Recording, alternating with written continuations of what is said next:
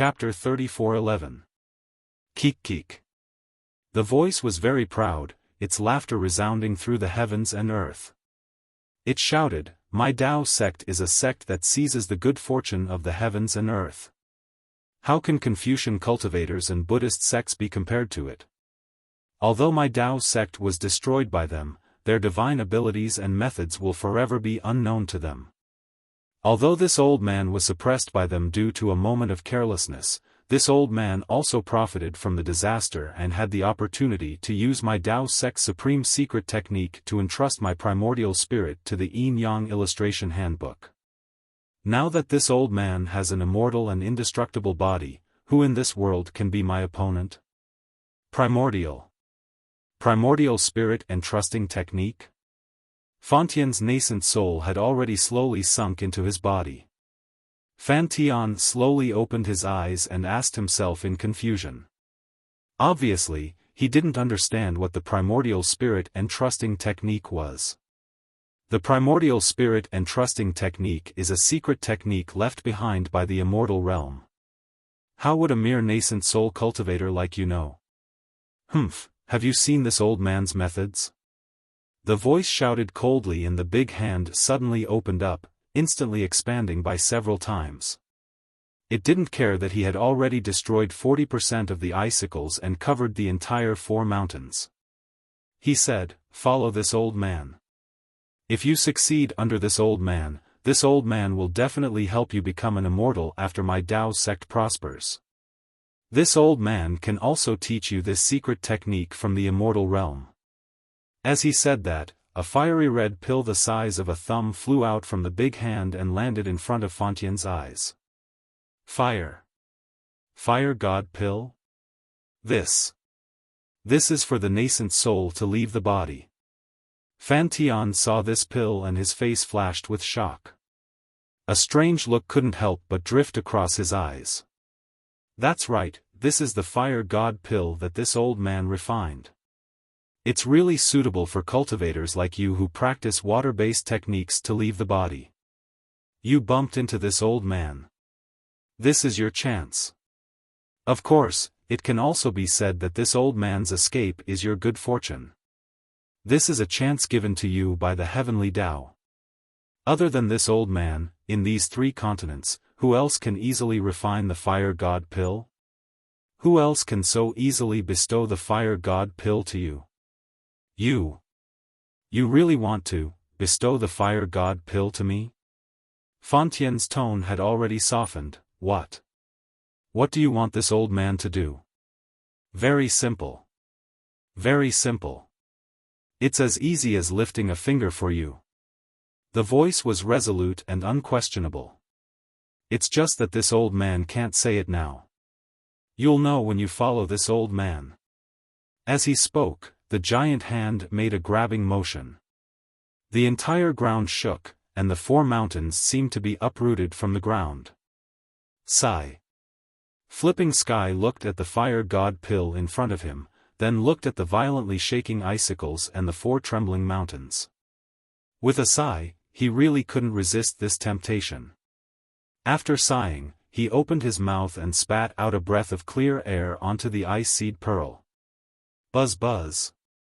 The ice seed pearl, which was originally like ice dregs, began to rotate.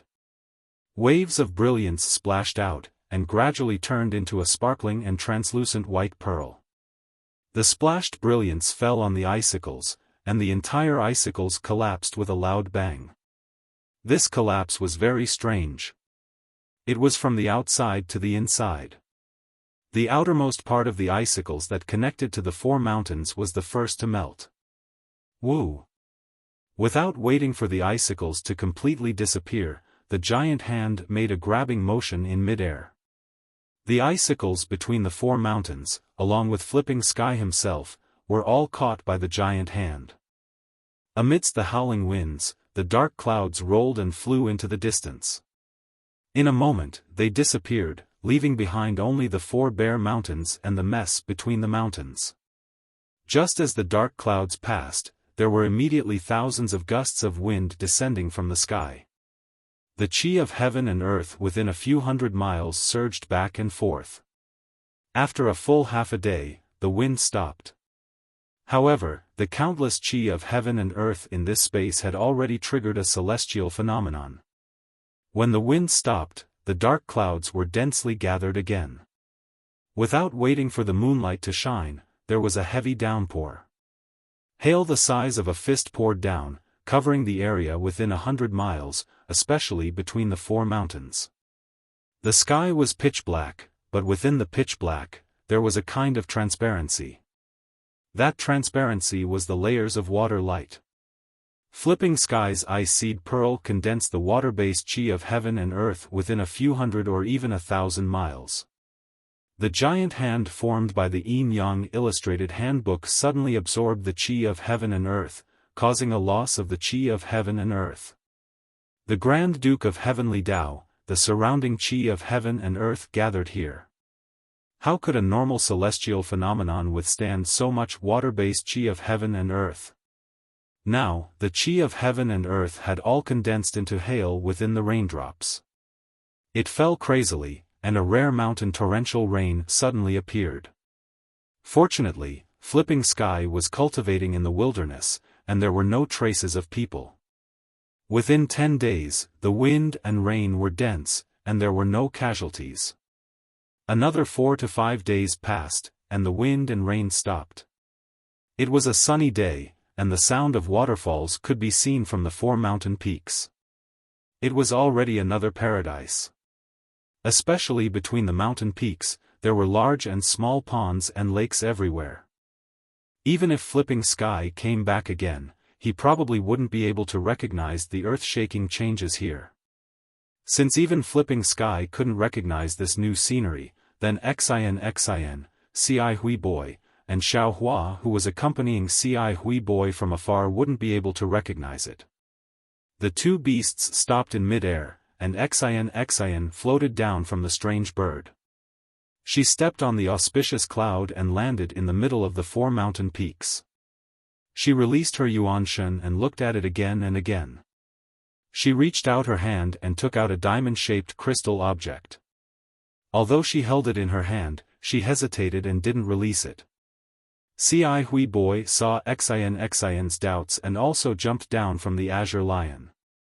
She flew in front of Xin and said with a smile, "Xin Tanyu, is there anything wrong? You didn't hesitate at all along the way, and there was no deviation at all. Why did you stop here? This is the communication magic tool of the Taoist fellow immortal, right? Why didn't you send it out?" Xin smiled bitterly and turned to look at the water under the scorching sun. She said, "Ci Hui immortal friend, release your Buddhist awareness to check it out. Of course, if you have a Buddhist magic like Heavenly Eye, you can also use it. You can find some clues at that time." Oh. Ci Hui raised her eyebrows and didn't release her Buddhist awareness. Instead, she said with a smile, "Since Tanyu has found something wrong, why don't you tell me? Why do I have to do something unnecessary?" Hearing Ci Hui's words, Xin didn't know whether to laugh or cry. A trace of helplessness flashed on her face. She said, "You Buddhist disciples are good at everything except this. You don't have any curiosity. Didn't you see the great change in the chi of heaven and earth here? The ponds between the 4 mountain peaks are also newly formed. Don't tell me you don't want to see for yourself what caused such a huge change." "I don't want to." Ci Hui still smiled and replied faintly, "There are 10,000 truths for everything in the world. The truth of every matter is different. Outside of this truth, there are also endless illusions. But if the world only sees illusions, who can discern the only truth? Even if I have Heavenly Eye or destiny connection, I can't see all the truths one by one. Amitabha, only my Buddha knows all the truths. If my Buddha lets me know, I don't need to pray, I will naturally know. But what if my Buddha doesn't let me know? Even if I wear out iron shoes, it's absolutely impossible for me to know the truth." Xin didn't have any reaction facing Ci Hui. She seemed to be used to these words. But Xiao Hua, who was lazily staying on the back of the azure lion, was suddenly stunned. That beautiful face flashed in his mind from time to time, that unforgettable voice sounded again. "TCH brother-in-law is really a miser. Actually, in my opinion, the most beautiful thing in this world is none other than a confusing secret. All the secrets are hidden behind countless false appearances. Finding the essence of the matter from these fragmented clues is the most beautiful thing." Seeing Xiaofan stunned, Ci Hui's face showed a trace of a gratified smile. Her words weren't said to Xian. Although Xian was a Confucian cultivator, her attainments in Buddhist principles were admirable even to Ci Hui. Although this kind of Buddhist principles were profound, Ci Hui didn't think that Xian wouldn't understand. Ci Hui's words were deliberately to help Xiaofan. Along the way, Xiaofan left a very good impression on Ci Hui. Xiaofan was originally a curious person. He liked to get to the bottom of ordinary matters. Now that he met Ci Hui of the Buddhist sect, how could Xiaofan, who had always been puzzled about Buddhist principles, give up such a good opportunity? From the beginning with a smattering of knowledge to now with a rough understanding, Xiaohua's attainments in Buddhist principles were absolutely advancing by leaps and bounds. Ci Hui certainly didn't know that Xiaohua had a Buddha Saraira in his Naiwan palace that was reciting the Buddhist scriptures of the exquisite temple day and night. Moreover, after Xiaohua discovered the spiritual energy, it seemed that his spiritual cavities had opened up. Whether it was the comprehension of Taoist techniques, Buddhist principles, or even the cultivation of Devil World's blood drop paradise, his progress was extremely fast. This made Ci Hui feel that Xiaohua was an extremely intelligent Buddhist disciple. And the convergence of psychokinesis on the snowy mountain made Ci Hui more and more aware that Xiaohua was the reincarnation of a senior monk with extremely heavy roots.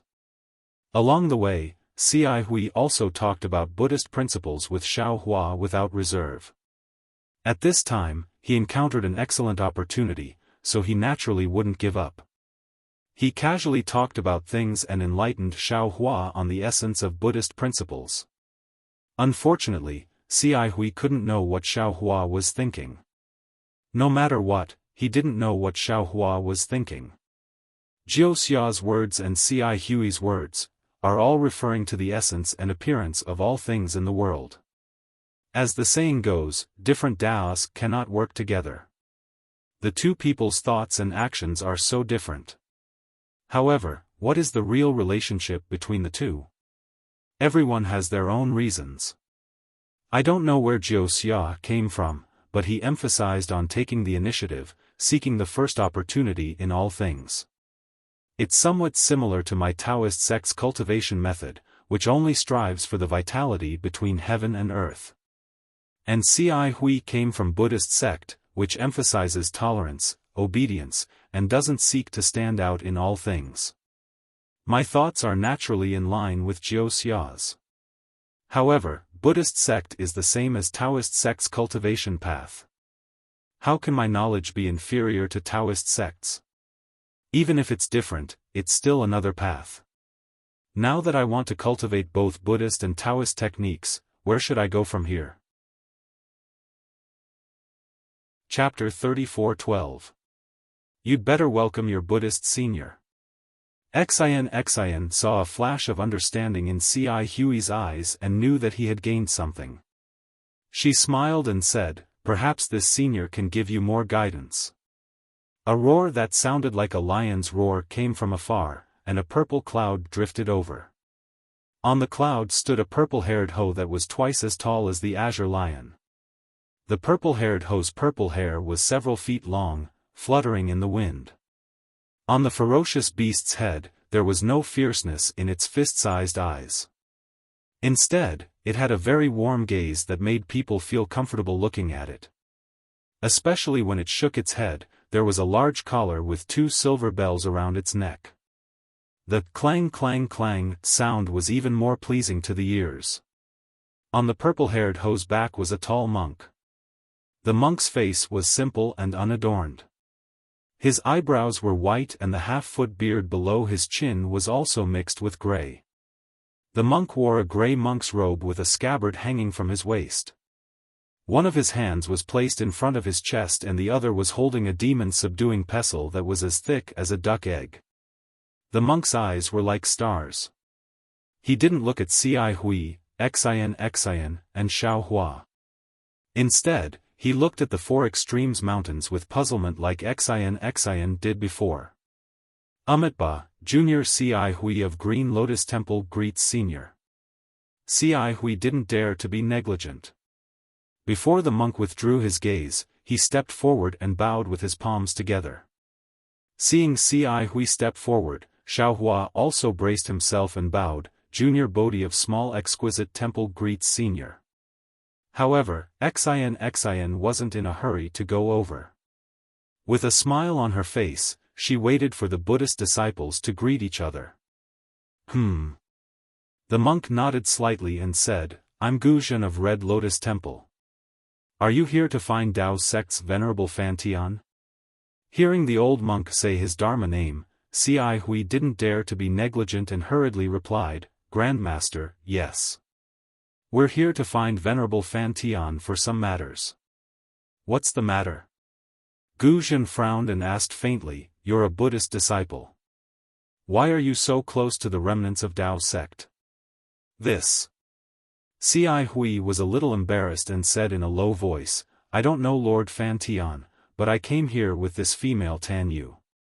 I am Xian, a Confucian cultivator. Greetings, Grandmaster Guzhen. Xian didn't show any uneasiness on his face as he stepped forward and bowed. Which sect is this little girl from?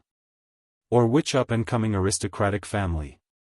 Naturally, Guzhen knew a little about the hidden immortal continent. Hearing that the surname Xian was not a special family of Confucian cultivators, he nodded and asked. Xian smiled and said, This one's birth is not worth mentioning, so it's best if I don't make a fool of myself. Fellow Taoist Cai Hui and this little monk were all invited by me. They don't know Venerable Overturning Heaven. However, may I know why Grandmaster Guzhen is here? Guzhen glanced at Xian and said with a little dignity, Venerable Overturning Heaven is a Dao sect disciple. Although he has always been very disciplined, he is still a cultivator of the fourth level of essence Qi. Now that the remnants of Dao sect are said to be rising from the ashes, this old monk was ordered by the abbot to take a look and remind Venerable Overturning Heaven not to make a mistake and enter the abyss of eternal damnation. The three of us also arrived here half an hour ago. Hearing this, Xian knew that things were a little strange. She didn't dare to make excuses and hurriedly explained, the four extreme mountains are completely different from before. Venerable Overturning Heaven is also missing. Oh, right, this one hasn't released my communication magic tool yet. Guzhen smiled and waved his hand, why don't you try releasing that magic tool? Yes, Xian flipped her hand and threw the rhombus-shaped magic tool into the air. Puff! Xian spat out a mouthful of true qi on it, and the rhombus-shaped magic tool slowly melted into a pool of green water. The green water flickered with light and was about to condense into the shape of a sharp arrow. However, before the arrow could condense, puff puff puff puff. With a series of chaotic sounds, the green water turned into hundreds of bubbles. Oh! Xian raised her eyebrows in astonishment. Then, puff puff puff puff. The hundreds of bubbles burst one after another and the green water disappeared into thin air. Venerable Overturning Heaven, actually died? Xian's expression changed greatly. That's strange. Guzhen's brows furrowed, the changes in the four extreme mountains were obviously caused by Taoist cultivators. Venerable Overturning Heaven was a Taoist disciple with fourth-grade essence force. How could they be so ruthless? Taoist disciples are always scheming against each other. Who knows what they're thinking? Perhaps Venerable Overturning Heaven wasn't very sociable and was ostracized by the Taoist disciples. Then, they killed him. Xian's expression slowly returned to normal as she said faintly. However, Guzhen didn't agree and shook his head slightly. Nu Tanyu's thinking is too simple. Although it was an internal conflict between Taoist disciples, for a 4th-grade essence force cultivator to be killed so easily, his opponent must be a 4th-grade essence force cultivator or even higher.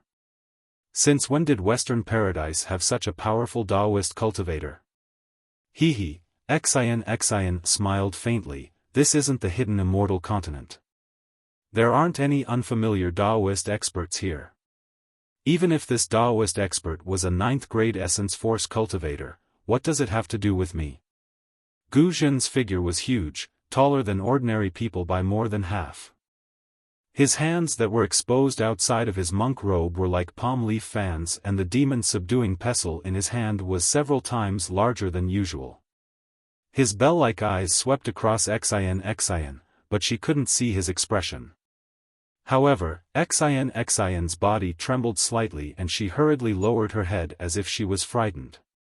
After that, Guzhen paid no further attention to Xian and flew to the center of the 4 extreme mountains.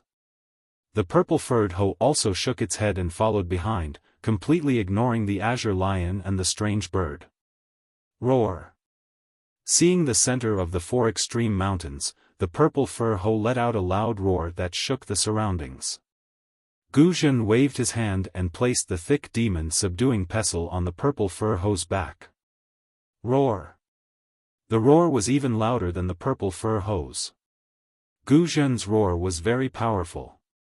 Wherever the sound wave passed, Xian's true qi swirled around her body and strands of golden clouds emerged from her palace dress.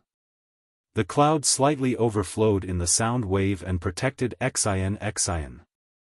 Xian frowned slightly and asked in a low voice, "This is the Buddhist lion's roar. Grandmaster Guzhen, is this a warning?" Grandmaster Guzhen seems to be using some Buddhist divine ability. The power of this divine ability should be very strong. Ci Hui's face was still filled with respect as she answered in a low voice, "This lion's roar is a warning to the Taoist cultivators who might be hiding nearby to quickly show themselves if they don't have any evil intentions. Should we leave for a moment?" Xiaofan looked at Guzhen in the distance with interest and asked with a smile. As soon as Guzhen appeared, Xiaofan immediately greeted him. Unfortunately, Guzhen showed no interest in this little monk and didn't say a word to Xiaofan. Ci Hui nodded. Grandmaster Guzhen's warning is naturally a warning to us. Let's leave this place first. With that, Ci Hui stepped onto the indigo lion. The indigo lion didn't back down and let out a roar. Then, it waved its tail and flew out of the 4 extreme mountains with Ci Hui. Xian got on the strange bird and Xiaofan also stepped onto an auspicious cloud and slowly flew out. Woo! As soon as the 3 of them flew out of the mountain, the Buddhist light in the 4 extreme mountains shone brightly. Guzhen's body grew bigger and bigger. Then, a Dharma body comparable to the mighty Vajra emerged from Guzhen's body. Roar! At this moment, the purple-haired hoe let out a loud roar and flew a few hundred feet away from the Dharma body. Then, he opened his mouth and a fist-sized alms bowl flashed with faint Buddhist light and rushed into the air. Seeing the alms bowl slowly fly to the front of Guzhen's Dharma body, the Dharma body's giant hand also slowly waved. Chants sounded from the giant hand and a Buddhist seal flashing with brilliant Buddhist light gradually took shape between the Dharma body's hands. Vajra Buddha seal? Ci Hui raised her eyebrows and exclaimed in a low voice. Grandmaster Guzhen is a Buddhist Dharma protector? Hehe, Grandmaster Guzhen holds a demon-subduing pestle and has a tall and sturdy figure. If he's not a Buddhist Dharma protector, then what is he? Xian smiled. However, Grandmaster Guzhen's Vajra Buddha Dharma body is actually so powerful. This is beyond my expectations.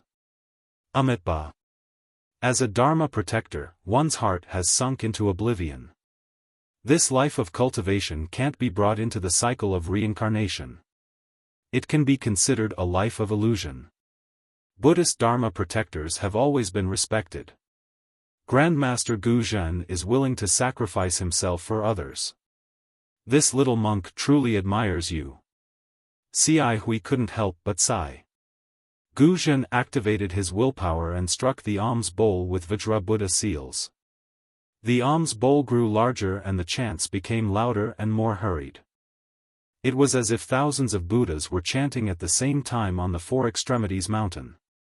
Withdraw. When the alms bowl grew to over 100 feet in size, Guzhen's Dharma body raised his hand as if he was stretching. He grabbed the alms bowl and exerted force with his arms. The alms bowl slowly flipped over in the air with its mouth facing downward. Guzhen's hands left the alms bowl and formed another Buddhist seal. As the seal fell, the alms bowl flashed with Buddhist light as if it was breathing. Then, a faint golden Buddhist light rushed out of the alms bowl and landed on a huge lake in the shape of a fan. The lake was rippling with blue waves, but when the blue water touched the Buddhist light, it immediately flew out of the lake. The alms bowl sucked the water in the lake in like a dragon drinking water. Xiaofan saw that there were other places covered by Buddhist light in the deep pool, and the water was being sucked away at a speed visible to the naked eye. He was puzzled and blurted out, "Senior Marshal Brother Xiai Hui, this old monk. Oh, that's not right, what is Grandmaster Guzhen doing? Of course he's absorbing water." Xian smiled. "I'm not old yet. Can't I see it?" Chapter 34:13.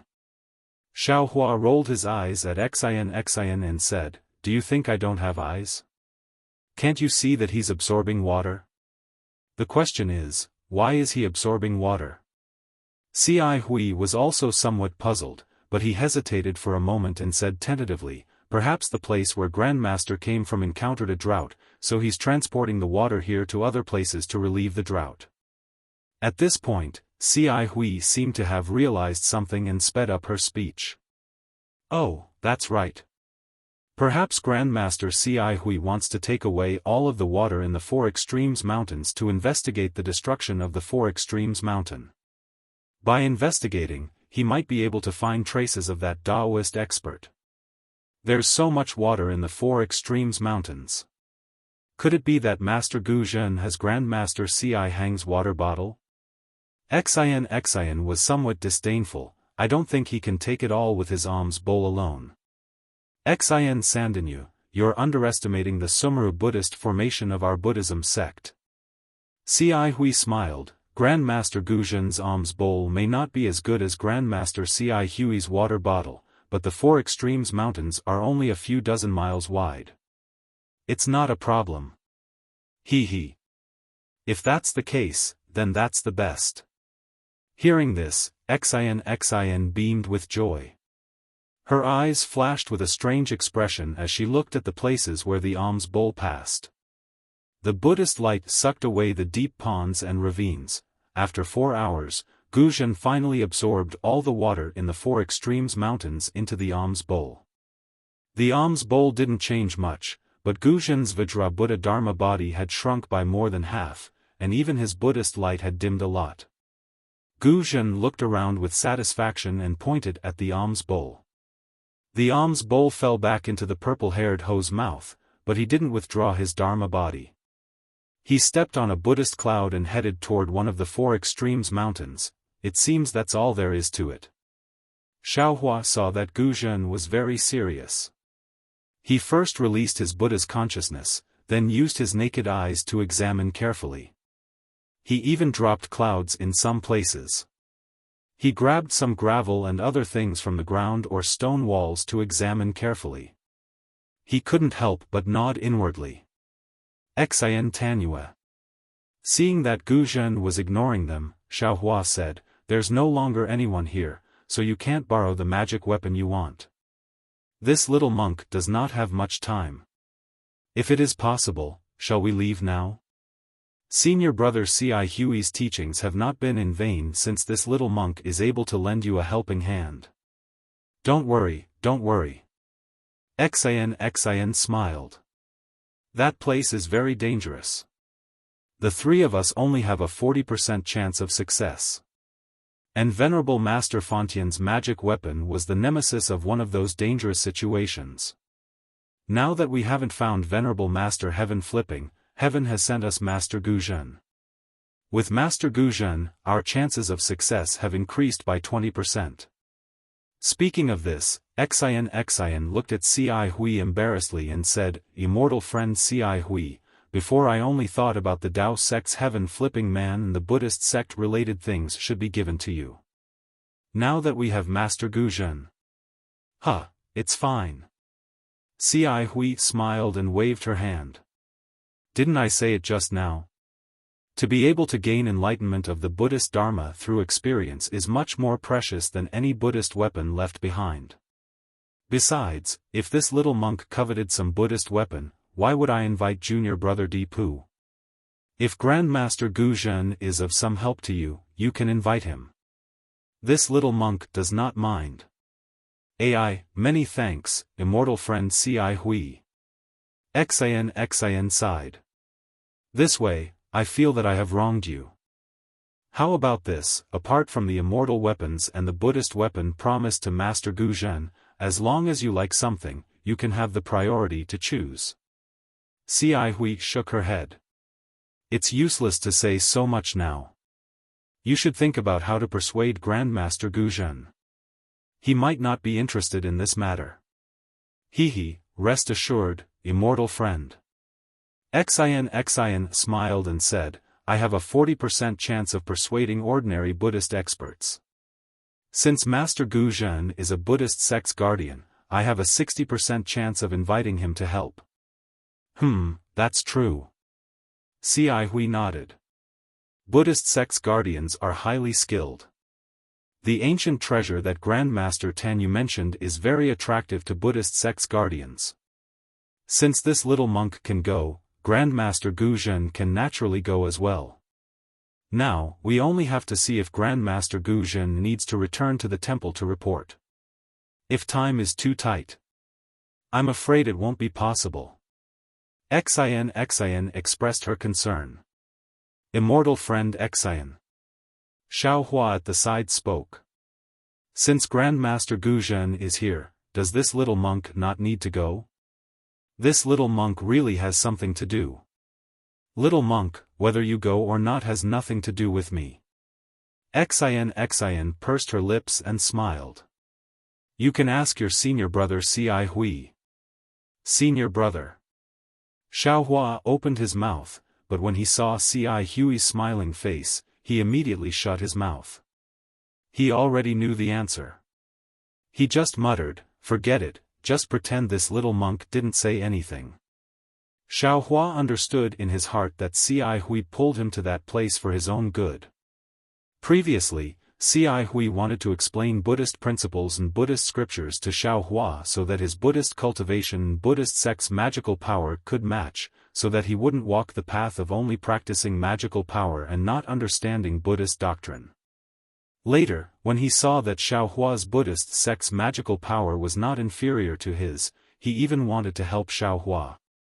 He wanted Xiao Hua to gain something from this trip, so he even vaguely gave Xiao Hua half of the Buddhist weapons in the dangerous place. Now, it was even better.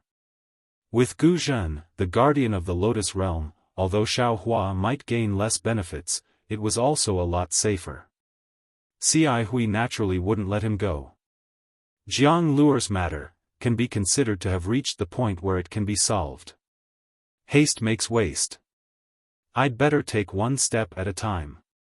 Perhaps with C.I. Hui's recommendation, I don't need to worry about it. That Jinshan Temple's great Zen master Ji Kong will agree to awaken Jiang Luer from the Nirvana realm, right? Guzhen's inspection was very detailed. Half a day passed very quickly. Seeing the full moon rising, there was no other movement in the entire Four Poles Mountain except for the sound of wind. The usual birds chirping and cicadas at the foot of the mountain were also gone. Xiaohua didn't care about it at first, but after a while, he understood that this situation was probably caused when Lord Fantian fell. The cultivator, who was also a disciple of Taoism, was ruthless. Not only did he kill Lord Fantian, but all the creatures near the Four Poles Mountain were also affected. Alas! Xiaohua sighed for no reason, just like a real disciple of Tantric Buddhism. Why haven't you all left yet? A slightly tired voice sounded.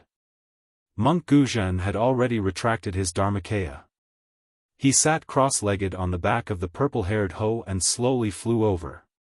Under the moonlight, his bright eyes were obviously more gentle than before. Ci Hui took a few steps forward and said respectfully, "Our cultivation is shallow, so we can't help Grandmaster with anything.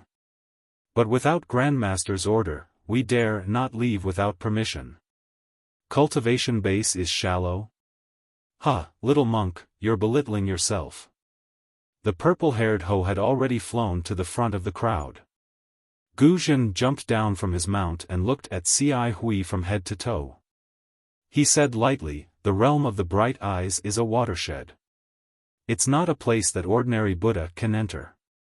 Little monk, you can have your current cultivation because of the root of wisdom planted early. This old monk can't compare with you. I don't dare. Compared to Grandmaster, I'm still far behind." Ci Hui hurriedly lowered her head and put her palms together. "Everyone has their own fate." Guzhen said lightly, "This old monk envies you all for cultivating Buddhism in peace. You can enter the cycle of reincarnation and don't have to be stained with karma. Yes, Grandmaster and other Buddhist protectors subdued devils and demons for our Buddhism. They protect the peace of our Buddhism and the safety of our Buddha. This is what we should respect." Ci Hui said carefully. "Master, did you find anything?" Seeing that the scene was a bit cold, Xian hurriedly asked and led to the main topic. However, Guzhen didn't answer Xian. Instead, he looked at Xiaohua and asked, "Your Buddhist name is Tipu and you claim to be a disciple of Shaolin Long Temple.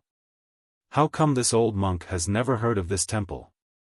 You just entered our Buddhism and you're actually also in the realm of the bright eyes. Could it be that you're also walking the path of a protector?" Xiaohua put his palms together and said with a smile, "The Shaolin Long Temple that disciple mentioned is a small temple in the mountains. It's normal that Grandmaster hasn't seen it. As for whether disciple is walking the path of a protector, disciple doesn't know. But these few days, I've been talking about Buddhism with senior brother Ci Hui. I haven't heard him talk about it. It shouldn't be. Grandmaster." Ci Hui hurriedly explained, "Junior brother Tipu has deep roots in wisdom. He hasn't entered our Buddhism but he's already cultivated to the realm of the bright eyes. He's also quite accomplished in the cultivation of Buddhism. It's just that he hasn't been fated to enter our Buddhism. Just a few days ago, when he was shaving in the Shaolin Long Temple of the Great Snow Mountain, disciple saw the corpse of the Shaolin Long Temple with his own eyes." Guzhen nodded and didn't comment. He looked at Xian and said, "Benefactress is a Confucian cultivator. Why are you so concerned about Fantian's death? If you don't have any secrets, can you tell this old monk? This one doesn't care about the life and death of a Taoist disciple." Xian said with a smile, "This one is just a little curious. If Grandmaster doesn't want to say it, then don't say it. Actually, it's nothing." Xian didn't want to listen anymore. Guzhen said, "This old monk doesn't dare to judge whether Fantian has fallen or not. However, from the traces of the battle in the Four Extremes Mountain, it should be a Taoist cultivator whose cultivation is far superior to Fantian's. The battle between the two involved the entire Four Extremes Mountain and even affected the weather for hundreds of miles around the Four Extremes Mountain. Cultivation far superior to Fantian? Who is this person? Where did he come from?" Xian was flabbergasted. "Fantian is already at the third stage of the fourth grade of elemental energy, right?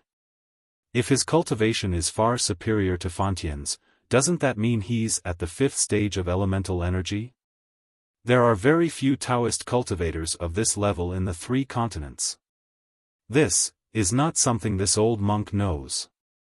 Gu Zhen shook his head slightly. His word surprised Xiaohua.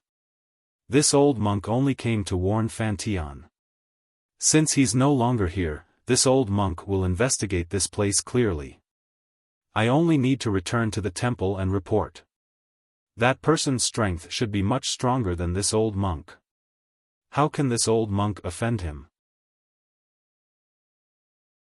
Chapter 34:14. The more Xiaohua thought about it, the more the drawbacks of several cultivation methods began to show. Now, it was merely a conflict of ideas. Perhaps, in the end, the conflict between Buddhism, Confucianism, Taoism, demon, devil, and soul would become even more severe. Perhaps Xiaohua's primordial spirits, which came from the same source, would even fight against each other. Seeing the confusion in Xiaohua's eyes, Ci Hui was delighted and said with a smile, "Now, when Tan Yu came here, he first showed confusion, then thought about Tan Yu's calmness along the way. This little monk knows that this must be the place Tan Yu was looking for. But as for why Tan Yu hesitated to send out the communication magic tool, even if this little monk didn't ask, Buddha would have told this little monk through Tan Yu, right? Rather than spend this little monk's energy searching, it's better to listen to Tan Yu's explanation here. Go with the flow. That's right, it's exactly like that." Ci Hui's words made Xiaohua's eyes light up. He couldn't help but ponder, some things, when you don't have the power to pursue them, you can only go with the flow. Only by following the development of things can you find the root of the matter. And regardless of whether it's Buddhism, Confucianism, Taoism, demon, devil, or soul cultivation methods, they are all a kind of appearance. Only by finding the root of cultivation can I have the power to solve my own problem, right? Since he thought of this, Xiaohua's mind became active again. He looked around and said with a smile, "Senior Marshal Brother Ci Hui, you're right. This place must be the place where fellow Taoist Xian is looking for an old acquaintance. If I'm not wrong, it should be because of the great change in the scenery. Except for the 4 mountain ridges, fellow Taoist Xian doesn't dare to recognize the other places. This is why fellow Taoist Xian is hesitating now." Seeing the 2 little monks singing the same tune, Xian laughed inwardly. In fact, this kind of situation could be imagined with just a little thought. These 2 people actually said such profound words. It was said that all Buddhist disciples were eloquent.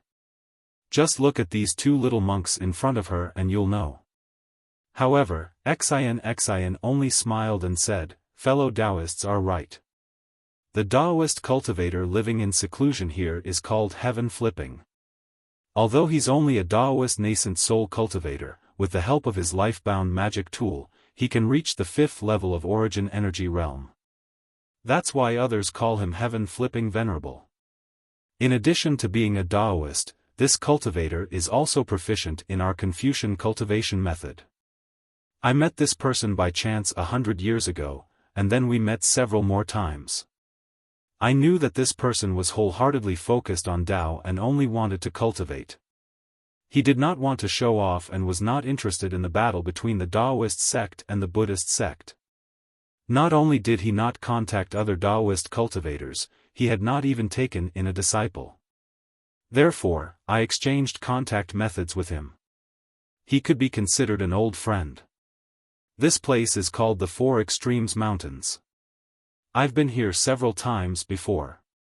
In addition to having an extremely powerful natal magic treasure, Master Heaven Flipping Master is also proficient in Taoist magic circles. The 4 Extremes Mountain itself is a large magic circle that Master Heaven Flipping Master has been operating for hundreds of years. When I visited Master Heaven Flipping Master before, I saw him demonstrate it. It's really magnificent inside, and it's not comparable to ordinary Taoist cultivators. As Xian spoke, she pointed at the 4 mountains. Now, apart from the 4 extreme mountains, which are the 4 formation cores, all traces of the formation are gone. Even the scenery of the 4 extreme mountains has completely changed. If this isn't an extremely brilliant Taoist formation, then a huge change has occurred in the 4 extreme mountains. Master Heaven Flipping Master is already, no longer in the 4 extreme mountains. This place is definitely not a Taoist illusory formation. After Xian finished speaking, Ci Hui spoke up. This little monk has already used Buddhist perception to examine this place. These mountains and rivers are all real, and there isn't a trace of illusion at all. Junior brother Tipu, what do you think? Xiaohua seemed to be very familiar with the title of Junior brother Tipu. He also smiled and said, "That's right. This little monk has also used Buddhist perception to examine this place. My Buddhist perception is the most observant.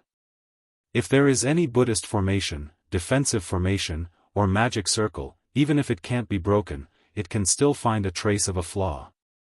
Moreover, this place is full of vitality, and there isn't a trace of pretense." Then a huge change has occurred in the 4 extreme mountains. It's hard to predict Master Heaven Flipping Master's life and death. A trace of gloominess flashed through Xian's eyes. She didn't know if it was because of Master Heaven Flipping Master's fate or because she had come at a bad time. Ci Hui continued, the great change in the 4 extreme mountains is a man-made disaster, not a natural disaster. Although this little monk can't cultivate all 6 divine abilities, this little monk knows that the one who dealt with Master Heaven Flipping Master was a Taoist disciple. Master Heaven Flipping Master is most likely dead. Oh. Why is fellow Taoist Ci Hui so sure? Xian stared at Ci Hui and asked curiously. My Buddhist faction's disciples don't know how to use Heaven-Earth Origin Qi, and your Confucian faction's disciples don't know how to use Heaven-Earth Origin Qi. Only Taoist faction's disciples and a few demons know how to control Heaven-Earth Origin Qi. Ci Hui pointed at the rippling water below her feet and explained, there are so many water ripples here, far surpassing other places in the surrounding 1,000 miles. It must be the result of the Heaven-Earth Origin Qi wreaking havoc. Since Master Heaven Flipping Master's cultivation is only at the 4th or 5th level of Origin Qi, he definitely wouldn't be able to cause such a huge change by himself. Only 2 cultivators who can control Heaven-Earth Origin Qi together can cause this. Moreover, the strength of the cultivator who came to deal with Master Heaven Flipping Master is even higher than him. Whether it is Taoist faction's disciples or demons, they wouldn't be as merciful as my Buddhist faction's disciples, or as magnanimous as your Confucian faction's disciples. Since their method could cause such a huge disturbance and even destroy Master Heaven Flipping Master's formation, then Master Heaven Flipping Master's life and death. It's easy to guess. AI, the person who understands me is definitely not an old friend. This person is definitely my enemy. Hearing Ci Hui's explanation, Xiaohua couldn't help but sigh in his heart. The divine abilities of my Taoist faction's cultivators mostly rely on Heaven-Earth Origin Qi. The greater the divine ability, the greater the impact it has on Heaven-Earth. When the 2 cultivators fought, the 2 of us didn't suffer any injuries, but the surrounding environment was the first to be destroyed. I didn't even notice this scene, but this Buddhist Ci Hui actually saw it so clearly and explained it so incisive. Even if I don't release my divine sense, I can still determine that what Ci Hui said is true. Xiaohua felt a little awkward in his heart, but he said, "Io, that's not good. If Master Heaven Flipping Master falls, then wouldn't the magic tool that fellow Taoist Xian wants to borrow be lost? Then, can we still go there?" AI, of course we have to go. Xian said bitterly, without Master Heaven Flipping Master's magic tool, our chances of success will be reduced by 20%. However, there isn't much time left, so I have no choice but to. While Xian was speaking, a faint Buddhist sense swept over from the horizon and fell on the 3 people in the 4 Extremes mountain. Oh! another Buddhist Taoist has come? Xin raised her eyebrows and looked towards the source of the Buddhist sense. Cai Hui still had that kind of smiling expression. She glanced at Xiaofan and said, just from the Buddhist sense alone, this person should have reached the Lotus Realm, which is a level higher than this little monk and junior martial brother Tipu's bright Lotus Realm. He should be our senior. Hearing Cai Hui expose his Buddhist cultivation realm, Xiaofan couldn't help but feel the corners of his eyes twitch, even though this realm was already somewhat concealed by the secret technique of soul cultivation. In his heart, he finally understood why Cai Hui only thought for a moment before agreeing when he addressed Cai Hui as senior brother when he had just shaved his head and become a monk. It turned out that Cai Hui had already discovered the secret he was trying to hide from his Buddhist awareness. He. Xiaofan smiled embarrassedly and bowed. Amitba, senior martial brother Cai Hui really has a great divine ability to see through this little monk's strength at a glance. This little monk was still too superficial.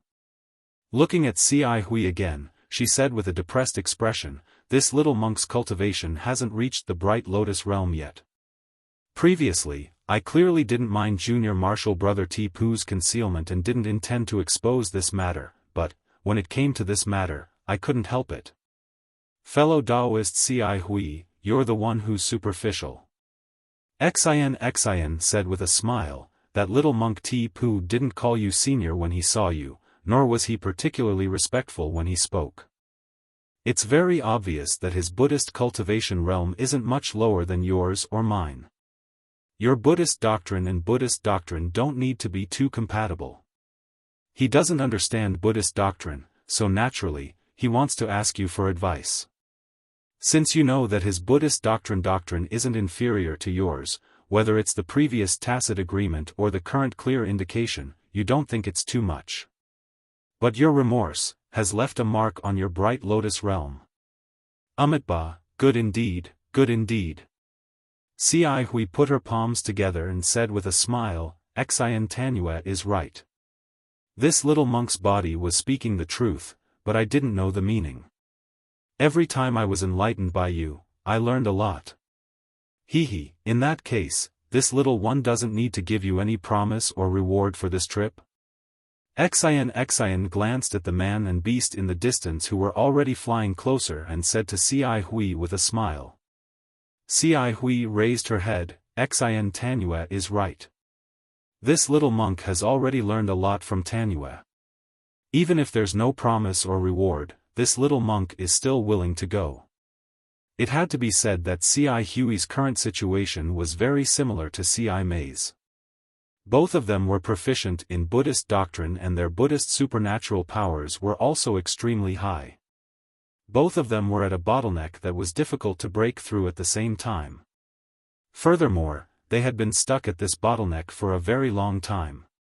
It was so long that they felt irritated in their hearts.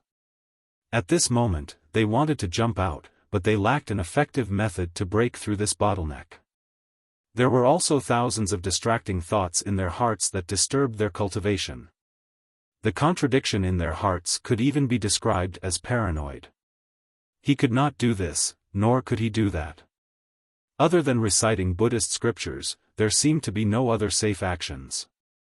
Of course, reciting Buddhist scriptures was a slow and steady path, but Cai Hui didn't want to rely on this kind of ordinary method. Like Cai Mei, he needed to find an opportunity to break through the bottleneck from the outside world. Cai Hui didn't know much about Xin's background, but from their previous contacts, Xin's behavior was more mysterious, and his speech and behavior were also elegant. In particular, the gap between Buddhism and Confucianism didn't exist in Xin's eyes. Therefore, Cai Hui felt that Xin was an old friend who could have a deeper relationship with him. This time, Xin sent a message to Cai Hui. Cai Hui didn't hesitate and immediately came over. On the way up the mountain, not to mention Xin's many reminders, even the discussion with the little monk Tipu also benefited him a lot. This really made him feel that this trip was not in vain. Chapter 34:15. Xian hurriedly asked, Master Guzhen, are you going to return to Jianglu Temple? Heh, I don't think I need to tell you where I'm going, do I? What Xian said to Guzhen earlier, Guzhen returned the same words. However, Xian was not surprised. With a smile on her lips, she replied, if I have a chance to let Master Guzhen get rid of the drawback of not being able to bring karma into samsara, I wonder if Master Guzhen is willing to take it? What do you mean, benefactress? Guzhen wasn't as ecstatic as Xian thought. Instead, he frowned and the monk robe on his tall figure trembled slightly. This trembling wasn't due to excitement, but a kind of alertness. Even Ci Hui was puzzled by Xian's words. He said, Xian Tanue, being a Buddhist guardian is a kind of sacrifice. Grandmaster Guzhen and the others often have no choice but to kill demons and protect Buddha. Tanue, you don't need to use this to provoke Grandmaster Guzhen's Buddhist heart. Before Ci Hui finished speaking, Xian pursed her lips and smiled, fellow immortal Ci Hui, do you think I'm joking with Master Guzhen? Do you think I don't know some secrets of Buddhism? Little girl. Guzhen said coldly, just say what you want to say. Why beat around the bush? I've long offered my body to Buddhism and the Buddha fruit to the Buddha Lord. I'm no longer interested in the secret arts of breaking away from being a guardian and condensing karma. I don't know how many secret arts your Buddhism sect has. Xian said faintly, but I know a place where there might be ancient Buddha rainbow. Ancient Buddha rainbow?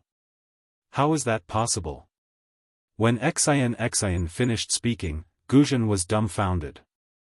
He cried out in disbelief, how can there be an ancient Buddha in the Pure Land world?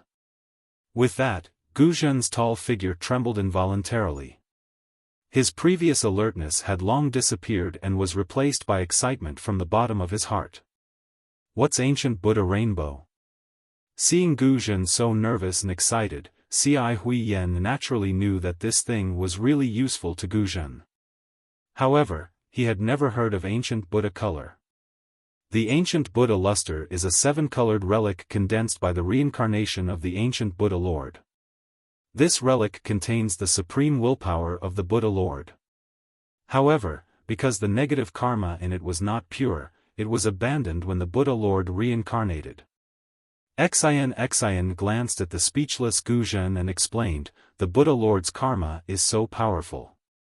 Who can resist the Buddha Lord's karma? Therefore, no one dared to use this 7-colored relic.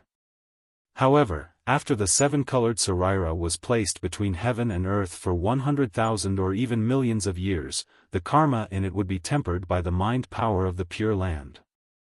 In the end, only the mind power of the Buddha Lord in the Sarira would be left.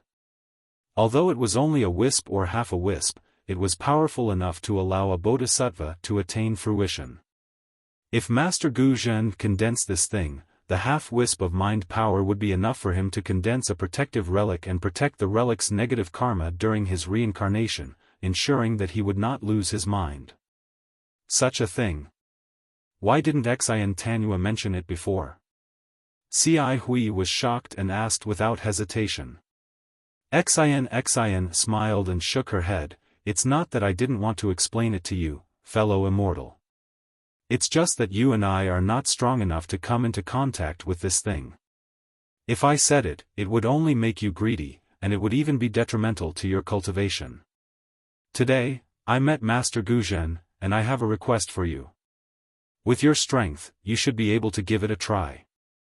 Naturally, I had to explain it to you. I see.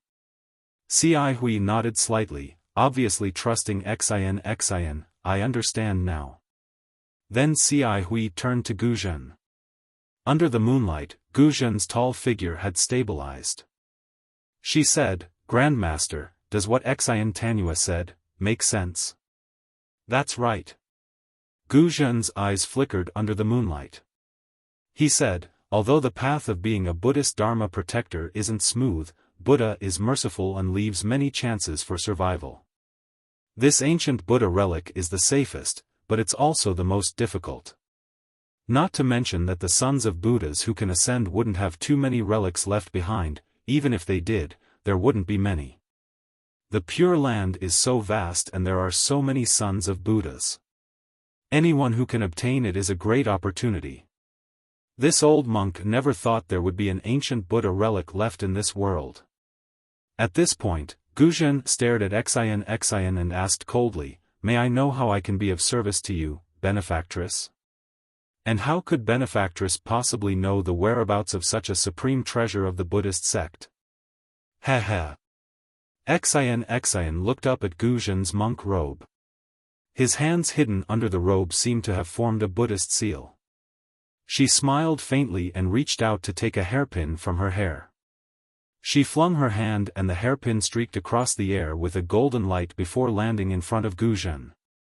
"Grandmaster, you'll know when you see it. But don't reveal my origin." "Oh?" Guzhen frowned. He stretched out his hand, which was as thick as a dragon's claw, and grabbed the hairpin. When he glanced at the hairpin, he was surprised. He looked at the hairpin several times and then at Xian. Finally, he waved his hand and returned the hairpin to Xian. He said, "I understand. Since you have such a background, it's no big deal for you to know this secret." Xian took the hairpin and looked at Cai Hui with a smile. Cai Hui immediately waved her hand and said, "Xian Tanue, there's no need for this little monk to see it. This little monk befriended a mortal friend not because of a mortal friend's origin. If this little monk knew about it, there would be a dispute in my words. This little monk doesn't want to speak without thinking." "Ha, that's right." Xian stretched out her hand and inserted the golden hairpin into her hair, not giving Xiao Hua the opportunity to examine it. "Damn it, is there a need for this?" Xiao Hua secretly curled his lips. This Xiao has seen Murong Zongyun from a first-class family and Princess Baihua from Cha Nu country. Even if you're the daughter of a first-class family, what can you do? This Xiao doesn't even have the mood to tease you. "Io, Amitba, I've sinned. This little monk is Di Pu, not Xiao Hua from the Dao sect. How can you talk about teasing me? What does Nu Tanue want this old monk to do?" Guzhen's tone was somewhat cautious. The female benefactor also changed to Nu Tanue. "It's like this." Xian said concisely, "This one invites immortal friend Cai Hui to go to an ancient ruin. That's where the immortals and Buddhas joined hands to kill the Dao sect. As far as this one knows, there's an immortal artifact left behind in the Pure Land world." Immortal artifact? Guzhen was dumbfounded again. He immediately looked up at the full moon in the sky. He almost suspected that he was dreaming. First, there was the ancient Buddha celestial artifact, and now there was an immortal artifact. This was something he had never dreamt of. "Yes, it's an immortal artifact." Xian said with a smile, "If it's not an immortal artifact, how could there be the ancient Buddha celestial artifact?" But Guzhen originally wanted to ask how Xian knew, but thinking of the golden hairpin he saw just now, he felt somewhat relieved. If it's not that kind of origin, how could there be such a secret? This secret was left behind by the Dao sect that we joined hands to kill.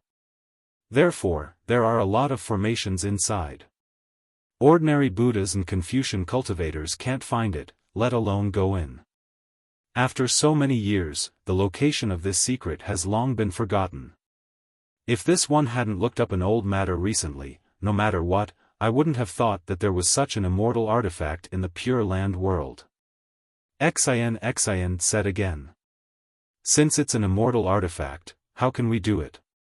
Female Tanue should ask for help from her own sect." Guzhen smiled bitterly. Although he coveted the ancient Buddha celestial artifact, he still knew that this place was not a place where he could escape unscathed. Xian waved her hand disapprovingly. "Master, you're wrong. If this one asks for help from others, how could the immortal artifact fall into their hands? Master, don't forget that it's an immortal artifact. Which Confucian cultivator doesn't want it? Until now, this one only dares to tell fellow immortal Ci Hui and Master about this. This one doesn't dare to trust anyone else. Gu Zhen opened his mouth and wanted to say something, but he was stopped by Xin's words. Moreover, this one has made sufficient preparations for this matter. Not only did I read the records of that place clearly, but I also memorized all the formations inside. I also have a well-thought-out plan to break all the formations. As a matter of fact, this one came to the Four Extremes Mountain to borrow a Tao sect magic treasure from Master Heaven Flipping Master to break one of the formations. Of course, since Master Heaven Flipping Master has fallen, you should be able to use his Buddhist alms bowl as well. Oh, so that's how it is.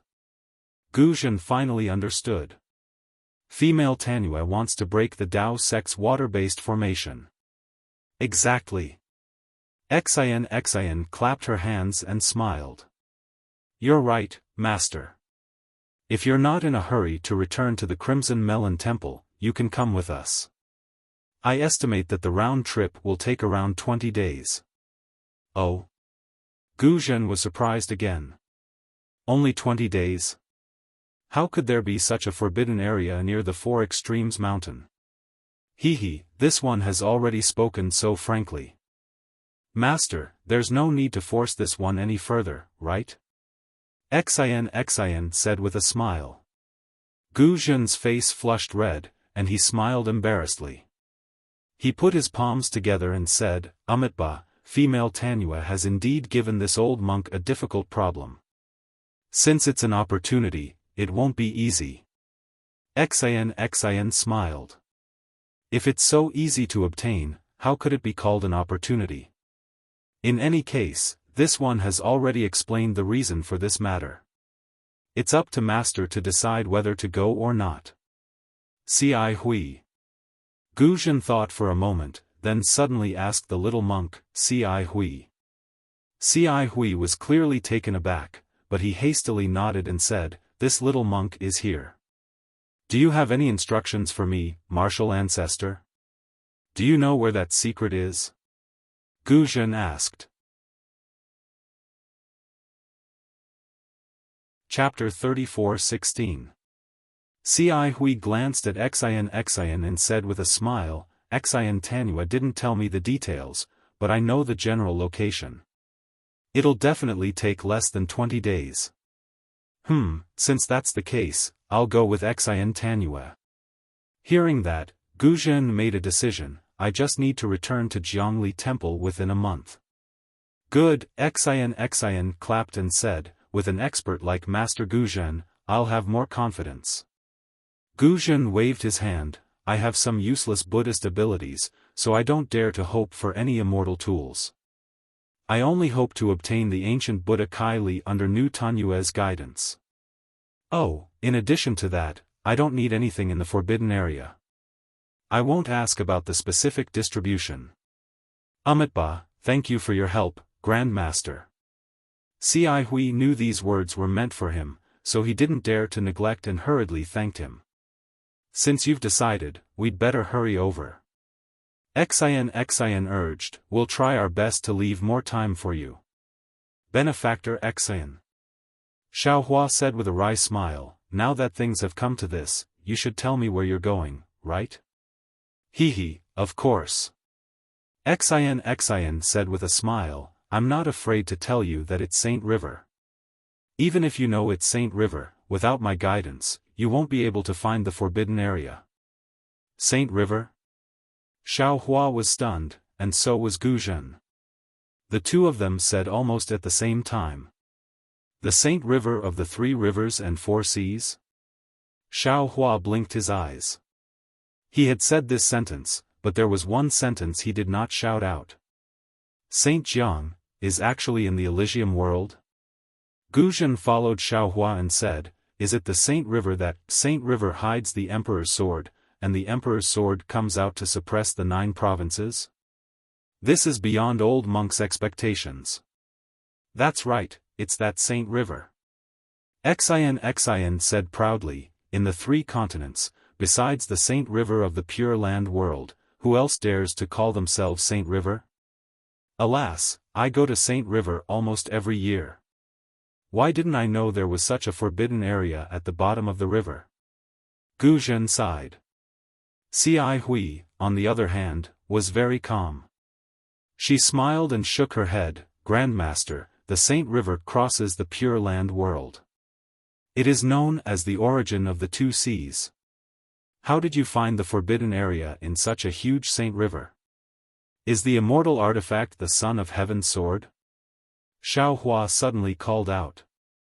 Xian looked at Xiao Hua, rolled her eyes, and said sarcastically, "Little monk Ti Pu, the sage Jiang Tsang Son of Heaven's sword is just a legend. Do you think the Dao sect's immortal weapon can suppress the 9 regions? If that's the case, where would the face of us Confucian cultivators go? Even without the Son of Heaven's sword." Since Saint Jiang is in the Pure Land world of the Buddhism sect, could it be that the origin of the Confucian cultivators is the Pure Land world? Not the hidden immortal continent? Xiao Hua seized the opportunity and unceremoniously retorted. Oh. Xian didn't open her mouth, but Cai Hui, who was next to her, was surprised. She said in surprise, if it weren't for junior brother Ti Pu, this little monk would never have thought about this. This Saint Jiang is clearly the name of Confucian cultivators, so why is it still called this in the Pure Land world? Even the name hasn't been changed. It's really puzzling. Speaking to this point, Cai Hui somewhat apologetically said to Xian Tanua, "Don't blame this little monk for being curious. This little monk has always been engrossed in Buddhist cultivation, so I don't know much about these secular things. Suddenly hearing this today, I feel a bit strange. It's not that I'm being disrespectful to you Confucian cultivators." Xian smiled and said, "Fellow immortal Cai Hui's attitude is normal. Haggling over every ounce is not good for your cultivation. As for why Saint Jiang is in the Pure Land world and why the name of Saint Jiang is contrary to the name of the Buddhism sect, this involves a great ancient secret. This little one only vaguely heard about it. As for the specific truth, I'm afraid it has long been annihilated in time and space. If even female benefactor doesn't know, then I'm afraid not many people in this world know." Gu Zhen obviously had the same idea as Cai Hui. He also didn't care about Saint Jiang or Buddha Jiang. He casually said, and then looked up at the full moon and urged, "Since female benefactor doesn't know what that immortal tool is, it's not too late for me to wait until we reach Saint Jiang. Yes, let's hurry on our way. On the way, this little one will tell the 2 fellow immortals what I know, so that we can carefully plan and avoid any mistakes." Xian naturally echoed. She waved her hand, and the somewhat lazy strange bird in the distance immediately shook its black and white feathers and flew over. Strange, since the Son of Heaven's sword is so powerful and is said to be able to shake the 9 regions, why is it not ranked in the top 10 imperial tools? Xiao Hua's curiosity was greatly aroused. He followed behind Xian and asked, "Since there is a saying that Saint Jiang hid the Son of Heaven's sword, then is the Son of Heaven's sword in Saint Jiang now? If it's not there, then where is the Son of Heaven's sword?" "Oh, the Son of Heaven's sword, the Son of Heaven is the Son of Heaven. In this world, who can wield the Son of Heaven's sword?" Xiao Hua's question was even more powerful than the Buddhist sect's secret incantation. Hearing it, Xian covered her face and ran away. She jumped on the strange bird and soared into the sky, escaping without a trace. This is an impatient little girl. Xiao Hua very regretfully stood in the air and shrugged his shoulders. This scholarly family's upbringing is indeed a bit lacking. Don't they know that not answering other people's questions is impolite? Junior brother Ti Pu. The azure lion flew to Xiao Hua's side. Ci Hui sat upright on top of it and said with a smile, "Previously, junior brother mentioned Vairocana? This little monk just happened to have some understanding, so I'll discuss it with junior brother now." "Huh, very good." Xiaohua laughed loudly. His figure flew up and landed on the azure lion's back. He sat down cross-legged. The azure lion raised its head and roared. Blue clouds appeared under its feet and it chased after the purple fur hoe that had already flown away. Xiaohua often heard people say that when drinking with a bosom friend, 1,000 cups were too few, and when talking to a friend, half a sentence was too much. He didn't like spiritual wine very much, so he had never had 1,000 cups of wine competition with others. However, there were quite a few cultivators who didn't get along with him. However, when it came to a monk like Ci Hui, Xiaohua had never met him before. There was no need to talk about Li Zongbao, who didn't say a single word for a long time. There was also no need to talk about Zhang Qingshao. Although this guy talked a lot, every word he said didn't deviate from the devil's sect. He was abnormally arrogant. As for the other people, they didn't make Xiaohua feel relaxed and free. It seemed that in front of Ci Hui, he could talk about anything. He and Ci Hui could debate about the Dharma for several days in a row, citing scriptures and arguments. Sometimes they argued until their faces and ears turned red, but when they talked until their mouths and tongues were dry, they would look at each other and smile. Perhaps no one could convince the other, but the two of them had gained a lot in their hearts. Ci Hui's attainments in the Dharma were very deep, but he was also very humble. In front of Xiaohua, he didn't have the slightest trace of arrogance. Every time Xiaohua said something, every question he asked, he would definitely answer, and he would tell everything he knew. This made Xiaohua's understanding of the Dharma become deeper and deeper in these 10 days. Every time Xiaohua gained something, he would be exultant and share it with Ci Hui. It was as if he was a real monk. Xiaohua was close to Ci Hui, so how could Ci Hui not admire Xiaohua? Seeing that Xiaohua's Dharma cultivation was getting deeper and deeper, the smile on the corner of his mouth also became more and more intense. He felt very gratified that he had brought Xiaohua out of the Shaolin Long Temple in the Great Snow Mountain. If such a little monk with the root of wisdom was left on a barren mountain, the Buddhist sect would have one less famous senior monk in the future. Alas, the Buddhist sect is really amazing. This Xiao really underestimated them in the past. On this day, Xiaohua and Ci Hui debated for a while and mentioned a slightly obscure Buddhist principle. Ci Hui didn't know how to explain it for a while, so he closed his eyes and pondered. Xiaohua also temporarily rested. He raised his eyes to look at the purple-haired hoe and the strange bird flying in front of him, then he released his Buddhist sense again to explore the situation below.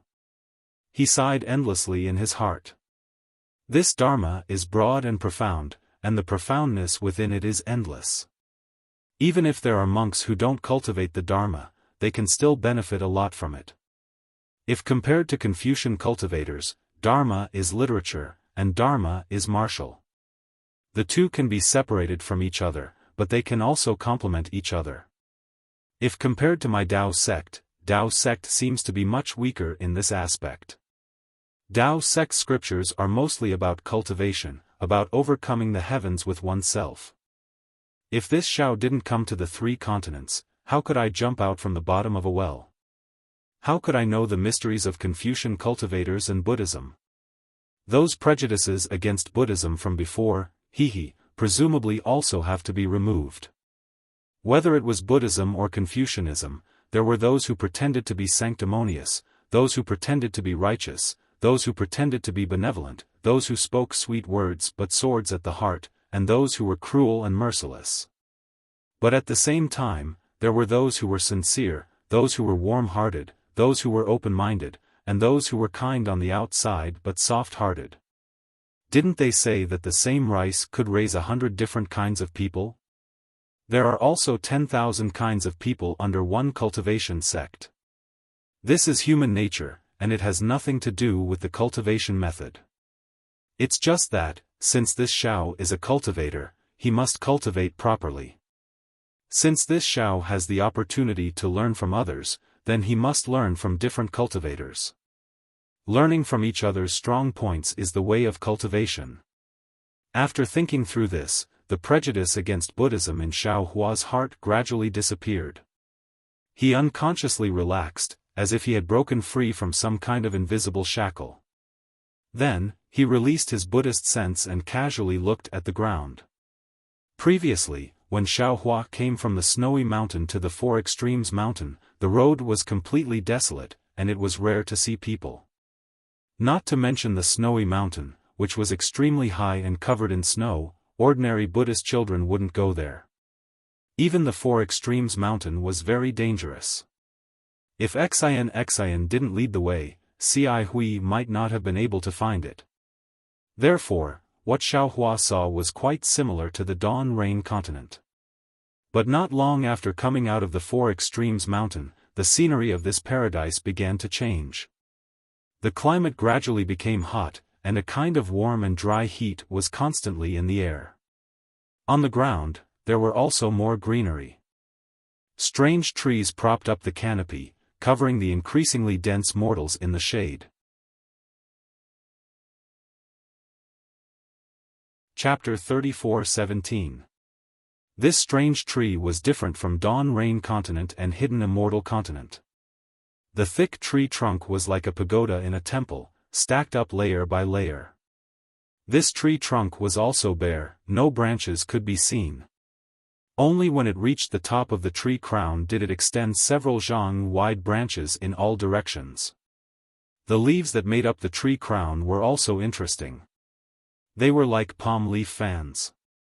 When the wind blew, the tree crown swayed, as if a big hand was shaking hundreds of palm leaf fans at the same time. The fruits of this strange tree also attracted Xiao Hua's attention. These fruits were different from spirit fruits and spirit trees. They were not hanging on the branches, but just stuck to the top of the tree crown, raised high. Moreover, each tree only bore 9 fruits. These fruits were of different sizes.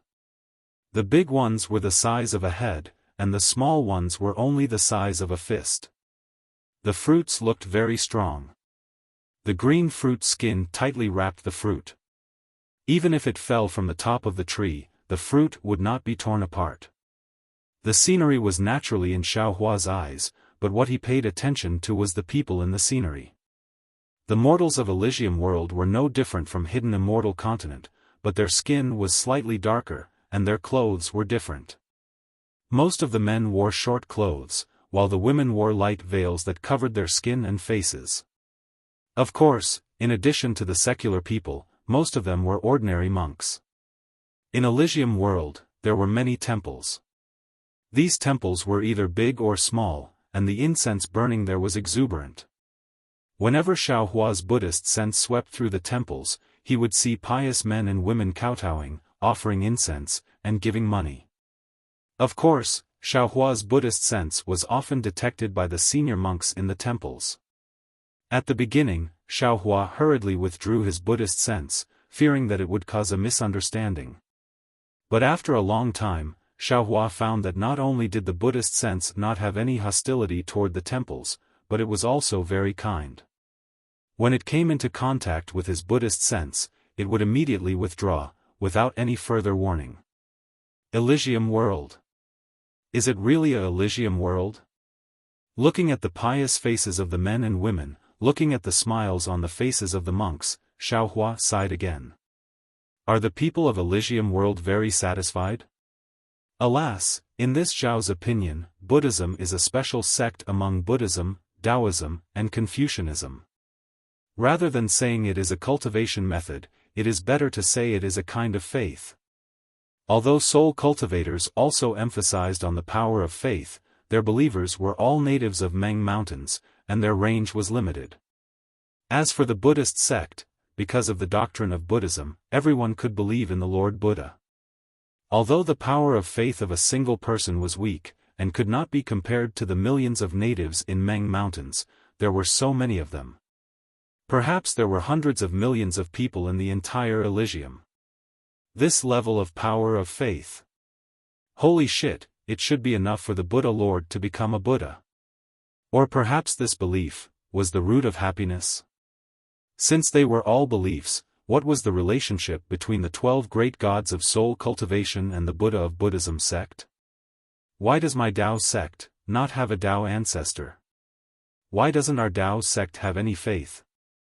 The more Xiaofan thought about it, the more he thought about it. He had thought about it before, but at that time, it was all doubts and doubts. Now that he saw the prosperity of the Buddhist sect, he couldn't help but think deeply. Xi Hui opened her eyes and saw that Xiaofan was also pondering with his eyes closed. She smiled and asked, "Junior brother Tipu, have you comprehended anything?" Xiaofan didn't open his eyes. He smiled and said, "This little monk was a little tired just now, so I took a short rest." Only Xiaofan himself could solve the problem of Buddhism, Confucianism, and Taoism. He didn't think that this Xi Hui, who only knew about Buddhism, could help him in any way. "Look into the distance, we have arrived at the Saint River." Xi Hui didn't think it was a big deal. She pointed her finger into the distance and said with a smile. "Oh? So fast?" Xiaohua's heart skipped a beat. He opened his eyes and looked into the distance. Sure enough, he saw a stretch of green water spreading between the heaven and earth. One end of the green water was connected to the mountain range and the green shade, while the other end was connected to the boundless sky. The green water in the distance was so close to the color of the sky that it was impossible to distinguish the boundary. It was as if the green water was the falling of the Milky Way. Looking at the green water again, there were white sails smaller than a handkerchief. Under the white sails, there were doll-like boats that didn't move for a long time. Xiaofan understood that it wasn't that these boats didn't move, but rather that they were drifting like the big boats nearby. It was just that they were too far away from here. The distance that the big boats drifted over was too small in his eyes. Is this the South Sea or the Saint River? Xiaofan was dumbfounded. Wasn't this river too wide? Nonsense, where is the South Sea? This can only be the Saint River. Xi Hui lightly reprimanded Xiaofan and said, "This Saint River is known as the origin of the two seas. Not only is it vast and magnificent, it crosses the Pure Land world and has thousands of tributaries that converge into it. Wherever the river reaches, there are hundreds of millions of Buddhists. I don't know how many Buddhists rely on the Saint River to survive." "What is that?" While speaking, Xiaofan frowned and pointed his finger in a direction. "Oh?" Xi Hui didn't understand and followed Xiaohua's finger. She saw that it was a river bay that was several li in size. The Saint River's water flowed slowly, circling and flowing between two hills. The hills were several li in size, forming a very calm river bay. The two hills were ordinary and not very tall. However, on the hills, there were two Buddha statues that were several zhang in size. Therefore, this river bay was different. At this time, on top of the hills, there were many men and women who climbed up with difficulty and piously prostrated themselves in front of the Buddha statues. Below the hills, the river bay was abnormally lively. What Xiaofan said was a group of more than 10 people. Everyone in this group was wearing plain clothes. There were also some women with white flowers on their temples. In front of the group, there were several people carrying something that looked like a flower basket. However, in the flower basket, there were not only flowers, but also an old man who was lying naked in the flowers. The old man's hands were crossed in front of his chest. His eyes were tightly closed and his face revealed a kind of serene smile. This group of people walked to an empty spot at the side of Riverbend and slowly came to a stop. The few people at the front put down the flower baskets, and the 10 people at the back rushed forward. The woman plucked the white flowers from her temples and threw them into the flower baskets. Then, everyone worked together to lift the flower baskets and sent them into Riverbend. Although the river water in the river bay was gentle, it was still flowing. After the flower basket entered the river bay, it immediately floated into the river bay along with the river water. The flower basket was originally made of rattan. Just as it floated out several zhang, the river water immediately rushed in. The river water increased and gradually lifted the old man's body. Then, the flower basket gradually sank. Amitabha. At the side of the river bay, the more than 10 men and women had smiles on their faces. Although there were some women with sparkling and translucent tears at the corners of their eyes, they still chanted the Buddhist scriptures in an abnormally pious manner. Following everyone's gaze, the flower basket sank to the bottom of the river bay. The old man's body was indeed half sinking and half floating, moving along with the river flow. It was very obvious that this was the old man's funeral. These more than 10 men and women should be the old man's children and relatives. If it was just this, Xiaofan might not be surprised. Whether it was the cremation of the old monk from the exquisite temple or the burial of the ordinary cultivators from the Xiaoyu continent, Xiaofan had seen them all. This water burial was not considered rare. However, this river bay was more than 10 li in size. Not only were there many people at the side of the river bay, there were also many people inside the river bay. Of the people inside the river bay, some were taking a bath, some were immersing themselves in the water devoutly. Of course, there were also some people who were floating on the water just like that. It was unknown whether they were dead or alive. The people outside the river bay, some were kneeling by the side of the river, kowtowing to the ground. It was unknown what their mouths were muttering. Some were prostrating themselves on the water, devoutly cupping the river water with their hands and drinking it in big mouthfuls. There were also some people who were holding a few boxes in their hands, splashing something into the river water. If Xiaofan was not surprised, it should be the embers of the corpse after the fire. When the old man's corpse slid into the river water, there were still a few people who were wildly drinking the river water. These people only slightly moved to the side. Then, they simply ignored the old man and continued to pour the river water into their mouths. As for the old man's corpse floating by, the people in the river water turned a blind eye to it. They simply did not care. The people in the river water did not pay attention to the old man's corpse. However, the fish in the water and the birds in the sky did. Not long after the old man's corpse floated into the river bay, fat river fish swam over and surrounded the naked corpse in the water.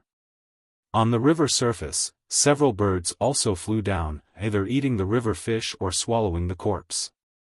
As for the old man's son on the river bank, not only did he not anxiously chase away the birds and fish, his face was instead filled with joy. These people, aren't they too crazy? Xiaofan looked at the inconceivable actions of the various people in the river bay and unconsciously became dumbstruck. He whispered, Amitabha. Cai Hui, however, acted as if this was a common occurrence. She chanted Buddha's name and laughed. What's so strange about this? Junior brother Tipu is a bit obsessed. Junior brother Tipu, don't you know? Although this saint river has the title of a Confucian saint, our Buddhist sect has never planned to change its name. However, this great river that runs through the Pure Land world already has no name in the hearts of billions of Buddhist people. Whether it is called Saint River or Buddha River, in the hearts of Buddhist people, it is only a Buddha river. It is a river that is unique in the hearts of billions of Buddhist people. It is a river that is filled with the blessings of Buddha, a river that carries the past life, present life and future life of Buddhist people. Looking at Xiaohua's slightly frowning appearance, Cai Hui excitedly said. Junior brother Tipu, seeing this scene, could it be that you are not happy? Could it be that you don't feel that this is the eternal state of Buddha's light in our Pure Land world? Do you know that this great river is connected to the land of bliss in the hearts of Buddhist people? The origin of this river is the exit of the land of bliss, the destination of this river is the entrance of the land of bliss. Look at that newborn baby boy, after he was washed in this river, he received the blessings of Buddha. As for that old man who just passed away, he washed the dust of his life here. His dirty and smelly skin was left in the river, his clean soul flowed into the land of bliss along with the river.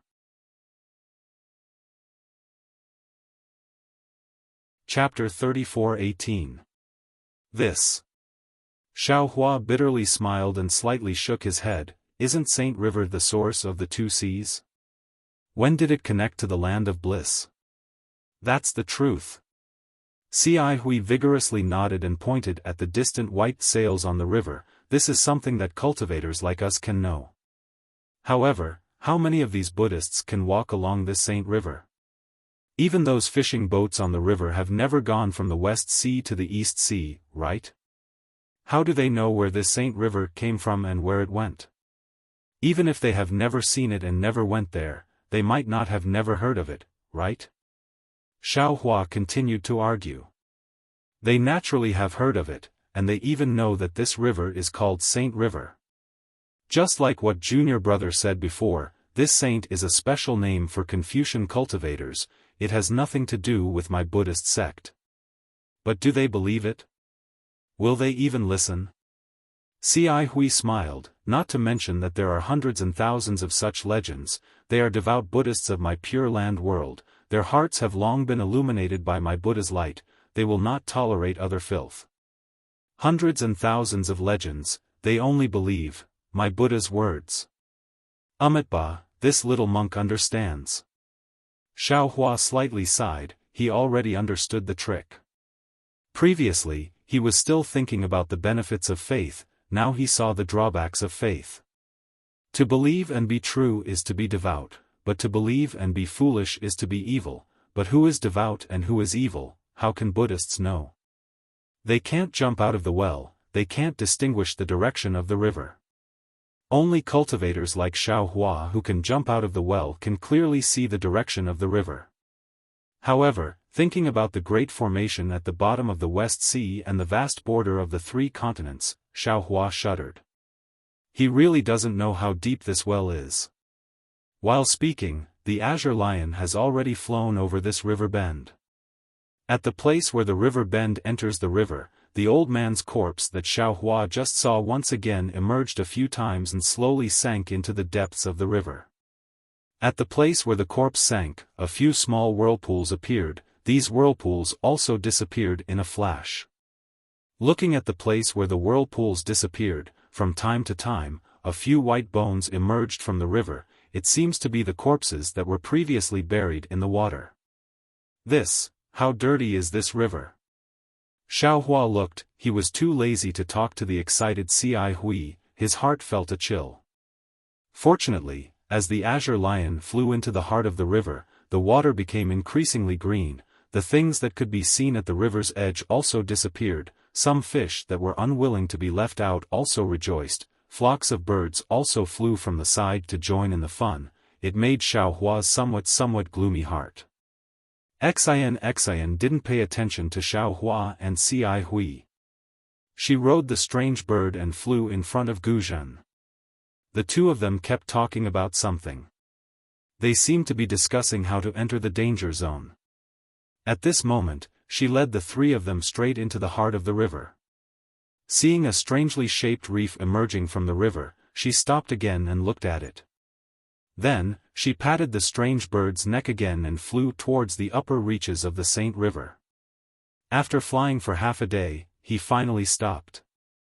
He turned his head and looked at Xiaohua and Hui who were following behind him. He faintly pointed below and said, "It's here." Here? Before Hui could speak, Guzhen, who was standing next to Xian, had a strange look on his face. He seemed to be in disbelief as he said, "Is Xian Tanue wrong? This is the famous Nightmare Reef Bay of the Sage River. How could it be the location of the Tao sect's array formation? What's impossible?" Xian smiled and said, "Taoism's array formations are unpredictable to begin with. Moreover, this is a forbidden area passed down from ancient times." "That's right.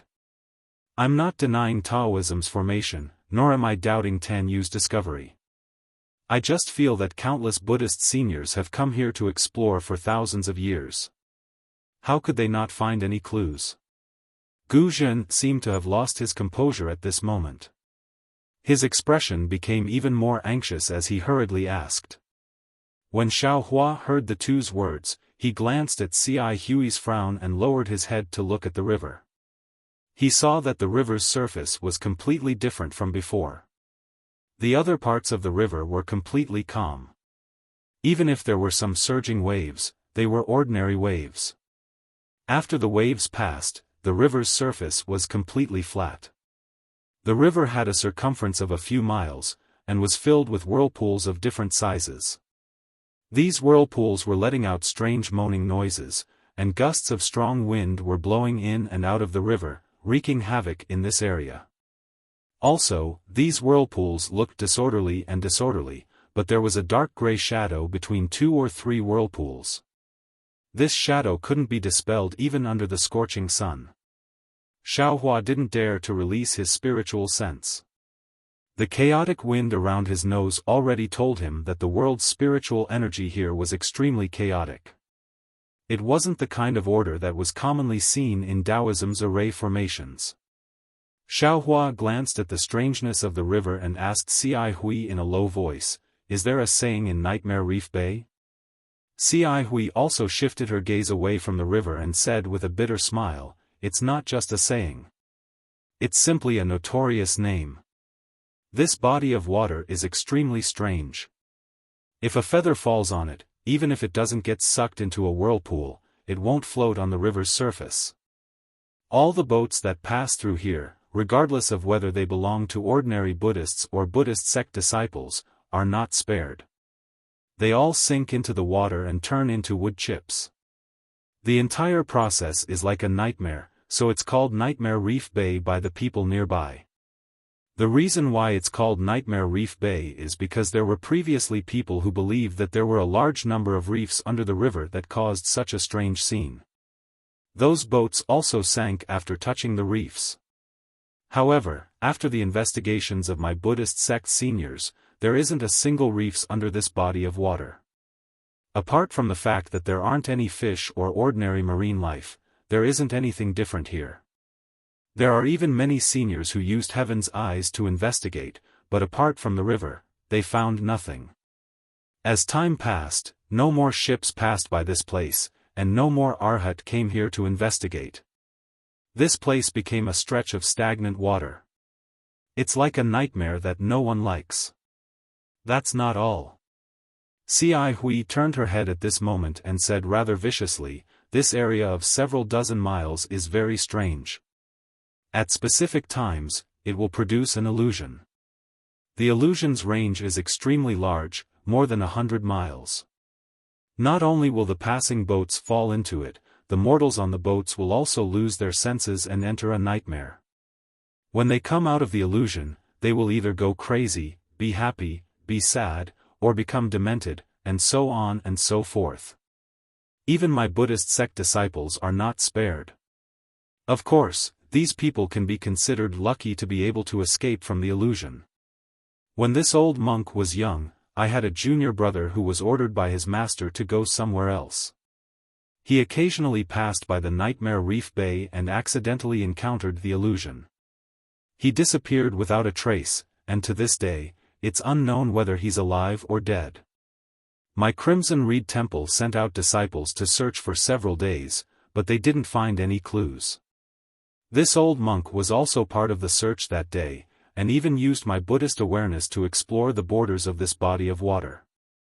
This old monk still clearly remembers the apprehension and uneasiness in my heart at that time, afraid that this body of water would suddenly unleash its power and suck me in.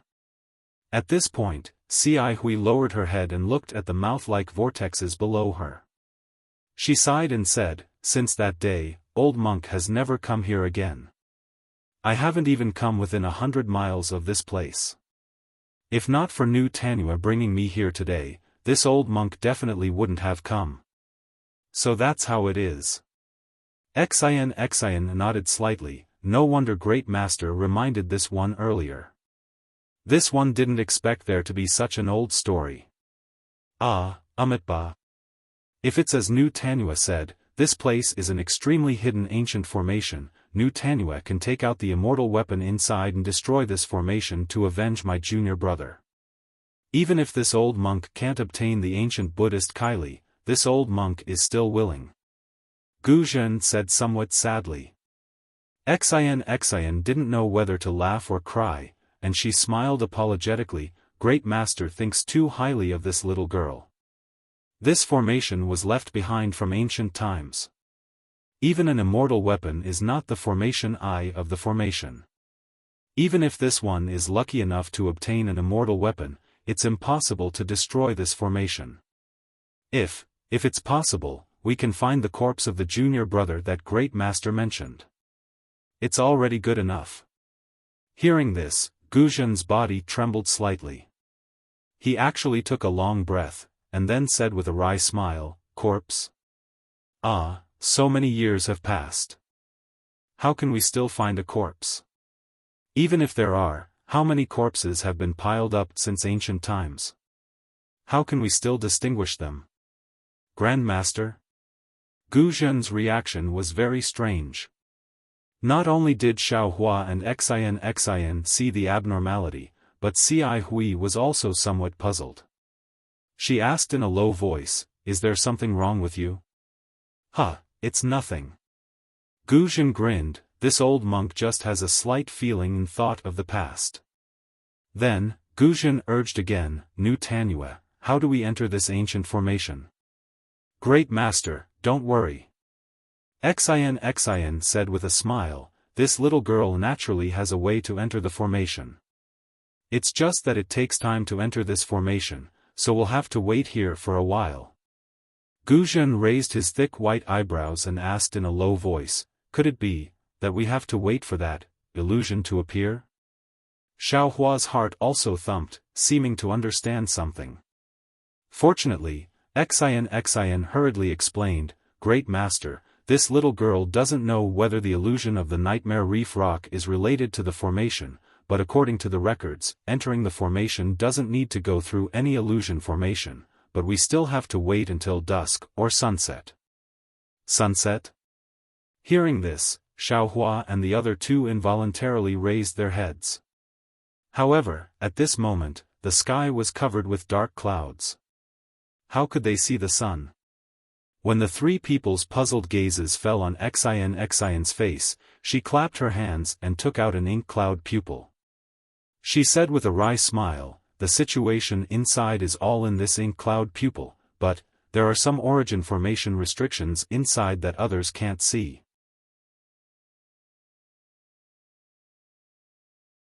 Chapter 34:19. It doesn't matter. Gu Zhen waved his hand and said, "Since this old monk knows your identity and has accompanied you to this place, we must enter this formation. Since others can't see Mo Yuntong, this old monk naturally can't see it either, so there's no need for me to look. Everything inside will be done according to Natanu's instructions. What about fellow immortal Cai Hui?" Xian smiled and looked at Cai Hui. Cai Hui shrugged and answered very seriously, "Natanu has held on to this Mo Yuntong for a long time, right? She seems to have never wanted this little monk to look at it. Since that's the case, why should this little monk look at it?" Xiaohua found Cai Hui's shrugging action very familiar. "Isn't this what I often do? I don't know when monk Cai Hui secretly learned it from me." However, Xiaohua just looked and didn't say anything. He blinked his eyes and looked at the water below him. In his opinion, Xian must be treating him as nothing like before. Little monk Ti Pu, unexpectedly, Xian raised her hand and held the Mo Yuntong in front of Xiaohua's eyes. She smiled and said, "Do you want to take a look?" "Me?" Xiaohua was slightly stunned. He looked at Xian in disbelief and said, "Benefactress still remembers this little monk. This little monk thought you wouldn't ask about it like before. How could that be? Everything before didn't involve entering the formation. Now that we're going to work together to enter the forbidden area, how can this one not ask for your opinion?" Xin said seriously, although the result is the same as not being able to see it, this one still has to ask. My little monk master wants to take a look. From what benefactress said, Buddhist awareness can't see through this Mo Yuntong. Xiaofan said with a smile. Xin frowned and said, that's right. This one already said it before. What if this little monk can see it? Xiaofan stretched out his hand and was about to grab the Mo Yuntong in Xin's hand. Just as Xiaofan expected, Xin didn't withdraw her hand and even stretched it forward a bit. She smiled and said, it's best if this little monk can see it, so that I won't have to say anything in the future and fellow immortal Hui can rest assured. Xiaofan withdrew his hand as soon as he touched Mo Yuntong. He looked at Xin's dark and rough face and said with a smile, since Buddhist awareness can't see it, why should I? Even senior brother Hui is at ease with you, so why can't this little monk be at ease? Humph, why do I feel like this little monk doesn't trust me? Xin snorted and withdrew her hand. Ha ha ha, I've never met you before, benefactress. I've just shaved my head and entered Buddhism, but you've already tricked me into leaving the mountain. Who knows what you're up to? Xiaofan placed his hands behind his back and laughed loudly. Now that we're about to enter the ancient array formation, what's wrong with this little monk asking a few more questions and probing a few more times? Don't tell me that I, the Arhat of Buddhism, am someone who can be easily fooled. Cough cough. Without waiting for Xin to say anything, Hui coughed twice and said in a low voice, Junior brother Pu, pay attention to your image. You are now a disciple of my Buddhist school. Speaking nonsense will damage your merit. Cough cough. Hearing Hui's reminder, Xiaofan couldn't help but cough. This was going deep into the ancient array formation. Their lives could be in danger at any time. According to Xiaofan's knowledge, Hui didn't seem to know Xin's origin and background. They were just friends. How could Hui trust Xin so much? She didn't even ask about the situation inside the array formation and wanted to follow her in? If she was used as a cover or something, wouldn't her death be in vain? His probing like this didn't seem to be excessive, right? Could it be that this Buddhist disciple's behavior and sitting posture were more important than her life? Xiaofan smiled bitterly. He looked at Hui and then at Xin and said, there's still some time before dusk. If benefactress Xin has the heart, you might as well tell this little monk and others the details of this ancient array formation in Mo Yuntong. Although I'll listen to benefactress's arrangements, if we listen to her in advance, we'll at least know what to do, right? Or we can also give benefactress some suggestions. Hearing this, Xin nodded slightly. She looked up at the sky and said, little monk, you're right. Although I've already told fellow immortal Hui some things, now we'd better discuss it properly. However, when Xin told him what she knew, Xiaofan didn't know whether to laugh or cry. Because according to Xin, this was indeed an ancient array formation. However, as for what kind of array formation it was and how many dangers there were, she didn't know. Of course, it was impossible for her to know what kind of ancient array it was. What she knew was how to enter the magic formation, and that there was a fairy weapon left behind by the immortal realm in the magic formation. As for why Xin was confident that she could break into the magic formation and get the fairy weapon, it was because Mo Yuntong had recorded several dangerous parts of the magic formation, and she had prepared several imperial weapons and celestial devices according to Mo Yuntong's description. Great Aunt Xiaofan almost blurted out, You want to break into the ancient array formation and obtain the immortal tool with these things? You're too imaginative, aren't you? You think I want to? Xin clenched her teeth, her face slightly flushed. She took out Mo Yuntong again and shouted, this Mo Yuntong was originally incomplete. When I checked it, I also forcibly broke the restriction. It's already good that I know these things. If you can do it, you can see for yourself. In that case. Xiaohua waved his hand and said, Little Monk suggests that we treat this as a sightseeing tour. Little Monk will pretend that he didn't hear about this array formation. You and I will rest here for a while and look at the nearby scenery. Then we'll cup our hands and say goodbye. How about we go about our own business? Junior brother Di Pu, Ci Hui said with a smile, could it be that you didn't want to enter this array formation before? Aren't you interested in the ancient Buddha's fortune inside? Xiaohua shrugged and said with a smile, Benefactor Xian said it well. Little Monk was originally here to join in the fun. If there was Master Fontian's magic tool, Little Monk wouldn't have come. Now that Master Gu Zhen is here, Little Monk's role as a Buddhist disciple is also gone. Little Monk has never been interested in treasure hunting. Little Monk came with Senior Brother just to listen to Senior Brother talk about Buddhism and enjoy it. Beside him, Gu Zhen looked at Xiaohua and said in all seriousness, Little Monk, what you think makes sense. However, if it was another array formation, Little Monk might persuade Xian Tanua to stop. But this is the Nightmare Reef's array formation. Even if Xian Tanua stops now, Little Monk will still try it. Why? Ci Hui wanted to persuade Xiaohua, but when she heard Gu Zhen's words, she couldn't help but be stunned. Could it be that the junior brother mentioned by Master Xian's face was green and red because of Xiaohua's words. She was a little angry. Now her heart was moved and she said anxiously, could it be Master's? Yes. Gu Zhen raised his head and sighed.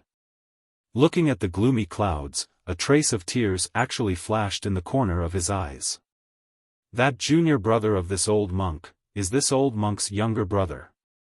When Ci Hui said this, everyone's heart was heavy. Xiaohua had already felt that this junior brother might have some connection with Gu Zhen, but he didn't expect them to be so close. When this old monk was young, my family was poor. Before my younger brother was born, my father passed away. This old monk was only 4 years old at that time. My impression of my father was very shallow. After father passed away, mother was the only one who took care of old Na and my younger brother. Life was extremely difficult. When old Na was 10 years old, our family encountered a rare flood. Even now, old Na can still clearly remember that day when the waves reached the sky.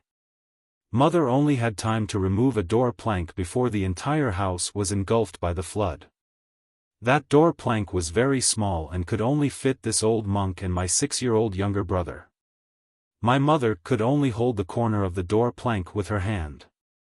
Gu Zhen took a deep breath and said tirelessly, after drifting with the flood for more than half a day, my mother's strength was already exhausted.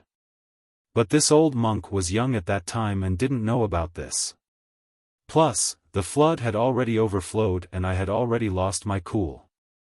When my mother told me to look after my younger brother, this old monk didn't think the worst of it and only nodded. But, before her mother could finish her warning, a fist-sized beam came along with the flood and smashed her mother into the flood.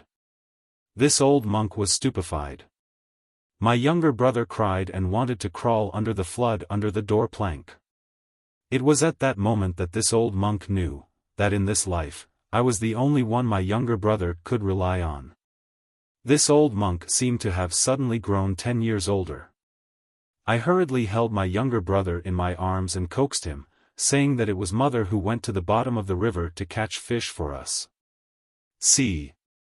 Even Xiaohua, who was used to seeing life and death parting, felt his nose sour. Beside him, Xian's eyes were even redder. Fortunately, when the middle of the night passed, the masters of Jianglu Temple and other places had already arrived. The lucky survivors were all rescued. Because this old monk and my younger brother had no home to return to, we followed our masters to Jianglu Temple. After a few more years, this old monk and my younger brother shaved their heads and became monks at the same time. This old monk's Buddhist name was Gu Zhen and my younger brother's Buddhist name was Gu Nian. Gu Nian was exceptionally intelligent since childhood, far surpassing this old monk by 100 times. At a young age, he cultivated into the mortal realm. Therefore, he obtained the favor of the Sutra Depository Elder, who prepared to accept him as a disciple and personally instruct him. It was on the eve of the apprenticeship ceremony that this old monk received the abbot's decree to deliver a letter to a place. This matter was originally this old monk's, but this old monk was naturally reciting Buddha's Diamond Sutra and became lazy. When Gu Nian saw this, he volunteered to go in this old monk's place. At this time, Gu Zhen's emotions were already somewhat out of control. Who knew that once he left, he would never come back? Later, not only did the seniors of the temple search for him many times, this old monk also secretly sneaked into this place. However, they also found nothing. From then on, whenever this old monk thought of mother's entrustment and thought of Gu Nian dying for this old monk, my heart would ache. After that, this old monk even made a vow in front of Buddha, that in this life, I would find Gu Nian's corpse and comfort my mother's spirit in heaven. For this reason, this old monk ignored my master's advice and stepped into the guardian domain. I learned the power of the Diamond Sutra and cast the body of Buddha, eliminating evil and protecting Buddha. This is because I want to rely on my Buddhist divine ability to one day enter deep into the nightmare reef.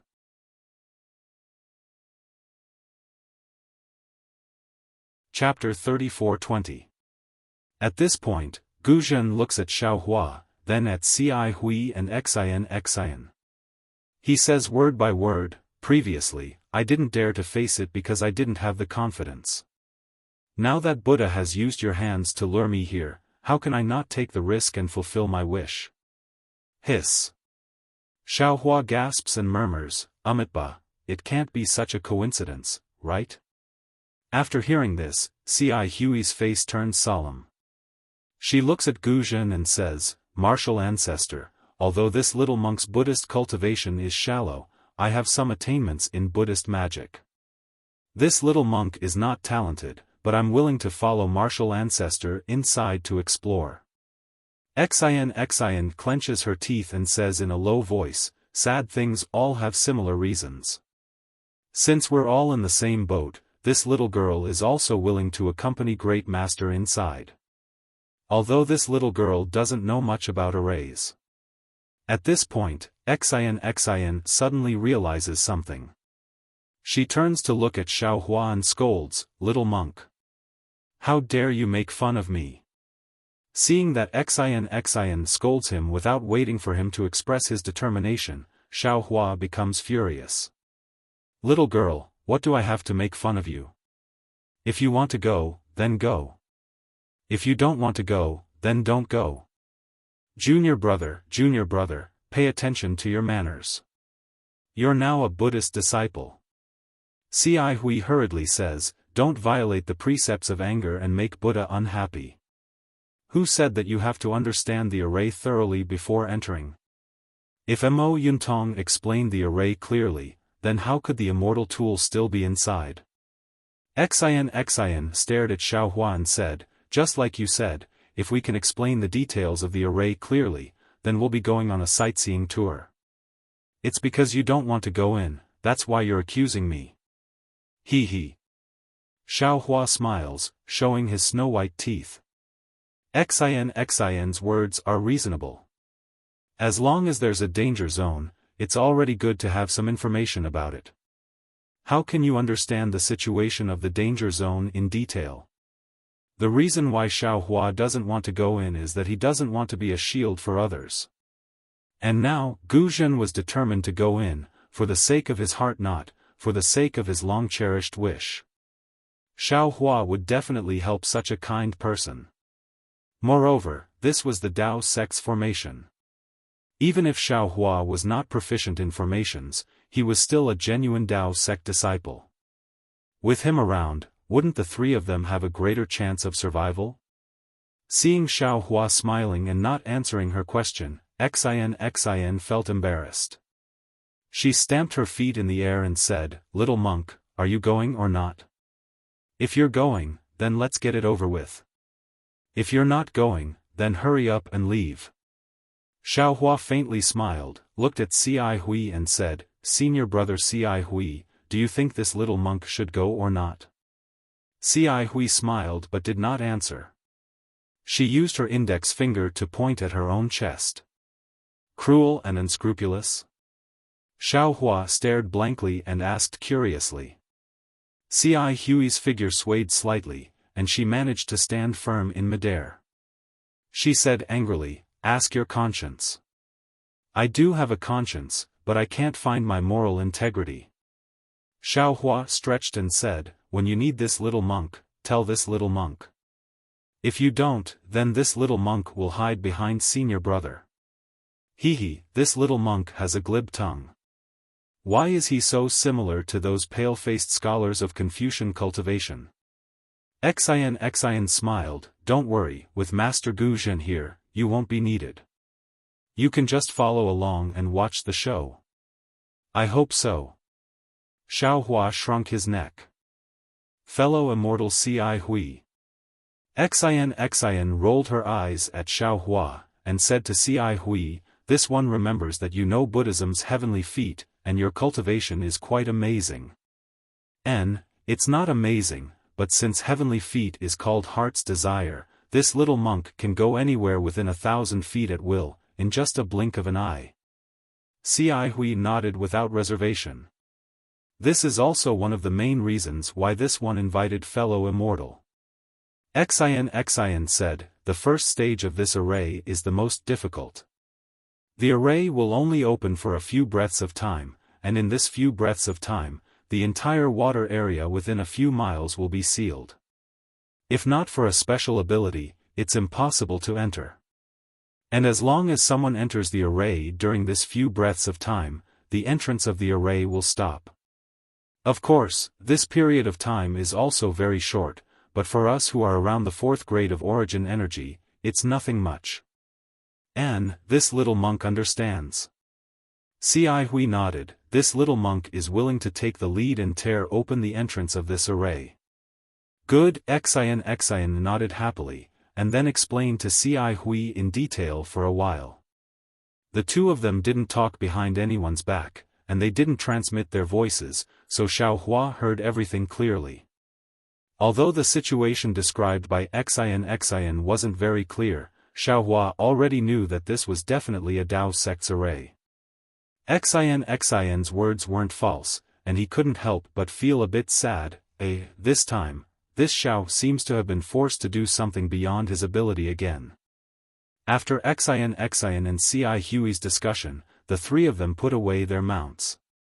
Xian took out the ink cloud pupil, and placed it on her forehead to look for a moment, then released her origin energy, and searched within a few miles, and then brought the three of them to fly towards the east side of the thousands of whirlpools. Woo-woo! Just as the four of them were flying, suddenly, a loud whimpering sound rang out, and within a few miles, waves of ghostly wailing and wolf howling could be heard. Xiaohua lowered his head to look, and the large and small whirlpools suddenly trembled rapidly. This was the source of the commotion, and the speed at which the spiritual qi of heaven and earth was absorbed increased.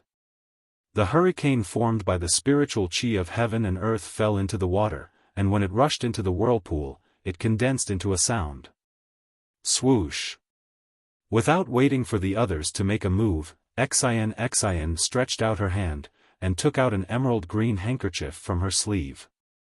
With a shake of her hand, she threw it into the air.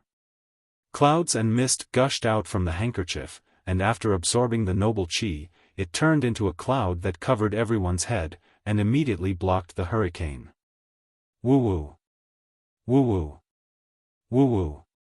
The whimpering sound in the water rose and fell one after another, like a frightening melody. The rhythm was like a tide that rushed into everyone's ears. Amitba. Ci Hui chanted Buddha's name, and his hands formed the Akala seal. The Buddha's light emitted from his body, and also covered the four of them, and that frightening melody could no longer enter. Quickly look! Xin suddenly pointed with her hand, and cheerfully called out. Following the direction that Xin pointed, a trembling tornado gradually appeared in the thousands of whirlpools along with the melody. These tornadoes gradually gathered, and when they reached a height of 100 zhang, they suddenly whistled, like a wind dragon rushing to the western horizon. That hurricane was so big, first it was dozens of li, then it was hundreds of li.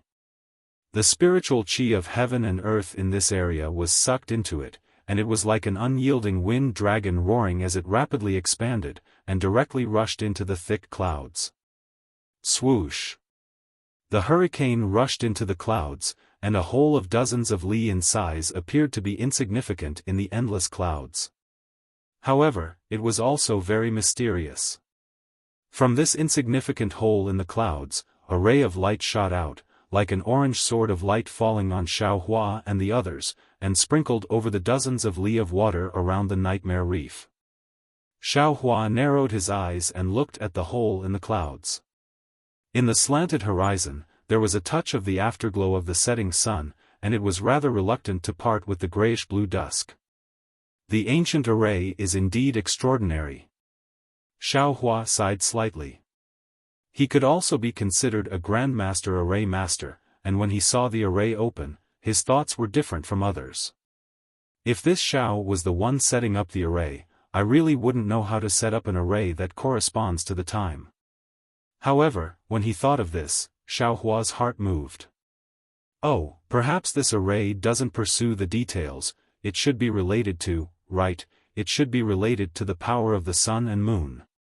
If this Xiao knew how to use the power of the sun, moon, and stars in an array, I think I can also set up such a mysterious array.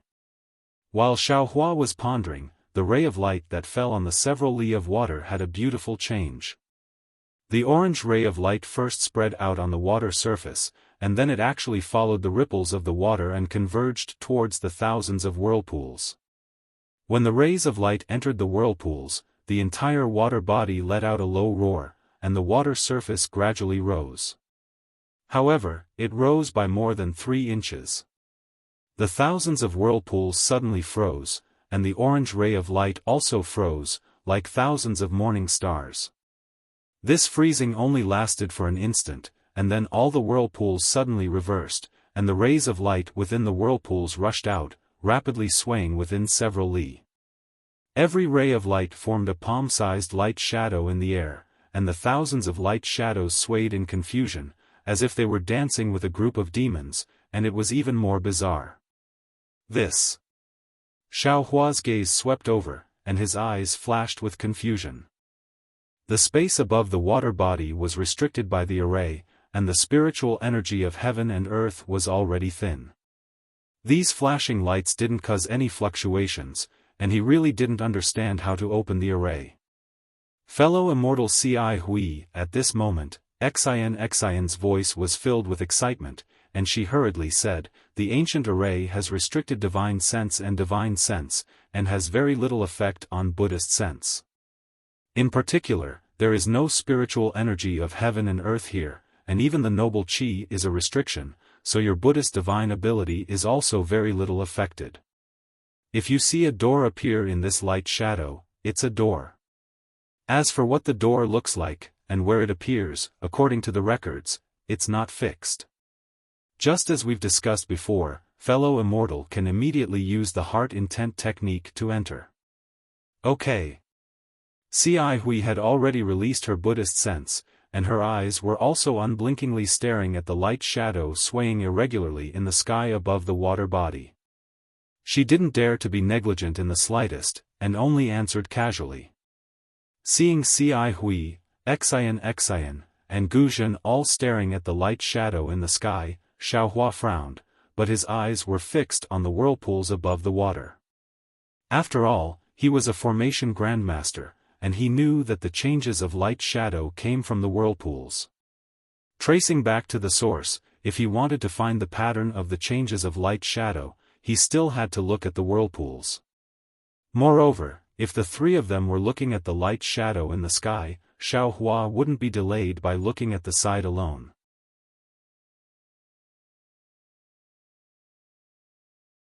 Chapter 34-21. After looking at it for a moment, Xiaohua's eyes became a little dizzy. Those vortexes were spinning rapidly.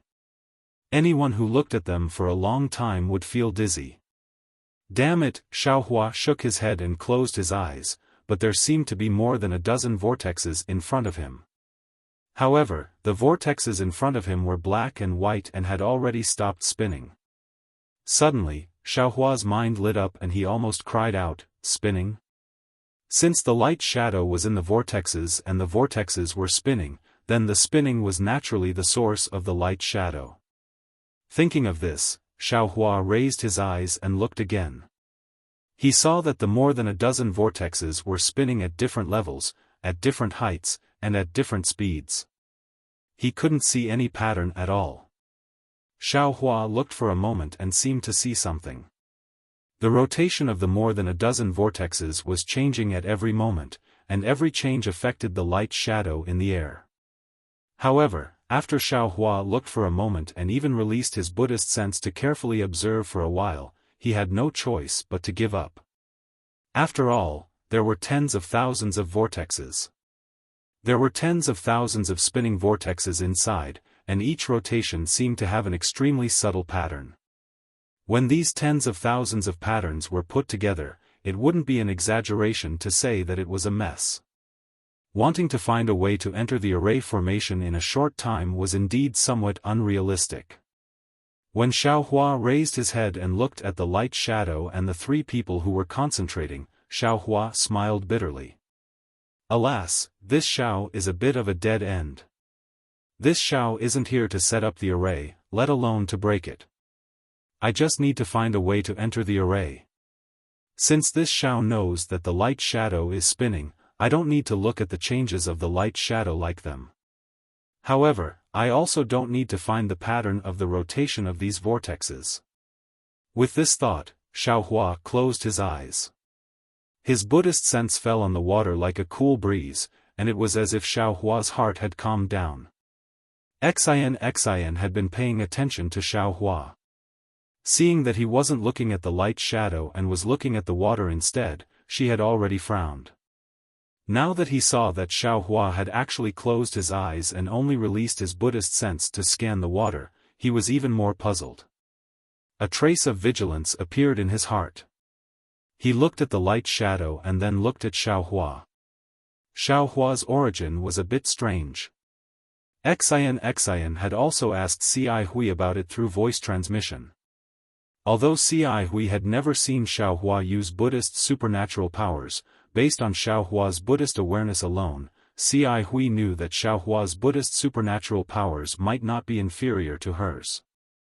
This kind of person with an unknown origin and uncontrollable cultivation base was not a good choice to travel with them. However, Ci Hui had also sensed Xiaohua's deep roots of wisdom through the debate of Buddhist principles.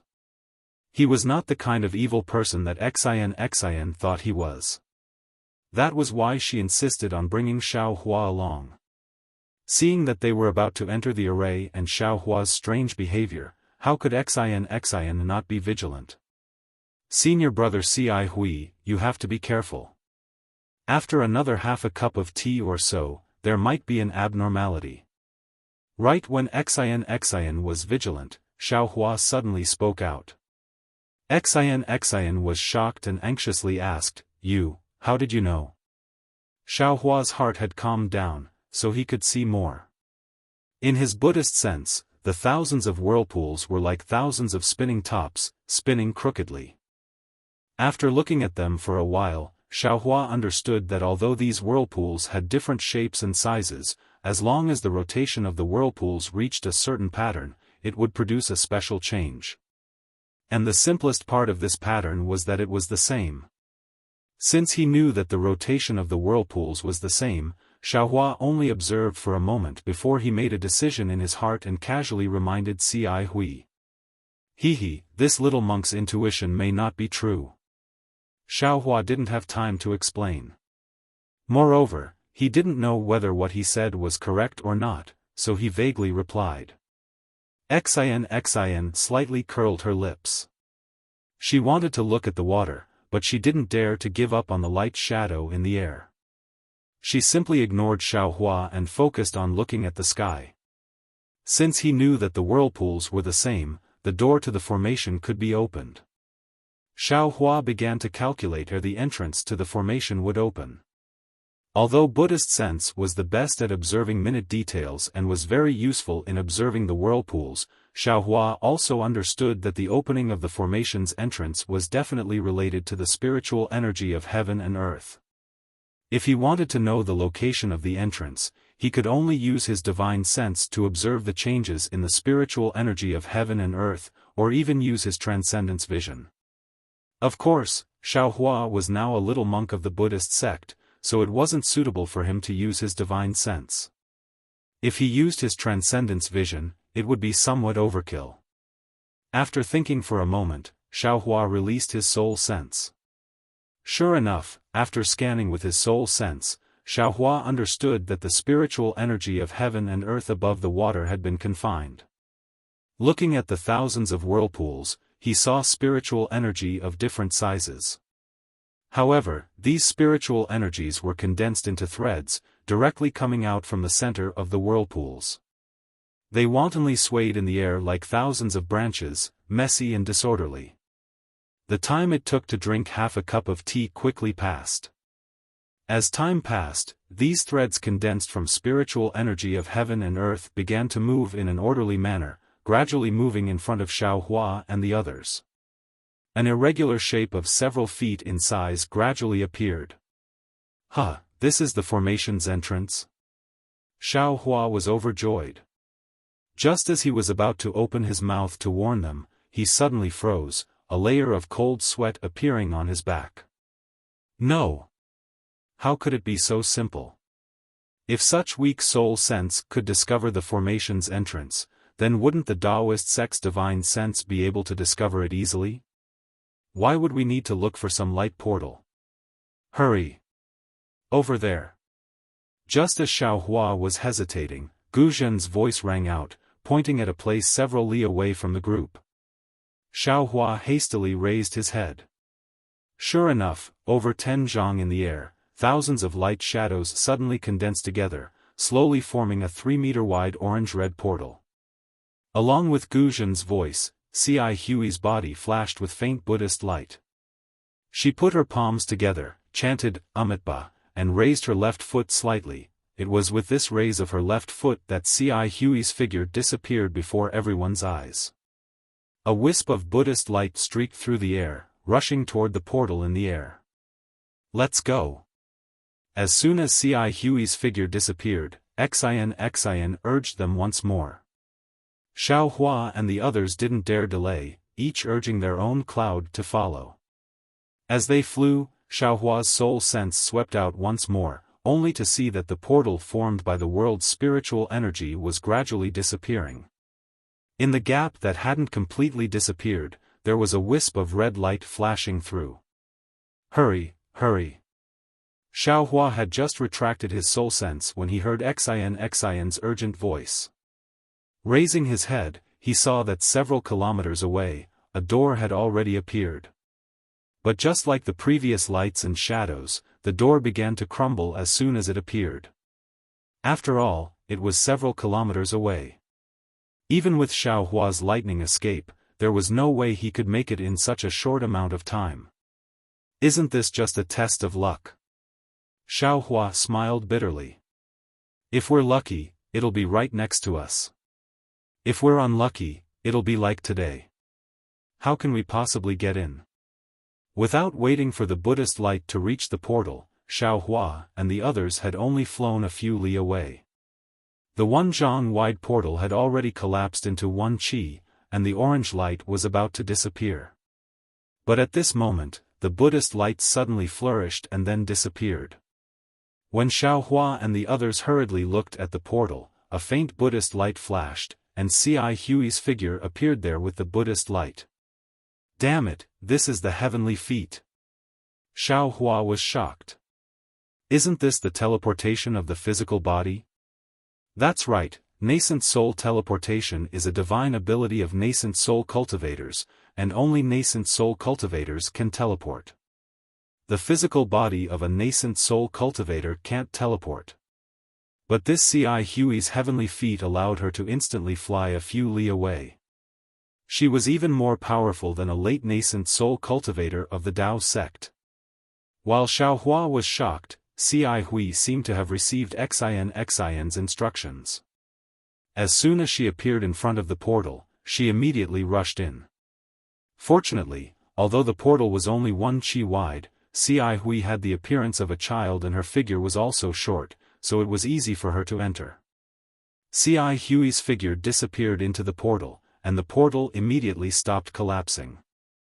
However, the light around the portal was still shaking with all its might, as if a shabby wooden door was trembling in the wind and would collapse at any moment. Good. Xin almost clapped her hands. Then, she urged the auspicious cloud and said, "Let's speed up too. This portal won't last long."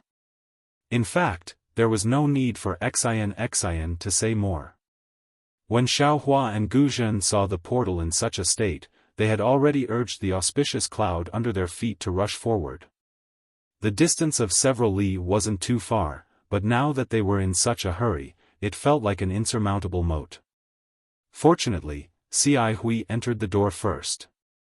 Although Xiaohua didn't know that C.I. Hui was inside the door's brilliance flickered and collapsed like paper several times.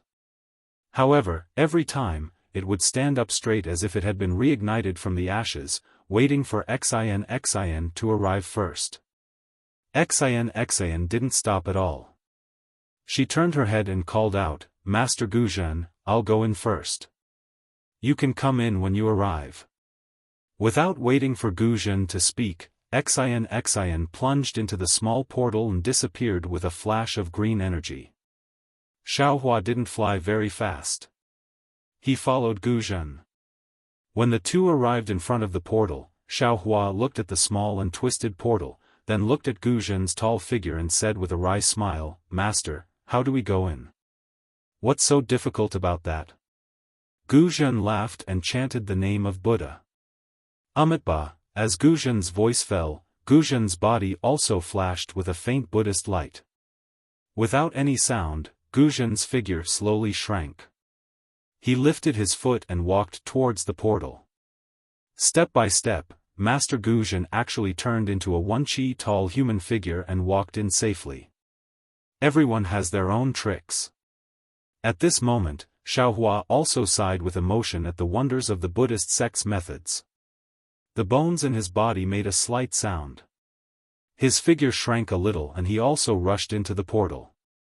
As Xiaohua entered, the portal finally couldn't hold on anymore. It twisted a few times and turned into pieces of inexplicable orange-red light and shadow that scattered in the air.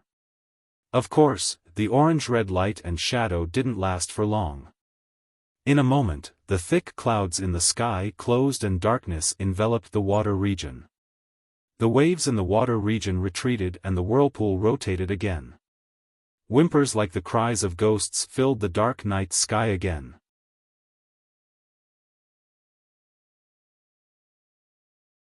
Chapter 34-22. Swish. With a sound of water, Xiaohua's mouth and nose are suddenly flooded with ice-cold river water. It's like he's plunging into a saint river. Xiaohua wants to use the water avoidance art without hesitation, but just as the true essence in his meridians is surging, the river water in front of him instantly disappears. Not far away, Xin is holding a goose egg-sized bead in her hand. That bead is emitting a blue brilliance, blocking the river water within 100 feet. It's a water avoidance bead. Standing on the left side of Xin is Guzhen, whose body has transformed into the size of an ordinary person. Sitting on the right side of Xin is C.I. Hui, whose face is dark red. On the contrary, Xin's gaze falls on Xiaohua. Her eyes flash with a pensive expression. She says faintly, "Little monk, I have to thank you. If not for you being able to accurately predict the formation door's appearance, we wouldn't have been able to enter this place even with immortal friend C.I. Huey's heart's fulfillment art." "Hee hee, it's nothing," Xiaohua says half-heartedly. Looking left and right at the river water outside the water avoidance bead, he says with a smile, I only had a slight feeling, that's all. Everything is because of senior brother Ci Hui. If not for his heart's fulfillment art, how could we have entered? Senior brother Ci Hui's contribution is naturally great, but, if not for your reminder, we wouldn't have been able to concentrate on finding the door in advance. Xin stares at Xiaohua and says again. At this moment, Ci Hui also opens his eyes and says with a forced smile, indeed, when junior brother Di Pu reminded me, I already activated my mental force and prepared myself. Junior brother's reminder is the finishing touch. Xiaohua looks Xin up and down, he says with a smile, I've always felt that I'm a burden. Being able to lend senior brother a hand today, my heart naturally feels at ease. There's no need to mention anything about claiming credit. Little monk, just now when the door appeared, you seemed to want to say something. Could it be that you were able to foresee the appearance of the door? Could it be that you know this ancient formation? Gu Zhen seems to have thought of something and says. Xiaohua touches his nose and says with a bitter smile, what are you talking about, great master? This is an ancient Taoist formation, how could I know? Just now when this little monk came in, I was still puzzled. I had clearly rushed through the door, but why did it look like I had plunged headfirst into the river? Seeing that Xiaohua didn't admit it, Xin didn't ask any more. She only said, little monk, if you know anything, you can tell us. We are now one body, we must advance and retreat together. Don't hide anything. Yes, I understand. Xiaohua nodded his head like a chick pecking rice, for this little monk's own life, this little monk will also tell you everything he knows. Xin snorted coldly, then reached out her hand and took out a jade box. She turned to Ci Hui and asked, fellow immortal Ci Hui, are you done resting? We don't have much time, so we need to hurry. Ci Hui slowly got up and nodded, Xin Tanue, don't worry. I am fine now. Ci Hui, fly behind this old monk. Gu Zhen looks at the water curtain on the left.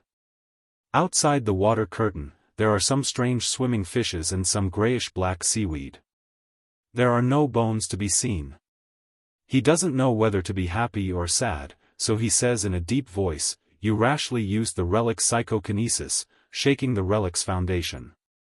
You should use more heart to nourish it, it's not good to use psychokinesis again. Yes, thank you martial ancestor. Ci Hui slightly nods, the Buddhist light around her body flickers. She should be following the instructions to cast the spell. Nu Tanue, where do we fly to next? Gu Zhen asks Xin again. Xin says with confidence, great master, don't worry. This is the bottom of the Sage River, thousands of feet deep. We are surrounded by river water, so it's hard to determine our direction. Although we have the water avoidance pearl, we can't fly at will. Once we touch the formation's restriction, we can't go forward anymore. I have a secret talisman of the Taoist gate here, it's time to use it. Ba, then I'll have to trouble Nu Tanue. Gu Zhen puts his palms together and stands to the side. As early as when Xin took out the jade box, Xiaohua already saw clearly that there was a talisman of the Taoist gate stuck on the outside of the jade box. Inside the jade flute must be the magic tool that Xin used to break the formation. Xin raises her eyes to look at Xiaohua, then spits out a mouthful of true qi on the jade box. That talisman stuck on the box immediately floats up, flashes in midair and turns into a pile of ashes. As soon as the talisman disappears, a ball of dark green brilliance comes out of the jade box. A wave of magic power familiar to Xiaohua is transmitted along with the brilliance. Oh, what magic tool is this? It seems the magic power's fluctuation is very strange. Xiaohua doesn't dare to spread his divine sense far, only sweeping it in front of him. He is somewhat stunned as he thinks. Xian then raises her hand and opens the lid of the jade box. A 2 fingers wide and 4 fingers long flat jade flies out of the jade box. Jade talisman? A kind of surprise flashes in Xiao Hua's eyes. This kind of jade talisman is rarely seen in the Dawn Rain continent ere the Taoist gate is flourishing. How can it appear in the Buddhist gate's nirvana world? What is the origin of this Xian? Is it possible that a disciple of a Confucian family can use the Taoist gate's jade talisman? Sure enough, Xian opens her mouth and spits out another ball of true qi. This true qi is different from before. When it lands in the air, it immediately takes the shape of a sword. Xian's left hand grabs the air as if she is holding the flying sword. Then, as if she is forming a seal, that flying sword rapidly moves in midair. Go! Xian lightly reprimands. The true qi condensed into a flying sword suddenly explodes. The true qi rushes into the seal that was drawn on the flying sword before. Xian pushes her hand again. That true qi hits the jade talisman in midair. Crack crack crack. A burst of chaotic sounds, that jade talisman explodes like a blossoming emerald flower. Thousands of green lights fly in all directions, ka ka ka ka.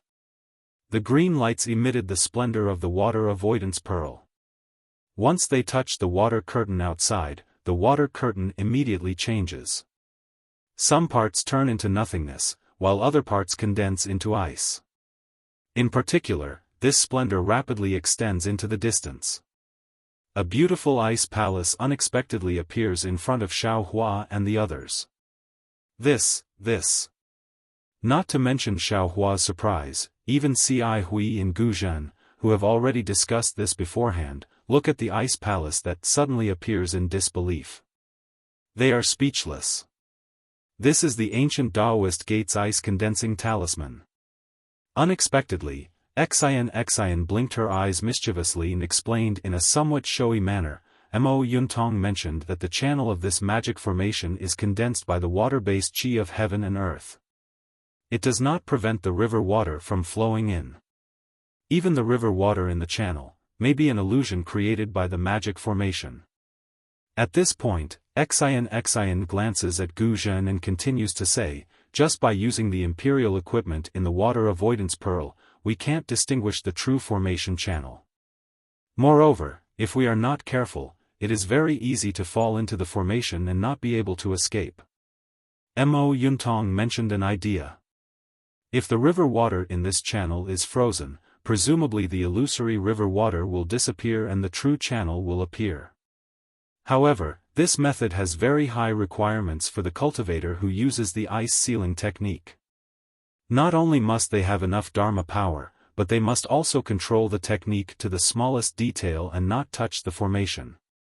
Coincidentally, I have seen a Taoist gate's ice sealing talisman. This thing itself is a water-type talisman. It is of the same origin as the formation in this river. Therefore, I don't need to know any ice sealing technique, I only need to use this talisman. Even more coincidentally, Xiao Hua can't help but say, Benefactress also knows how to use the Taoist gate's talisman with Confucian cultivation's true qi. Say, how can things in this world be so coincidental? It really is. Xian smiled proudly and pointed to the depths of the ice palace. It's such a coincidence.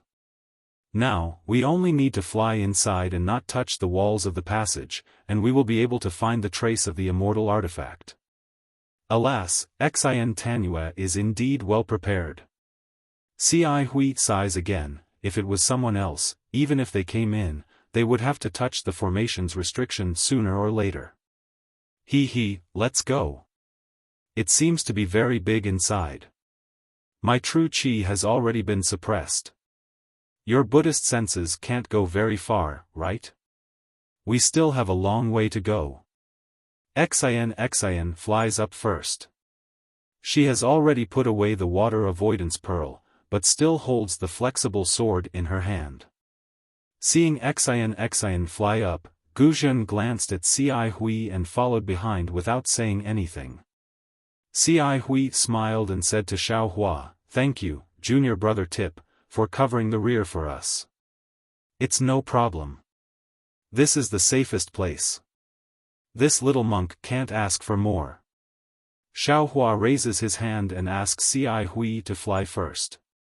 The four people fly up, with Xiao Hua at the back. He tries to release his Buddhist senses. Sure enough, it is extremely suppressed and can't go more than 10 feet. Moreover, the formation channels in the four walls also block his Buddhist senses, so it can't go out at all. But fortunately, Xiao Hua feels that his soul sense is not suppressed too much. If it can go very far. These are bones.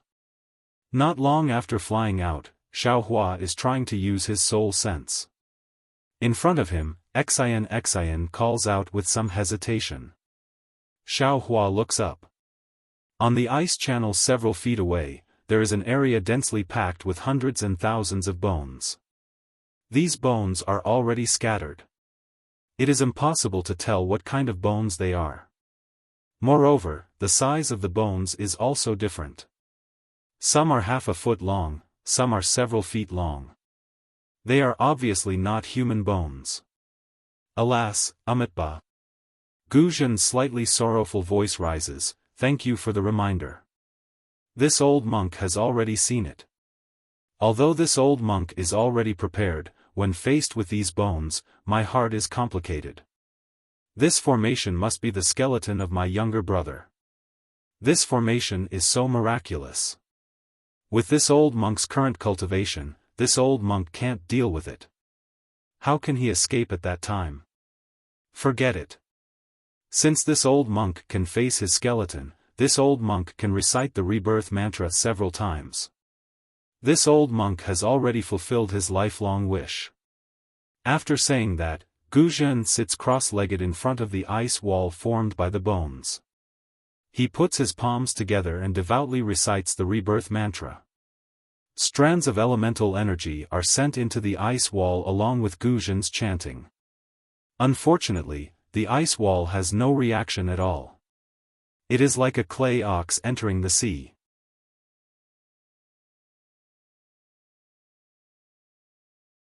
Chapter 34-23. When a drop of crystal-clear tear flowed out of Guzhen's left eye, it slowly slid across his slightly rough face and condensed on his chin. Xiao Hua's suspicion in his heart completely disappeared.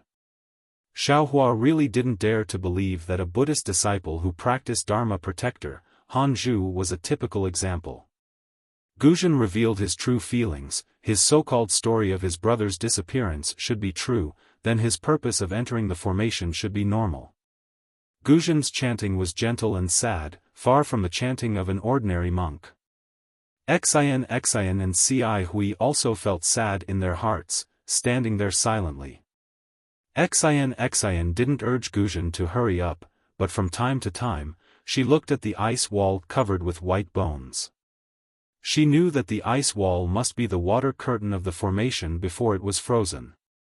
These white bones didn't rush into the Saint River but stayed in the water curtain, so they must be imprisoned. She was afraid that Guzhen's psyche power would touch these white bones and trigger the restriction. Fortunately, after half an hour, Guzhen's voice gradually stopped, and the ice near the white bones didn't change at all. Only then did Xian let out a long breath. At the same time, Guzhen also let out a sigh of relief. After Guzhen finished chanting the rebirth mantra, he stood up and chanted Amitabha 9 times in a row, as if he had put down a heavy burden. His eyes, which were full of killing intent before, also had a trace of vitality. Seeing this, Xian said with a smile, "Congratulations, Master Guzhen, for untangling the knot in your heart. Thank you, Xian Tanua, for fulfilling my wish." Guzhen hurriedly tidied his monk robe, put his palms together and bowed solemnly, "If I didn't meet you, I don't know when I could be free." "This is Buddha's mercy," Xian said with a smile, "Master, you have contributed a lot to Buddhism. Buddha saw that you were burdened by the knot in your heart, so he pointed out the supreme path for you, but it has nothing to do with me. Heavenly flowers with others, lingering fragrance in my hand. Cai Hui also said with a smile, Buddha used Tanyue to help Guzhen become Grandmaster Guzhen. Tanyue also has boundless merit. I don't dare, Xin replied, if Master Guzhen has nothing else to do, can we move on? Let's go. Guzhen said with a relaxed smile, I'm fine. In the future, I will listen to Tanyue's instructions. Good. Xin controlled the auspicious cloud beneath her feet and continued to lead the way. Guzhen glanced at Bai Gu again before following closely behind. The ice cave's passageway was similar to ordinary mountain paths, and was even more difficult to distinguish than mountain paths. After Xiaohua and the others flew forward for half an incense stick's worth of time, many forks appeared. These forks were no different in Xiaohua's eyes, and even their shapes were exactly the same. Even Xin often stopped and took out her ink cloud eyes to carefully examine them. Finally, Xin's ink cloud pupil was no longer useful when she saw 3 different paths in front of her. She of Guzhen's of a man, Tanyue's of a man, Tanyue, and her, Tanyue, and then, Tanyue. Tanyue Sans Tanyue's, Yuntong, Tanyong's, San Tanyue, Tain Tanyue's, Tanyue was, Tanyue and Tanis's, Is Tong. I've made preparations in advance, but I want to see if there are any clues. It's best if we don't use the prepared means. Okay, let's see together.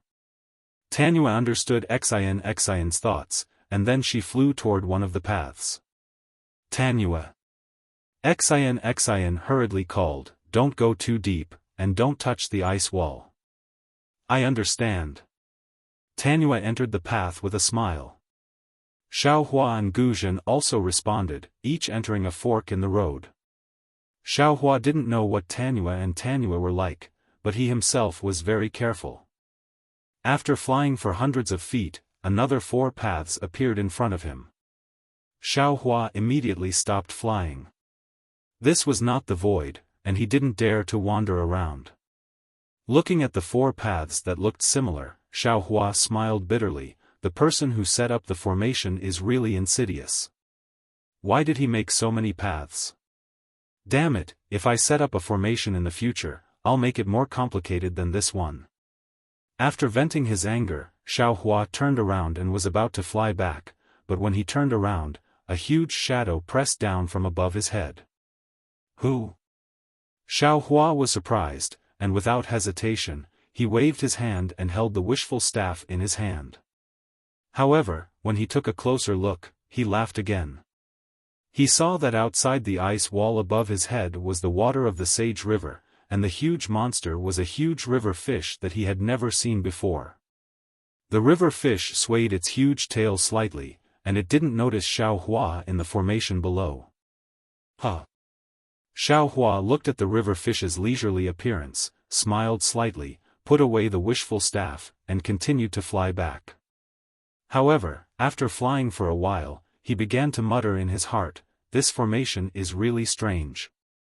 Not to mention that it's completely arranged at the bottom of the Sage River, the passage in this formation is so close to the river water, and there's something strange about it. If I were to encounter danger and desperately break through this ice wall, wouldn't I be able to escape the formation? However, is this formation so easy to break through? Xiaohua thought as he flew, and soon saw Xin's figure.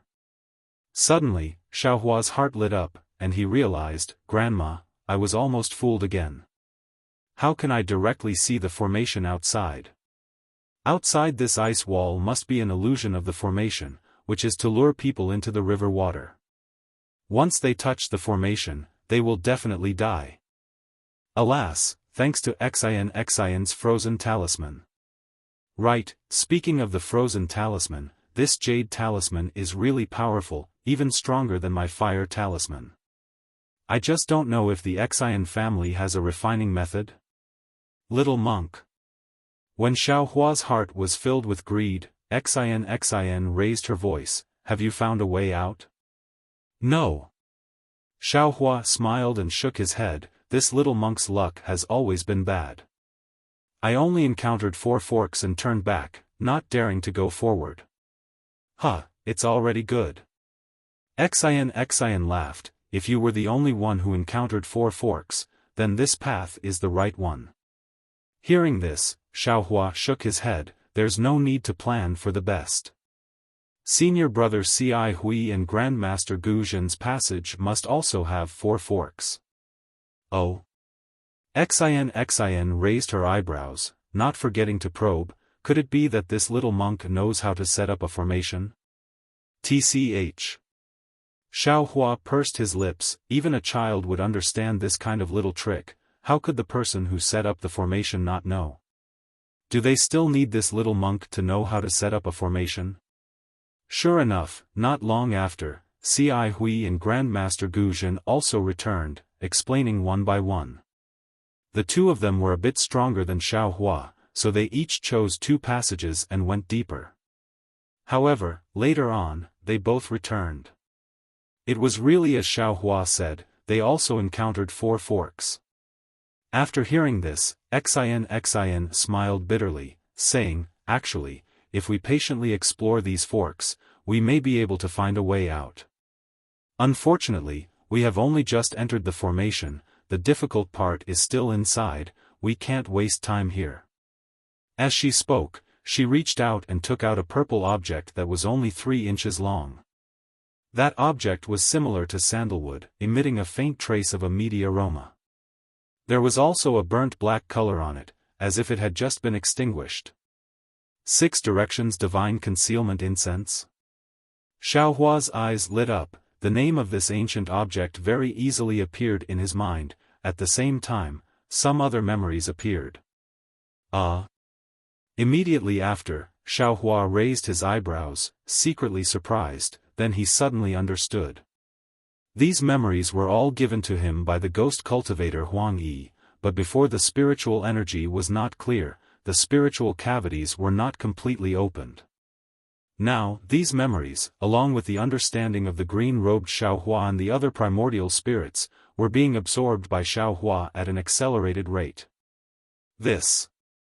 What is this? Ci Hui naturally did not know, and asked in a low voice, somewhat surprised, "It seems to be my Buddhist sect sandalwood?" This object is called divine concealment incense. Xin raised her hand, and said with a smile, "Although it's called incense, in reality, it has nothing to do with your Buddhist sect, it's a secret technique of the Tao sect. I don't know what this object is made of, but after it's ignited, the incense can protect the primordial spirit. After the primordial spirit escapes, as long as the incense itself is not extinguished, no restriction can prevent the primordial spirit from escaping." Escape technique. Hearing this, Xiaohua immediately understood that this was the Tao sect's escape technique. As long as the divine concealment incense was not extinguished, its incense could provide a passage for the escaping primordial spirit. No matter where, the primordial spirit could return. Hearing this, Gu Zhen frowned, and said, "Could it be that Xin Tanua is also proficient in the Tao sect's escape technique?" Xin said with a smile, "I can't be considered proficient, I only know a little." Following Xin's smile, her gaze swept over Xiaohua with interest. Damn it! Instantly, Xiaohua wanted to stomp his feet. Is there a need? If you can understand the Tao sect's magic, why can't this young master understand it? Although this young master is a Buddhist sect disciple, isn't it better to learn from others? You can't just let the state officials set fires and not let the common people light lamps, right? That's right. Previously, Xiaohua did not care about looking at her a few more times and insinuating a few more times. He also did not know where he had exposed himself, but now that he heard Xin's words, he naturally knew that this Confucian woman had already seen through the signs of his Tao sect cultivation. Of course, it could also be said that this woman was somewhat suspicious. That's not possible. Xiaohua did not look at Xian. He lowered his head and thought to himself, even if she has Dao sect cultivation, this Xiao did not use any Dao sect divine ability. Oh, I understand, the moment this Xiao entered the formation, this Xiao seemed to have activated his true essence. Perhaps at that time, she would have been able to sense the fluctuations of true essence. Alas, this little girl is still worried about this Xiao. At this moment, Ci Hui frowned, and said, in that case, Tanyue is preparing to use the escape technique of his primordial spirit to explore the path?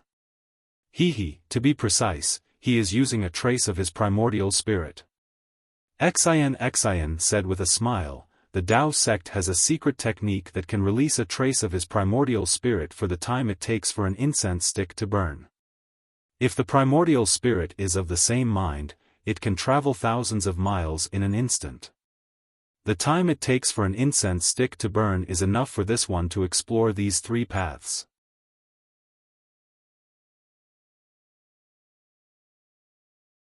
Chapter 34-24. Xian Tanyue, be careful.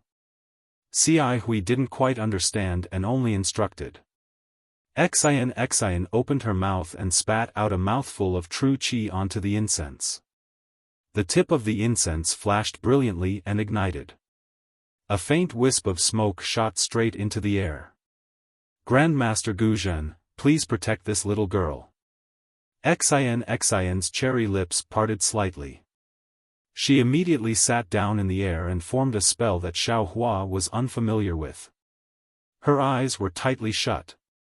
Hearing this, Guzhen waved his hand and placed the huge demon subduing pestle in front of his chest. His eyes widened and he vigilantly patrolled the surroundings. Xiaohua didn't open his transcendence vision so he couldn't see anything. He only saw that the incense suddenly split into three and rushed straight into the three forks. Then, the entire passage was filled with a faint smell of meat. Oh! Xian actually split into three primordial spirits? Xiaohua's eyes brightened. This guy is from a scholarly family. How does he know so many Daoist secret techniques? Even this young master doesn't know this secret technique. Just as Xiaohua was filled with envy, jealousy, and hatred, a beastly roar came from the left side of the tunnel. Soon after, the entire frozen tunnel shook.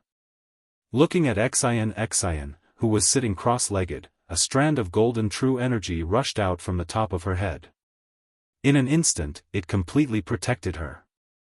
The part of her face that was not covered by the true energy turned dark red. Not good. Guzhen hurriedly said, I'm afraid Xian Tanyue's primordial spirit is in danger. Just as he was speaking, the fragrance of the incense grew stronger. A gust of wind blew out from the other two passages and rushed in front of Xian, extinguishing the incense in an instant. Let's go. At the same time the incense was extinguished, Xian opened her eyes. Her eyes were filled with fear. Without waiting for her to stand up, auspicious clouds immediately appeared below her and carried her towards the passage that Xiaohua just explored. There's an essence-devouring demonic beast in that passage. Hearing the name of an essence-devouring demonic beast, Guzhen's expression changed. He waved the demon-subduing pestle in his hand and flew with Xian. Xiaohua accompanied Ci Hui and followed behind. At this time, Xian Xinrua was also familiar with the path in front. Encountering a fork, she didn't hesitate. The four of them quickly flew for another incense stick's worth of time. Senior brother Ci Hui, what is this essence-devouring demonic beast? Xiaohua asked in a low voice when he saw that Xian had already slowed down. Alas, this essence-devouring demonic beast is an extinct demonic beast from ancient times. It feeds on the essence qi of both humans and demonic beasts. Neither Buddhism nor Confucianism have any effective means to resist this demonic beast. Only demonic beasts that are more powerful can resist it. Fortunately, there were very few of these demonic beasts in the world. Later on, for some unknown reason, they disappeared without a trace. This little monk has also heard about it from Confucian cultivators. Who would have thought that we would meet here? Cai Hui replied in a low voice. Xiao Hua was deep in thought. Looking at Xian's back view in front, he said, looks like that trace of Xian Tanyue's primordial spirit is like throwing a meat bun at a dog. It's gone with no return. You're the meat bun. Just as Xiao Hua's voice fell, Xian immediately stopped, turned her head and scolded. Xiao Hua smiled bitterly.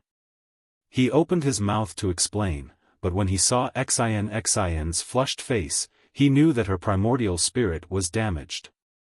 He didn't dare to say anything and hastily shut his mouth. Humph. Seeing that Xiao Hua didn't say anything, Xian, who was in a bad mood, coldly snorted. She looked around and said, Great Master Guzhen, this one's primordial spirit is damaged. I need to take medicine to heal. I'll have to trouble Great Master Shen to protect me. Alas, Xian Tanyue has worked hard.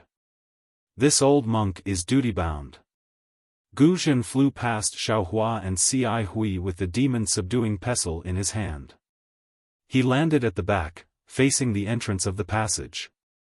This little monk will go to the front. Xiao Hua was very tactful. Without waiting for Cai Hui to speak, he flew past Xian and arrived about 10 zhang in front of her. Xian took out a thumb-sized jade bottle and crushed the top of the bottle. She opened her mouth and poured a strand of golden medicinal liquid into it. Immediately, her body's true qi surged and protected her. Several strands of true qi lingered around her 7 apertures and the top of her head like small snakes. After the time it took to drink a cup of tea, Xian opened her mouth and all the golden true qi entered her mouth. She then stood up and said, All right, Great Master Guzhen, let's continue. Xian Tanyue. Cai Hui, who had been standing not far from Xian, hurriedly asked, Your primordial spirit is damaged. Why don't you rest for a while?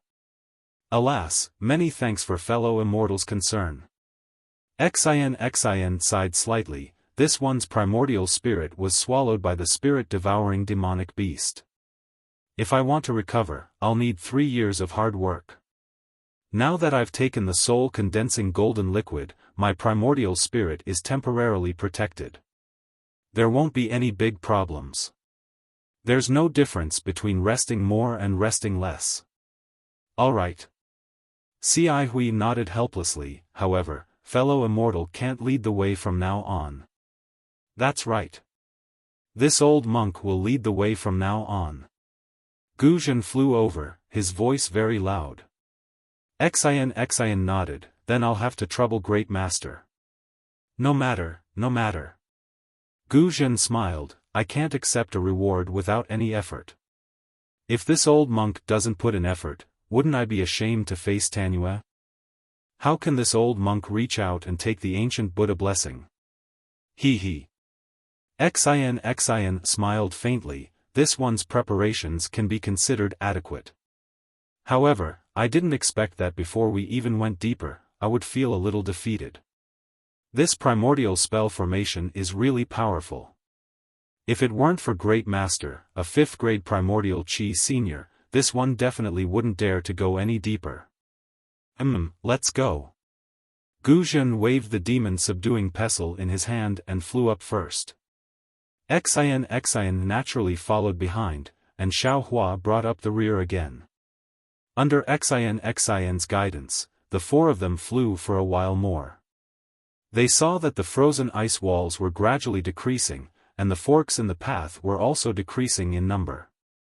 After flying through a long passage where ice and water intersected, a water wall appeared in front of them. This water wall was azure in color and didn't show any signs of being frozen. It seemed like they had reached the end of the spell formation. Lady Tanyue. Guzhen stopped in front of the water wall and used his Buddhist awareness to scan the water wall that was more than 100 feet in size. He turned back and said, How should we go next? Tanyue, please cast your spell. Xian also stopped and didn't rush to answer. Instead, she flew close to the water wall and looked up and down. She even stretched out her hand and extended her soft sword, gently piercing it into the water wall. The water wall really looked like river water, and the soft sword sank into it. However, when Xian pulled out the soft sword, there was no river water on it. Strangely, Xian didn't rush to put the soft sword away after pulling it out. Instead, she put it in front of her nose and sniffed it gently. Xiaohua and Cihui also flew over at this time. Cihui stood beside Guzhen while Xiaohua flew to the water wall and asked, "Benefactor Xian, is this water wall no longer the spell formation's restriction?" There are records of this water passage in the ink cloud pupil. Although the water here isn't the river water of the Sage River, there are no restrictions inside. The spell formation's restriction is the same as the maze we're in, on the outer layer. Xian sniffed the aura on the soft sword and carefully put it away. As if she was sure, she nodded and said, "However, this river water is mixed with a highly toxic poison. No matter if it's Confucian, Buddhist, Taoist, or demon, as long as the skin touches it, it will immediately split open. No protective spells will work." Highly toxic? Then. Xiaohua frowned. "How should we go over?" This is where we should borrow the power of the great master." Xian turned to Guzhen and said with a smile, "My original plan was to use Master Fontian's magic tool to freeze the poisonous water in this water passage or expel it to prevent our skin from touching it. Now, with the great master's Buddhist alms bowl, we can also collect it. Naturally, this water passage can be emptied." "It's that simple?" Xiaohua asked in disbelief. He didn't think that the ancient spell formation only relied on poisonous water to block people. It's that simple." Xian nodded. "This water passage relies on highly toxic poison. There's no antidote for the ancient poison now. If we touch it, we'll definitely die without a burial place. Of course, this passage is extremely long. Ordinary Confucian cultivators' magic tools have limited capacity, so it's difficult to collect all the poisonous water in the passage. Only Taoist magic tools and Buddhist magic tools can do it. Also, if we can't collect or freeze all the poisonous water in the passage in one go, the uncollected poisonous water in front of us will immediately trigger the restriction of the spell formation.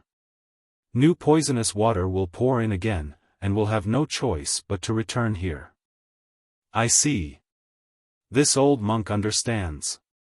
Guzhen nodded slightly, put away the demon-subduing pestle in his hand, and took out the alms bowl. He said with a smile, "Of course, this old monk's alms bowl only collected less than half of the water in the Four Extremes mountain. Since Xian Tanua thinks it's possible, this old monk's Buddhist magic tool will definitely work." "That," Xiaohua said worriedly, "there's already a lot of water in the great master's alms bowl. Can't you collect less water now?" Ha, little monk, this old monk has already sprinkled the water in the alms bowl on the dry land on the way here. Now, this alms bowl is empty." Guzhen laughed and tossed the alms bowl in his hand. The Buddhist light around him shone brightly, and his previously shrunken body expanded again until he was about 10 feet tall. Then, he formed a seal with both hands, and the Buddhist seal hit the alms bowl. The alms bowl spun and gradually expanded, flying in front of Guzhen. Guzhen flew in front of the water wall.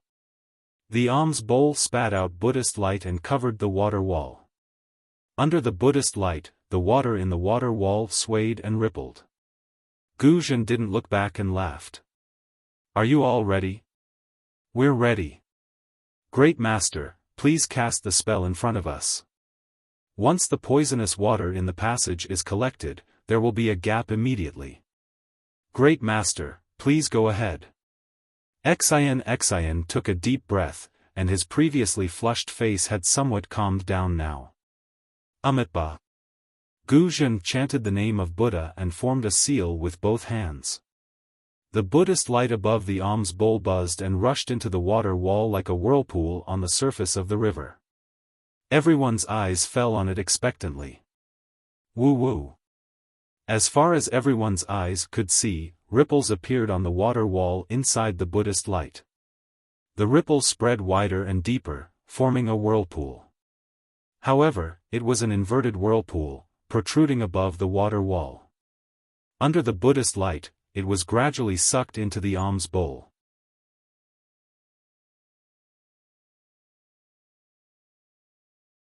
Chapter 34-25. Come back. Gu Zhen roared and pushed the Buddhist light that had landed on the wall of water. The entire wall of water shook, and the water ripple that had protruded a few inches and hadn't fallen into the alms bowl was grabbed by a big hand and stuffed into the bowl. As soon as the water wave fell, the water tunnel immediately emptied a few inches of space. Xiaohua's eyes swept across the tunnel that was dozens of feet wide. The walls were like ice walls, but there was no sign of frost. Outside the mirror-like water wall, it was pitch black. There was no water grass or river fish. The Buddhist weapon of the Buddhist sect was really powerful. Xiaohua looked around for a moment and found that the poisonous water in the tunnel had been sucked away by about a foot. Moreover, it seemed that Gu Zhen was doing it with ease. The speed of the poisonous water being absorbed into the alms bowl was getting faster and faster. Good. Xian smiled and clapped her hands. Although the Buddhist sect's supernatural power is not as sharp as the Tao sect's magic, it has always been able to take drastic measures. Master Gu Zhen's absorption of the poisonous water is better than Master Feng Tian's removal of the poisonous water. Both have their advantages and disadvantages. Xiaohua said faintly. Master Gu Zhen's absorption of the poisonous water into the Buddhist treasure will take some time. I guess it won't be as fast as Master Feng Tian's removal of the poisonous water. In fact, instead of using the alms bowl to absorb the poisonous water, it's better for us to use the Buddhist weapon to escape through the water. Humph, what do you know? Although it's very difficult to absorb the poisonous water at the beginning and the speed is slow, after the initial poisonous water is absorbed, the other poisonous water will flow and fill in one by one. With the push and pull, the speed will get faster and faster. Oh, and I forgot to say that the water in the tunnel is not the river water of the Saint River. Not only is it highly poisonous, but it is also mixed with the innate heavy water. As long as someone or something enters it, it will trigger the magic formation. Thousands of heavy water will press down on the person, making it impossible to move forward or backward. Xian glanced at Xiaohua unhappily. You thought of it, but I thought about it long ago. If we can walk through it, why would I bother to find Master Feng Tian? All right. Xiaohua knew that there were many ways to break the restrictive spell, but he was only considering it from his own point of view. He didn't refute and nodded slightly. It was just as Xian had said. The first step was the most difficult step, but the next 3 meters were much easier. Master Gu Zhen flew faster and faster. Xiaohua and the others hurriedly urged their clouds to follow behind. It was just as Xiaohua had seen at the beginning. After entering the tunnel, there was no trace of the water wall at all. It was as smooth as a mirror. Everyone was flying in the air. On the water wall, there were several clear shadows. Xiaohua's Buddhist consciousness swept over and was immediately absorbed by the smooth mirror surface. Xiaohua quickly withdrew his Buddhist consciousness. Looking at Xian again, she also had an unnatural expression on her face.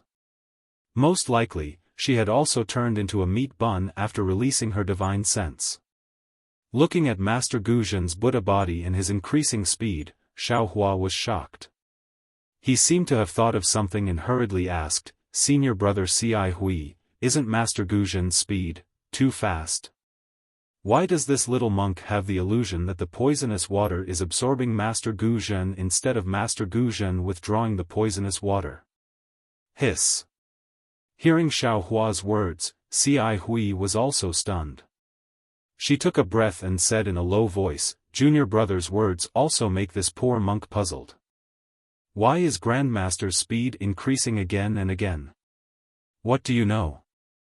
Xin sneered, "The water in this tunnel needs to be filled at all times. If the Grandmaster keeps the water, then the Grandmaster will have to pour even more water in. This water needs to be poured in from the front. The more water the Grandmaster keeps, the more water will pour in, and the more force the Grandmaster will use to push the Grandmaster in. As you can see, it's not that Master Gu Zhen is consuming too much karma, but that the formation is pushing the alms bowl with too much force. Master Gu Zhen has no choice but to speed up. The problem is, what if Master Gu Zhen's speed can't compare to the speed of the formation filling the water?" Xiao Hua hit the nail on the head. This. Xin bit her lips and hesitated. After a moment, she said, "In my opinion, as long as Master Gu Zhen's Buddhist treasure alms bowl can hold enough poisonous water, he will be fine." Unfortunately, Xiao Hua didn't let her go. He asked again, "But what if Master Gu Zhen's alms bowl can't hold so much poisonous water?" Hearing this, Xin's expression changed slightly. She stared at Xiao Hua for a moment and suddenly became furious. She shouted hysterically, "How do I know what to do? I'm just a little girl. I want to come to this formation to find treasures. I racked my brains to find Mo Yuntong. According to Mo Yuntong's fragments, I repeatedly thought about it and prepared the things I needed according to my own thoughts. I didn't dare to find others, nor did I dare to tell the people around me. I painstakingly endured for more than 10 years before I found you. You have such an opportunity. Not only did you not thank me, but you also pointed here. If you have the ability, go find Mo Yuntong. If you have the ability, go find an ancient formation. You want to ask what will happen if the poisonous water comes in again? Well, then I'll tell you. I've thought about this poisonous water for a long time. Unless you don't touch it, once you touch it, even if you are a Buddhist sect's Arhat or a Confucian sect's Grandmaster, your protective true Qi and other things won't work. You just need to close your eyes. Later, when you turn into a white bone, it will also float at the entrance of the formation as a warning to others. Of course, if you can speak at that time, don't let anyone in."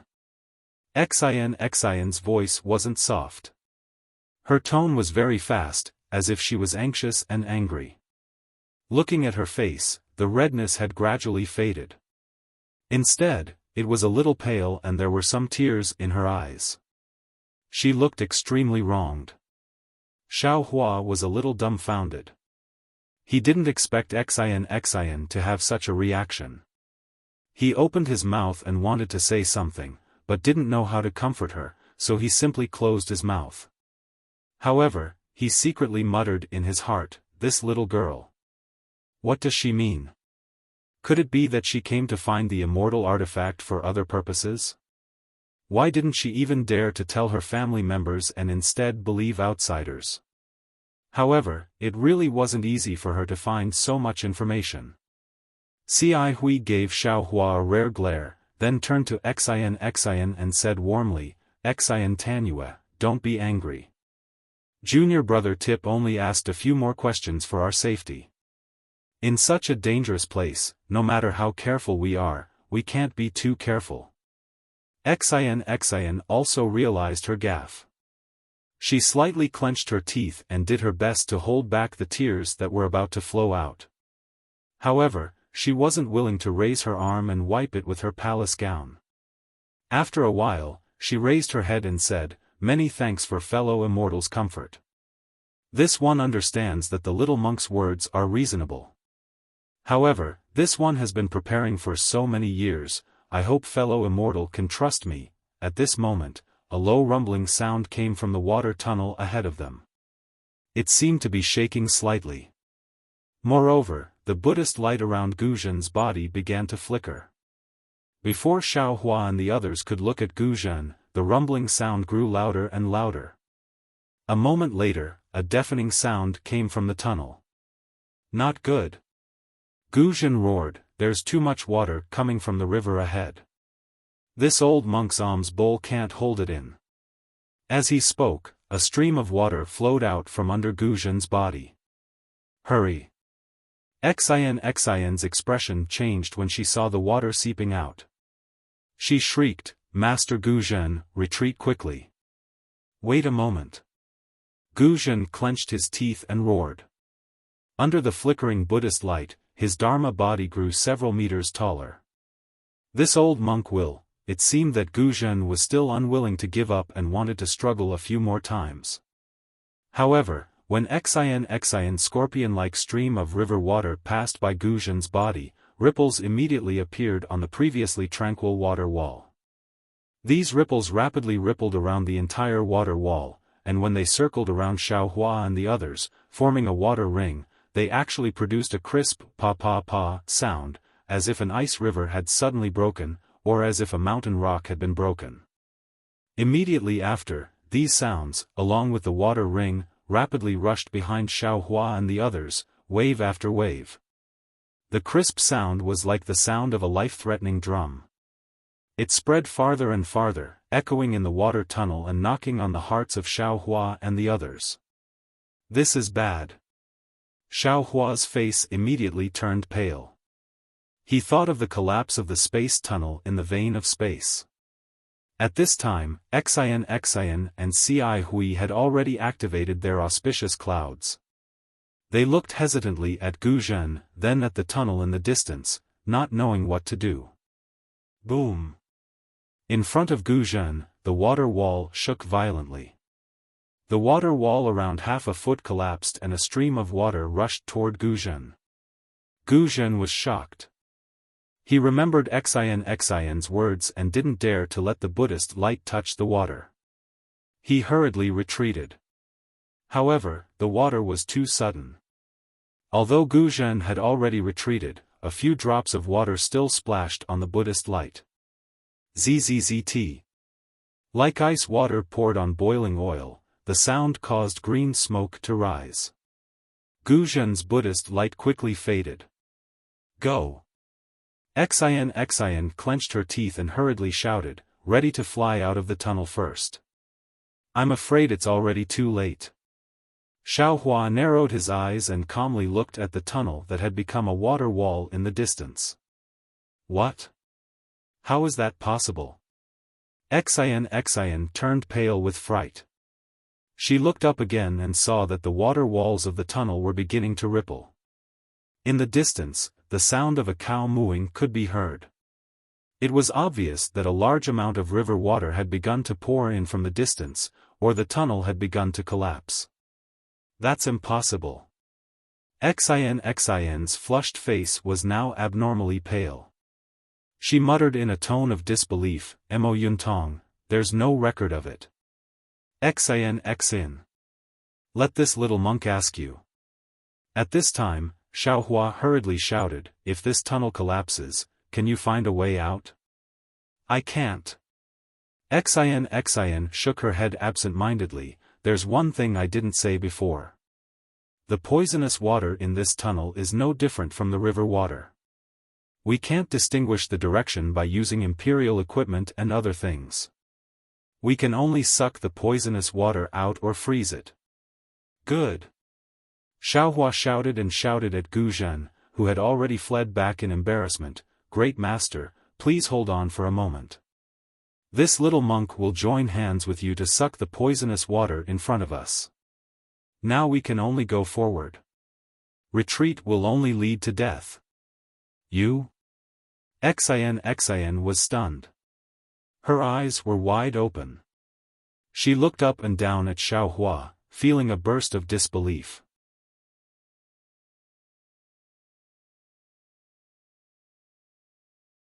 Chapter 34-26. Rise. Xiaohua didn't have time to say anything. With a wave of his hand, the water bottle in the Buddha Sarira's hand appeared in his hand. Of course, when he took it out, Xiaohua didn't forget to leave the willow branch in the Linglong Pagoda. Seeing Xiaohua take out the water bottle, Gu Zhen's eyes lit up. He didn't dare to be negligent. He stimulated his karma, and the Buddha's light on the alms bowl appeared again.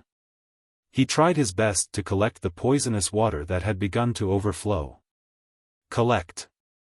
Xiaohua held the water bottle with one hand and formed a seal with the other hand. A pure Buddha's light came out of the water bottle and turned into a lotus seed pod that covered Gu Zhen's back. The poisonous water that gushed out of the water wall and seeped through the water wall was all sucked into the water bottle. When the threat of the poisonous water dripping into Gu Zhen's Buddha's light was removed, the Buddha's light from the water bottle rushed in front of Gu Zhen again. The huge suction force was even stronger than Gu Zhen's alms bowl. Nearly 60% of the water waves rushed into it. Boom! A loud sound that sounded like raging waves crashing against the shore came from behind everyone. The collapsed water wall and the poisonous water that surged in were like the waves of a rising tide, surging up violently from behind. It was almost visible to the naked eye. Great Master Gu Zhen, you take the lead, I'll take the back. Let's work together. Xiaohua's hand formed a Buddha's seal, and he called out in high spirits. Gu Zhen seemed to be infected, and he roared, as you wish. Let's go. For a moment, the entire water tunnel was filled with Buddha's light. The previous vast and surging water was obediently subdued by the two Buddha's light. Like a python, it rushed into the two Buddha's treasures. The strange thing was, after the poisonous water was collected, the water wall on the left immediately turned into a flat mirror without the slightest ripple or crack. However, Xiaohua and the other three flew over. In just a few breaths, the collapsed water ripples behind them reached them. These flat mirror surfaces immediately broke, and the water waves surged again. The poisonous water still gushed out, therefore, a very dangerous scene appeared in the tunnel. Within the entire tunnel, there were several zhang of space that was calm. Moreover, this several zhang of calm was rapidly moving forward along with the different heights of the tunnel. In front of this section of calm was a seemingly boundless river, and behind this section of calm were monstrous waves that chased after one's buttocks. This situation was extremely similar to the collapse of the tunnel that Xiaohua encountered in the void. Even though the situation was very dangerous, the sound of the wind stirred up by the poisonous water chasing after them was already whistling in their ears. However, Gu Zhen who was in front had Xiaohua's help, so the situation was already very good. Especially since Xiaohua's water bottle obviously had a stronger suction force than the alms bowl, so it could contain more poisonous water. Gu Zhen only needed to grasp the right direction and guide the Buddha's light from the water bottle. For the time being, the lives of Xian and the others would not be in danger.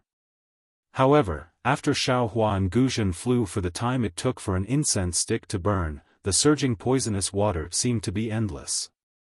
Even someone as strong as Xiaohua's arm felt sore and numb. The water bottle was getting heavier and heavier. The amount of telekinesis required to activate the water bottle was also increasing.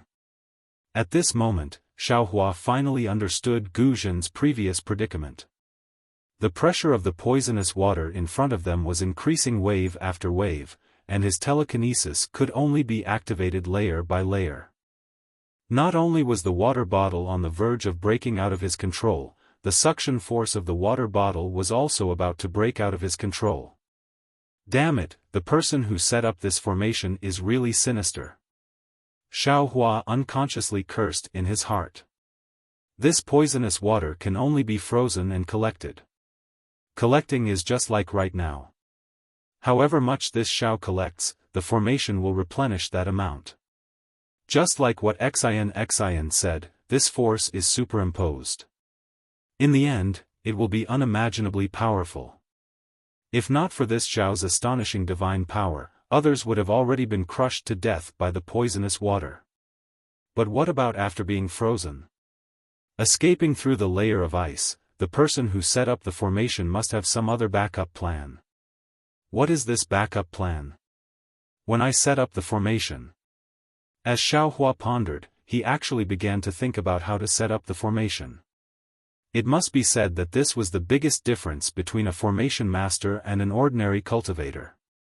At this moment, Guzhen's slightly tired voice came, "Ti-Pu, this old monk's telekinesis can still support this formation, but my arms are already exhausted.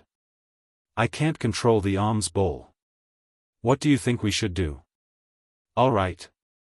Hearing this, Xiaohua stretched out his hand and flew forward. He shouted, "This junior will take this alms bowl. Grandmaster, you can use your telekinesis as much as you want." As soon as the alms bowl entered his hand, another heavy force pressed down on Xiaohua's arm. Xiaohua's body suddenly fell straight down for more than a few feet. Only then did he stop and continue to fly forward. After flying for another half a cup of tea's time, Xiaohua really couldn't bear it anymore. He roared, "Fellow Taoist Xian, how long is this water tunnel? Although this little monk's Buddhist treasure can still hold the poisonous water, the impact of this formation is really too great. It's already beyond the range of what ordinary cultivators can bear." This. Xian's heart had actually been clenched all this time. Now that she heard Xiaohua's words, her heart sank even deeper. She bit her lips and said, "As for how long it is exactly, I don't know. Perhaps, we're about to reach the end?" "Ai." Xiaohua sighed. Now that he had already boarded the pirate ship, how could he still hold anything back? "Let's talk about it later if we can save our lives." Saying this, Xiaohua's entire body flashed with Buddhist light. He was about to use the heavenly law embodiment technique, boom. A long whimpering sound rang out. It was like the sound of the bellows in an ordinary household being forcefully pulled out. Xiaohua felt that the enormous force in front of him suddenly disappear, and the strength he had gathered suddenly disappeared. Normally, Xiaohua would naturally be able to control it. However, right now, he was using the heavenly law embodiment technique and had to use Buddhist light to conceal it. It was difficult for him to do three things at once. As a result, the water bottle and alms bowl in his hand simultaneously flew out of his hand. Even his body lost balance in midair. Fortunately, it was only a few breaths of time. Xiaohua's body naturally swept forward. He used the ethereal steps and stabilized his body. With a raise of his hand, the water bottle and alms bowl both fell between his two hands. Xiaohua didn't pay attention to it. However, when Xian, who had just rushed out of the tunnel, saw Xiaohua's footwork, her complexion greatly changed. Her gaze revealed a kind of severe expression. However, this severe expression and peculiar expression only flashed for a moment. It wasn't seen by the bystanders. As for Xiaohua, at this moment, he was calm and unruffled. He had the appearance of a naive little monk. He respectfully handed the alms bowl to Guzhen, who had followed behind him. However, just as he sent out his hand, his gaze swept behind Guzhen. He couldn't help but be stunned. He saw that behind Guzhen was a huge space. This space was filled with a kind of soft fluorescent light. Under the illumination of this fluorescent light, a sparkling and translucent crystal palace towered in the middle of this space. This crystal palace was very strange. It wasn't an ordinary palace. Instead, it had the appearance of a triangular tower. Moreover, this triangular tower was inverted. The huge palace that caused people's hearts to tremble stood erect at the top of this space. From the top of the palace, it shrunk layer by layer. In the end, it actually shrunk into a prism-like palace base that was inserted into the waves below everyone's feet. The waves rippled and the fluorescent light flickered. The entire palace seemed to sway in the air, as if it would collapse at any time. Guzhen's back was facing this palace. At first, he didn't care about it. However, Xiaohua's outstretched hand stopped in midair. Xiaohua's gaze passed over him and looked behind him. How could Guzhen not know the situation? He hurriedly released his Buddhist sense, wanting to investigate. However, his Buddhist sense couldn't leave his body no matter what. At this moment, Ci Hui and Xian's eyes also revealed extraordinary splendor. He couldn't help but turn his head. When he saw this situation, he couldn't help but be stunned. The fluorescent light of the inverted triangle was so alluring. It was like the supreme Buddhist light in the legends of Nirvana. Gu Zhen's heart was immediately attracted. Amitabha. Seeing that the huge palace was getting bigger and heavier, Gu Zhen felt that he was about to be suppressed by the entire palace. When he was powerless to resist, a voice that was like the sound of nature came out from his ears. Suddenly, the heavy pressure of the palace disappeared in an instant. Everything in front of Gu Zhen's eyes returned to normal. The inverted triangle palace still flickered with an enchanting fluorescent light in the distance. He was still in the same posture of turning his head. Amitabha. Gu Zhen's face turned red. He knew that his mind had been invaded by the magic circle. He hurriedly turned his head and put his palms together. This old monk thanks you for the reminder. Xiaofan smiled and handed the alms bowl to Gu Zhen. He said, Master has consumed too much psyche power. Now that you are free, naturally your vigilance is greatly reduced. It's nothing. Even if this little monk didn't remind you, you will wake up after a while. Alas, this old monk is ashamed. Gu Zhen knew his own situation and didn't hide it. The knot in this old monk's heart for many years has been untied. It's rare for me to be relaxed. My defense against the magic circle has also been reduced. However, just now in the water tunnel, if it wasn't for your Buddhist treasure water bottle, this old monk would have been buried in it like Xian Tanyuan Ci Hui. From this point of view, this old monk also has to thank you. Xiaofan naturally had a guilty conscience. He was afraid that Gu Zhen would recognize the water bottle. Then he thought of Ci Hang. Now that he heard Gu Zhen only said it was the water bottle, he was delighted. He hurriedly waved his hand and said, Master, you're too kind. How can this disciple's cultivation be compared with yours? It's just that this disciple has a handy Buddhist treasure. Besides, you were the first to make a move. Most of the credit is taken. This little monk is nothing. Master Gu Zhen. On the side, Xian was naturally also captivated by the inverted triangular palace. She didn't wake up until Xiaofan chanted the name of Buddha. She hurriedly took out a small golden box from her bosom. After opening it, she took out a thumb-sized heart-shaped leaf. She interrupted the conversation between Gu Zhen and Xiaofan and handed it to Gu Zhen. She said, Stick this on your monk robe first. Jia. Jia Luo golden leaf? Gu Zhen's gaze fell on the golden heart-shaped leaf in Xian's hand. He couldn't help but cry out. Xian nodded and urged again, Yes, this is it. Master, you'd better stick it on quickly. Okay. Gu Zhen didn't dare to neglect. He reached out to take it and stuck it on his monk robe. When the Jia Luo golden leaf touched the robe, a layer of faint golden light appeared. This golden light flickered twice and even the Jia Luo golden leaf itself disappeared. However, Gu Zhen's monk robe didn't have any special changes.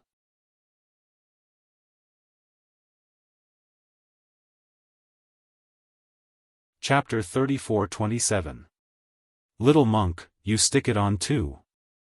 Xian grumpily handed the other leaf to Xiaofan. Not only was she not grateful for Xiaohua's help, she was also unhappy that Xiaofan didn't explain it to her in advance. Xiaofan didn't break it down. He took the golden leaf and stuck it on his monk's robe like Gu Zhen. Seeing the golden leaf disappear, Xiaofan carefully examined it for a moment. It was the same as seeing it. He didn't feel that the golden leaf had any special effect. Just as Xian and Ci Hui stuck the Gara golden leaves on their robes, Xiaofan took the opportunity to look around. This was an extremely large space. The water tunnel that Xiaohua and the other three rushed into had disappeared. There was only a smooth mirror under everyone's feet. The four figures were reflected in the mirror's fluorescent light, one positive and one negative. It was almost impossible to distinguish which one was real and which one was fake. In this space, other than the smooth mirror, there was only the inverted triangular palace in the distance. There was nothing else. It was abnormally clean. Needless to say, this palace should be the core of the array. Xiaohua tried to release his Buddhist sense. Like Gu Zhen, his spiritual sense couldn't leave his body. He then released his soul sense. Fortunately, although his soul sense was suppressed, it could still leave his body. Because Xian and the others were beside him, Xiaohua didn't try. Even so, Xiaohua was secretly proud. He had one more method than others. Xian Tanue. Ci Hui at the side put the golden leaf on and whispered, "This Gara golden leaf is a treasure used by my Buddhist sect to conceal cultivation. This little monk heard that only Layin Temple has some preserved. Now that you took out so many, could it be that this palace has a restriction that specifically restrains my Buddhist sect? You didn't explain it before. Now, can you explain it in detail so that we can make plans early?" He. Xian smiled and said, "You didn't say before because the time wasn't right. If we couldn't come here, what's the point of saying more? Oh, right, little monk, your clear water bottle is pretty good. Where did you get it?" "I picked it up in a cave." Xiaohua was originally listening attentively. Since Xian suddenly asked, he naturally answered casually. After he finished speaking, he immediately realized that Xian was tricking him. Although this trick was very old-fashioned, Xiaohua still fell for it. Humph. Although Xiaohua spoke the truth, Xian pouted and coldly said, "There are many caves in the Pure Land world, you want to pick one for me?" Sigh, some people. I always treat the truth as a lie, but I also treat a lie as the truth. There's nothing I can do about it. Xiaohua sighed, "My Buddha has a saying, if there is a Buddha in the heart, then everything is a Buddha. If there is no Buddha in the heart, then there is no Buddha in the sight. The vanity of man is nothing more than this." Little monk. Xian was a little embarrassed and angry. She stamped her feet in the air. That. Xian Tanue, I don't quite understand. Could it be that this golden leaf of Canaan has some special use? Ci Hui hurriedly asked. Humph.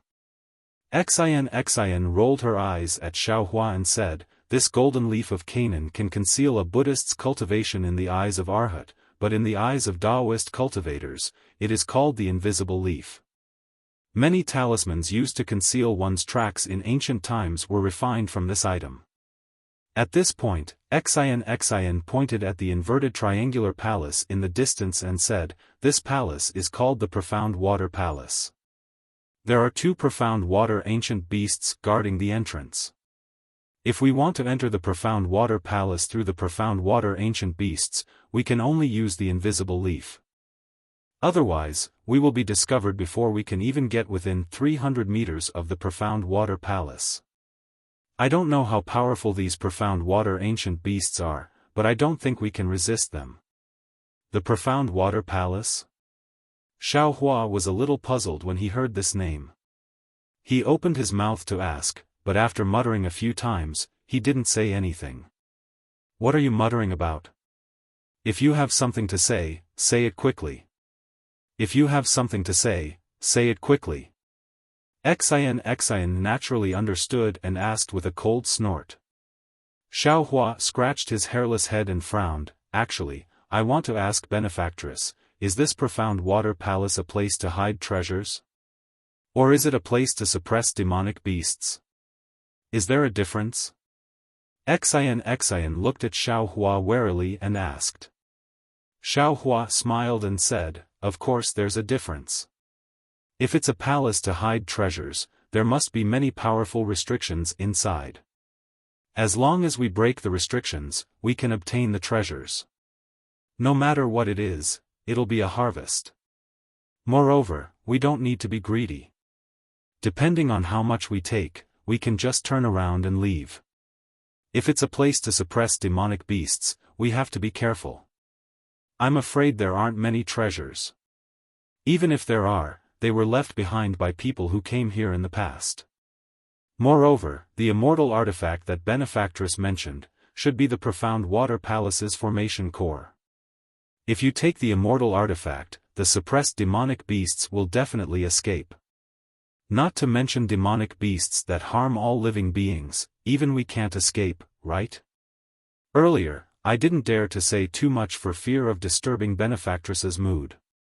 But now, I have no choice but to say it. I didn't expect you to have such a compassionate heart after just shaving your head and becoming a monk. Xin rolled her eyes at Xiaohua again and said mockingly, however, I haven't entered yet. How would I know what's inside? The ink cloud pupil records that there's an immortal artifact here and nothing else. Let's go in first. If it's a treasure trove, that's the best. If that immortal artifact is used to suppress demonic beasts, then let's see if the demonic beasts are dead or not. Don't think that only your Buddhist sect's Arhat has a compassionate heart. We Confucian cultivators aren't inferior to you. At this point, Xin felt that her words were somewhat harsh to the ears. She smiled embarrassedly at Ci Hui and Gu Zhen. However, Xiaohua didn't let Xin off the hook. He shook his head slightly and said, Benefactress Xin, I'll be honest with you. Earlier, I promised senior brother Ci Hui to come in and take a look because I was curious. Moreover, to tell Benefactress the truth, I felt like old friends with senior brother Ci Hui at first sight and also wanted to protect him. But now, take a look for yourself. You haven't even entered the Profound Water Palace. It's only a water maze and a passage filled with poisonous water, yet it's already so powerful. It seems that aside from me, all three of you are injured. What does this mean? It means that the Profound Water Palace is even more dangerous. It's far from a place that 4th or 5th grade cultivators like us can enter. There are ancient mysteries that we can't come into contact with inside. Even if we're lucky enough to enter, that so-called immortal artifact, in my opinion, Benefactress Xin won't be able to obtain it. Rather than throwing our lives away and not being able to obtain the immortal artifact, why should we go in? Why don't we turn around and enjoy the scenery and have a heart-to-heart talk? Xiaohua then looked at Gu Zhen and said, moreover, Grandmaster Gu Zhen's reason for coming in was to see the corpse of his blood brother. Now, you've gotten what you wanted. Although the ancient Buddhist shrine is indeed attractive, it might not be in the Profound Water Palace. Therefore, Grandmaster Gu Zhen, you should know the dangers of greed. You don't need me to say anything, right? Little monk, what do you mean by that? Xin was anxious and raised her eyebrows. Nothing. Xiaohua smiled and said, Benefactress, if you don't tell me the truth about the Profound Water Palace, I won't enter. Perhaps senior brother Ci Hui is willing to go in with you, but Grandmaster Gu Zhen might not be willing, right? Although Grandmaster Gu Zhen didn't say anything, in Xin's eyes, Gu Zhen's silence meant that his thoughts were similar to Xiaohua's. After all, there were two profound water beasts guarding the Profound Water Palace. Who knew if the golden Canaan leaf would be useful? Seeing Xin's expression fluctuating, Ci Hui said, Xin Sandinyu, junior brother Tipu's words are reasonable. The two places from before caused me to be alarmed. I know I can't pass through those two obstacles alone. Of course, since we're already here, why don't we take a few more steps and enter the Profound Water Palace to take a look? However, since we're going to enter the Profound Water Palace, we should at least be aware of the dangers inside, right? Fellow Taoist Ci Hui, could it be that you don't trust me? Xian's face was slightly pale as she spoke softly. Ci Hui smiled and said, "It's not that I don't trust you. I feel that Sandinyu might be a little stubborn. Could it be that there's something you don't want to say that affects your judgment and makes you insist on entering the profound water palace while ignoring the dangers inside? If Sandinyu can tell us, then we can also make a judgment." Xian bit her lips and looked at Ci Hui and Guzhen, but she didn't look at Xiaohua. Instead, she raised her head and looked at the profound water palace in the distance. After half the time it took to brew a cup of tea, she said, "Actually, I've indeed concealed some things from you. However, please don't worry. I don't have any ill intentions. Moreover, the dangers I told fellow Daoist Ci Hui about before were all recorded in the profound water palace." "Hee, it's fine," Guzhen said with a smile. "This old monk has remembered every word of what Tanyu said to this old monk. This old monk feels that what Tanyu said is true."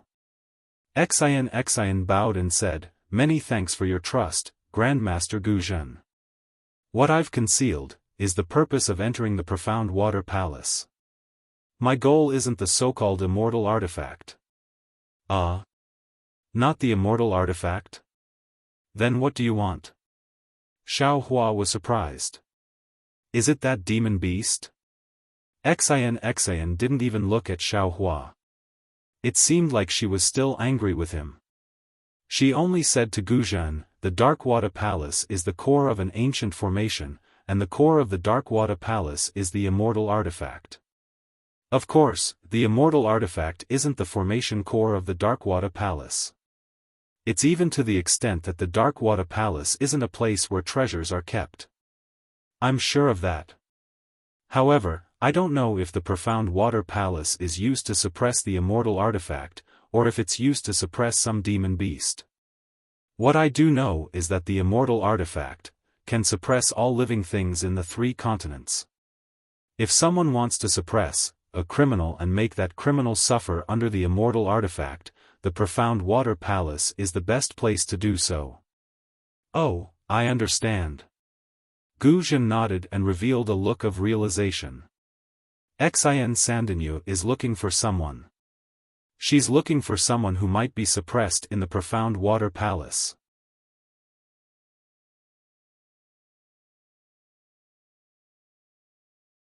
Chapter 34-28. Alas, that's right. Xian looked disappointed. This person isn't a heinous criminal like Venerable Master thinks, nor is he a treacherous person. He shouldn't be tortured like this. Xian paused and smiled wryly. "This matter involves my secrets, so forgive me for not being able to speak of it. My purpose in coming here is to see if this person is here. If he is, I want to see if I can rescue him. That's all.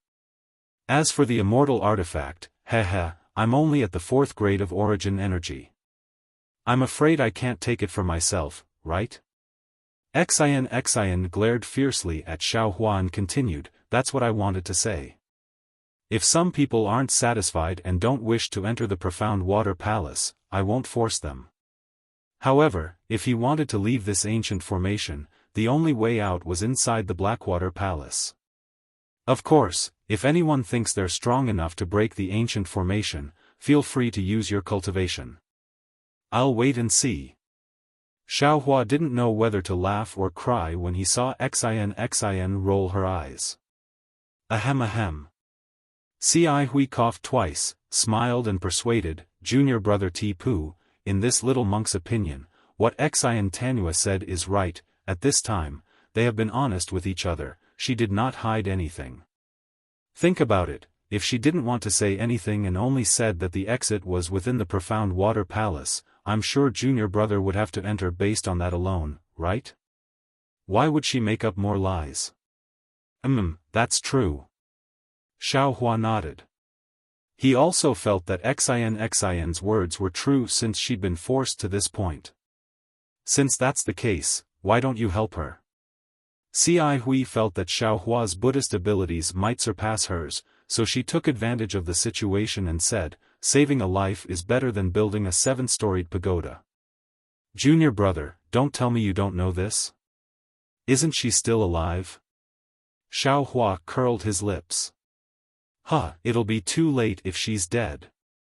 Gu Zhen laughed. Xian Tanua said that there might be a Buddhist treasure within the ancient formation, and even an ancient Buddhist luster. It must be in the profound water palace, right? Xian was about to stomp her feet when she heard Xiaohua's words. However, she could only reply, if Mo Yuntong's records are correct, it should be in the profound water palace. However, I don't know the exact location. Look, little monk, come with us. You'll benefit from it as well, said Gu Zhen. Xiaohua thought for a moment and said with a smile, benefactress, you just said that you only want to see if there is anyone suppressed under the immortal artifact. Presumably, you have also prepared a method to rescue that person. Yes, this one has indeed made some preparations. Xian didn't hide anything and spoke the truth. It's special. You don't plan on taking that immortal artifact either? Xiaohua immediately asked. What? Junior apprentice brother Tipu, you want to take that immortal artifact? Ci Hui was shocked. What if the immortal artifact is used to suppress powerful demonic beasts? Aren't you helping the evildoer? What if the demonic beast is not suppressed? What if this profound water palace is only used to suppress the immortal artifact? Xiaohua said with a smile, can this little monk try to subdue this immortal artifact? Xian coldly looked at Xiaohua and asked curiously, you're just a little monk from a Buddhist sect. What do you want this immortal artifact for? Even if you can subdue it, will you be able to use it? I'm willing. If I can't use it, can't I give it to someone else? Even if I can't give it to someone else, can't I hang it in my meditation room and look at it myself? Xiaohua's neck stiffened as he retorted sarcastically. Greed, oh greed. Ci Hui lectured Xiaohua, you just reminded ancestor Gu Zhen. Now, you're the one who's making the mistake. Forget it, forget it. This little monk was just saying. There's no need to mention it. Xiaohua waved his hand. He also felt that he was being delusional. An immortal artifact was definitely not a spiritual artifact or spiritual treasure. It had long surpassed the scope of his control. Since that's the case, little monk, you've said so much. Has your psychokinesis recovered? Can we proceed forward? Xian asked Xiaohua in a bad mood. Xiaohua shrugged and smiled, this little monk has more or less recovered. I wonder how senior brother Ci Hui and Grandmaster Gu Zhen are doing. Ci Hui didn't use much psychokinesis. She nodded slightly and looked at Gu Zhen. Gu Zhen nodded as well, this old monk has rested enough. We can enter the mysterious water palace. Xian heard this and said, we have the invisible leaf on us. The ancient beast can't see us. Of course, we can't use any psychokinesis or magic power. We only need to fly to within 100 feet of the palace and walk through the palace gates. Once we enter the palace, the ancient beast will ignore us even if we overturn the heavens. Alright, we'll do as Xian Tanua says. Gu Zhen nodded, we'll fly to within 100 feet of the palace. This old monk will go first, followed by Xian Tanua. Ci Hui and Tipu will bring up the rear as usual. Seeing that no one had any objections, Gu Zhen took the lead. When he was within 100 feet of the palace, he landed early and silently made his way to the palace. Xiaohua followed Ci Hui and descended from the cloud. His feet stepped on the smooth surface of the mirror. The surface of the mirror looked smooth, but his feet were soft. It was as if he was stepping on water plants. There was no need to be too careful because there was no sound at all. Xiaohua looked down and released his soul sense. He couldn't see anything strange about the mirror. It was like a wall, blocking his soul sense and preventing him from seeing what was going on inside. Strange. Xiaofan didn't understand. The mysterious water palace might be difficult to enter, but in front of it, if one has the strength of a 5th or 6th stage cultivator, or some special divine ability, it's not impossible to enter. If a female disciple from a scholarly family like Xian can come, others can as well. Why didn't they leave any traces behind? Even if they don't have a small Qianquan pouch, it's normal to leave some bones behind, right? Were they all eaten by the mysterious water beasts? Xiaofan couldn't help but feel a chill run down his spine. He turned to look at the mysterious water palace 100 feet away. Perhaps it was because of the distance, or perhaps it was because of the mysterious water palace's devilish light. Xiaofan only felt that the triangular shape of the palace was very strange. But now that he was closer, the light on the palace's surface dimmed, revealing the mysterious water palace's true appearance. Rather than calling the mysterious water palace a palace, it was more accurate to say that it was a building made up of 4 triangles. The huge triangular structure towered in front of everyone's eyes with sharp edges and corners. It was very different from the smooth and flat palaces they usually saw. On the other side of the triangular structure, there were layers of protrusions in a very regular pattern. These protrusions were like window frames, but also like doors. They were strung together like some sort of rune, but they didn't give off any fluctuations of spiritual energy. The only thing that did give off fluctuations was the faint, watery light that flowed over the protrusions. The light was made up of very strange runes, like flowing water that constantly flowed between the protrusions. The dazzling light was also emitted by the flowing runes. Xiaofan looked at the strands of spiritual energy that flowed with the runes and gathered from the space, creating extremely orderly and rhythmic fluctuations of spiritual energy. He fell into deep thought. He had seen many formations and many spiritual energy fluctuations, but the spiritual energy fluctuations of the mysterious water palace gave him a strange feeling. Of course, these fluctuations were undoubtedly from the Dao Sect's formations. Although the runes on the mysterious water palace were obscure and extremely simple, Xiaofan could still see traces of the Dao Sect's talismans. However, the seemingly smooth flow of runes made Xiaofan feel as if there was a fishbone stuck in his throat. It was just like when he overused his Dharma eye in the vein of space that day. Could it be that this ancient formation is different from the one now? Xiaofan frowned and pondered as he walked. At that moment, an extremely loud rumble resounded in the space, and the huge mysterious water palace actually began to slowly rotate. As the mysterious water palace rotated, the orderly protrusions on the triangular structure on the side of the mysterious water palace slowly opened.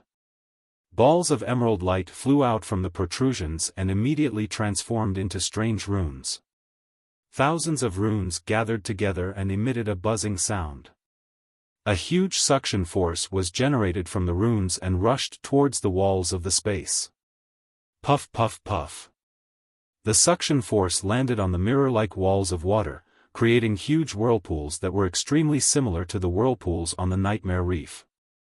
At the same time, gusts of wind were generated from the whirlpools. A huge amount of spiritual energy rushed out from the whirlpools and fell on the triangular structure of the mysterious water palace. Oh no! Xiaofan and the others were alarmed. The change in the mysterious water palace had come too suddenly. The 4 of them had no time to react, especially now that they were within 300 meters of the mysterious water palace. If what Xian said was true, then any spell or Buddhist ability would attract the attention of the mysterious water ancient beast. Although Xiaofan and the others had yet to see the mysterious water ancient beast and didn't know when it would appear, if they used any ability to resist this change, it would definitely attract the attention of the mysterious water ancient beast. But what if they didn't use their ability to resist? The wind was so bitingly cold and even stronger. Xiaohua's body might be able to withstand it, but Xian and the others definitely couldn't. What should they do? Benefactor Xian, Xiaohua called out almost without hesitation, how about we just charge into the mysterious water palace with the wind? Xian's face was pale. She almost cried out, please don't do that. Mo Yuntong clearly said that the profound water palace is the core of the ancient formation and has the most powerful restrictions. The entrance to the profound water palace is the only safe way to enter. If you try to enter from any other place, you'll die. Roar. At this moment, a deafening roar came from the direction of the mysterious water palace. Mysterious. Mysterious water ancient beast. Everyone who was trying their best to maintain their balance turned ghastly pale. Wasn't this the perfect time to say that blessings don't come in pairs and misfortunes don't come singly?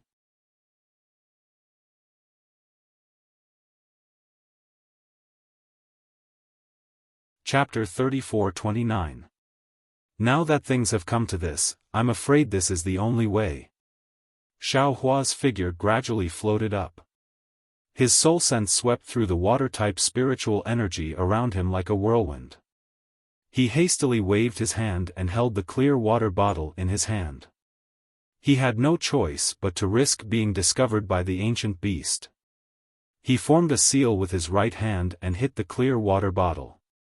With a light sound, a faint blue color rushed out of the bottle. Xiaohua hastily shouted, "This is innate primordial water. Everyone, don't look directly at it." Xian and the others were originally flustered, hesitating whether or not to use their divine abilities. When they saw Xiaohua take out the clear water bottle, they also looked at it with their eyes. When the innate primordial water appeared, the three's gazes had already fallen into it. Their minds stagnated, and their faces revealed absent-minded expressions. Fortunately, Xiaohua's shout came in time. Everyone was shocked and hurriedly focused their minds. Soon after, they understood what Xiaohua was thinking. At the same time, they closed their eyes and hurriedly used all kinds of methods. Very quickly, they stabilized their footsteps in the innate pure water. Since everyone had stabilized their footing, Xiaohua's innate primordial water also enveloped everyone. The previous woo-woo sounds of ghostly wails and wolf howls instantly quieted down. There was no sound in the innate primordial water, but the situation outside the innate primordial water grew increasingly grim. Countless water-type spiritual energy of heaven and earth let out hoarse roars and wantonly collided in the air.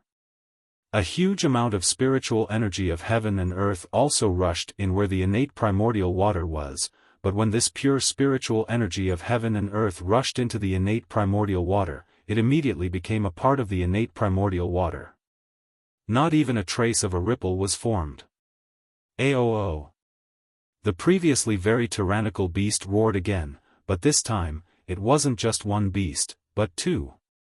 One pounced in the direction of Xiaohua and the other went in the opposite direction. Along with this roar, a dark blue figure with the same color as the innate primordial water flashed in midair and arrived several hundred feet above the innate primordial water. It was a strange beast that was about 10 feet long. It looked like an ordinary leopard. Not only were the muscles on its 4 muscular legs bulging, there were also wisps of blue mist lingering around it. On the ferocious beast's head, the 2 eyes emitted a blue light. The beast's mouth with long fangs was now raised as the beast's head rose. Wave after wave of world spirit energy rushed into the black water ancient beast's mouth. Looking at the back of the ancient beast, there were 2 feather wings that were a few feet long flashing slightly. In front of the feather wings, there were several sharp bone spurs that were shining with a blue brilliance. A tail that was about 10 feet long casually curled in the air, like a spirit snake. However, this spirit snake was really powerful. With a slight swing, not only was the hurricane cut apart, even the void had cracks in it. The ancient beast flew above the primordial water and opened its mouth. It took a deep breath and its body trembled involuntarily. Even the blue light around it trembled as if it was breathing. Then, the ancient beast raised its head slightly and spread its wings again. Just as it was about to fly away, the ancient beast's gaze fell on the primordial water below it. Aoo! Another extremely loud roar rang out. The profound water ancient beast flapped its wings as if it was facing a great enemy. The bone spikes protruding from its wings extended another few feet. What was special was that the blue light on the bone spikes was even deeper. 100 meters was like taking a stroll in the park for the ancient beast. With a flap of its wings, its entire body blurred. When the brilliance faded, it had already pounced to the side of the primordial water. The ancient beast looked at the primordial water and its eyes emitted a brilliant blue light. The blue light shot into the primordial water and immediately disappeared. The mysterious water ancient beast hurriedly shook its head as if it had a headache. Then, the ancient beast opened its mouth and spat out a mouthful of blue light without hesitation. The fist-sized light emitted a whistling sound, covering the sound of the wind in the space. It was enough to show the power of the light. Boom! The light rushed into the innate primordial water.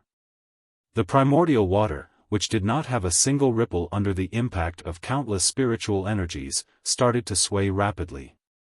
As it swayed, the light suddenly exploded, as if a powerful hand was trying to tear the primordial water apart.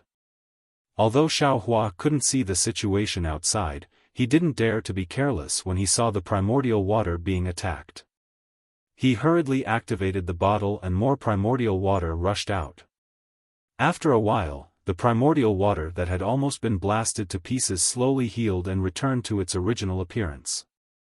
The Xianshui ancient beast opened its mouth again. This time, no blue light rushed out. Instead, a great suction force appeared, as if it wanted to swallow the primordial water into its mouth. The Xianshui ancient beast was an ancient monster that was born with the ability to control water. Even the Xiantian primordial water could not escape its control. As the ancient beast opened its mouth, the thin layer of primordial water immediately rose and shot into the ancient beast's mouth. Xiaofan, who was hiding in the primordial water, was shocked again. He was guarding against the ancient beast's attack, but he didn't expect the ancient beast to be greedy and want to swallow the primordial water. Caught off guard, not only was the primordial water sucked up half a foot of the primordial water, even the bottle almost fell from his hand. Xiaohua's heart clenched again. He hurriedly activated his telekinesis and hit the bottle with Buddhist seals, trying his best to resist the ancient beast's suction force. Unfortunately, Xiaohua's opponent was not a profound ancient beast. Even if he used all his strength on telekinesis, he was far from being able to resist the ancient beast's gentle opening of its mouth. The primordial water was being sucked up and was about to be thrown into the ancient beast's mouth. Once the primordial water disappeared, Xiaohua and the others would naturally be exposed. At that time, their lives would probably be in danger. Of course, his own life was more precious than the primordial water. Xiaohua understood this better than anyone else.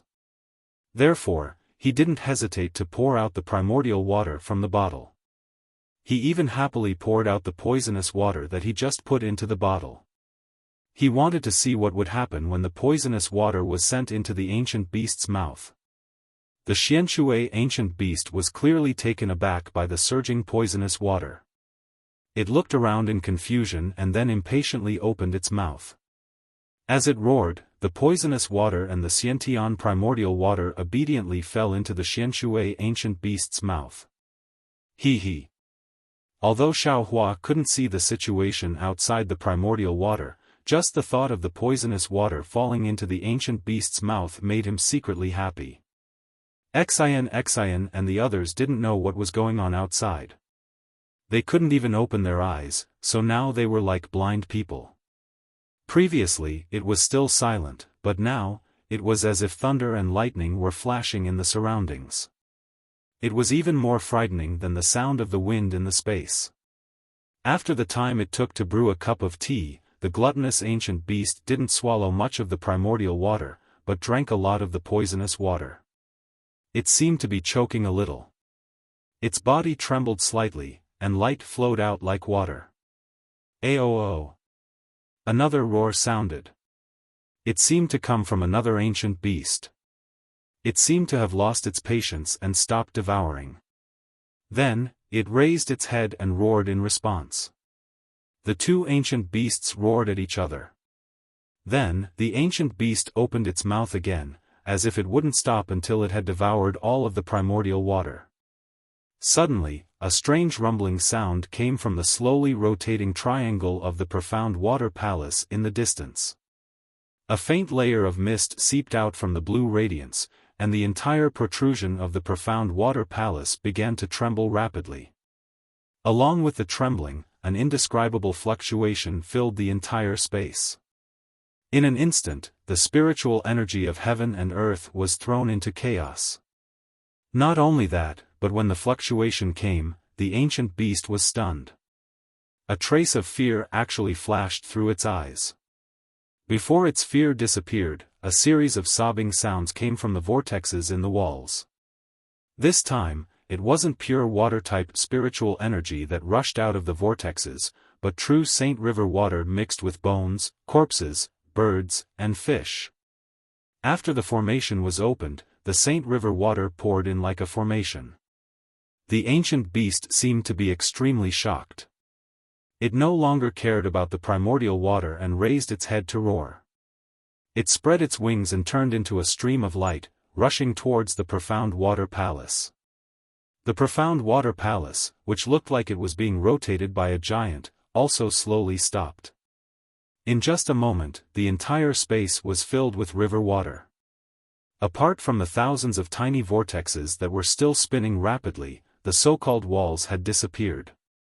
The entire profound water palace was completely submerged in the Saint River. Xiaofan was overjoyed to see the ancient beast's suction force disappear, but he didn't dare to be careless. He still carefully urged his telekinesis to control the suction force of the clear water bottle, preventing the ancient beast from launching a sneak attack. Junior brother Ti-Pu. Ci Hui closed his eyes and didn't dare to release his Buddhist awareness, but he still keenly sensed the change in Xiaohua's telekinesis. He didn't speak when Xiaohua's telekinesis was at its peak, but now that he felt much calmer, he said softly, "Is the ancient beast nearby? Can the primordial water stop the ancient beast? Did the ancient beast attack the primordial water just now?" Ci Hui's voice was very soft, so soft that he didn't want to disturb the ancient beast outside the primordial water. However, it was quiet inside the primordial water, so the other three heard him clearly. "Shoo."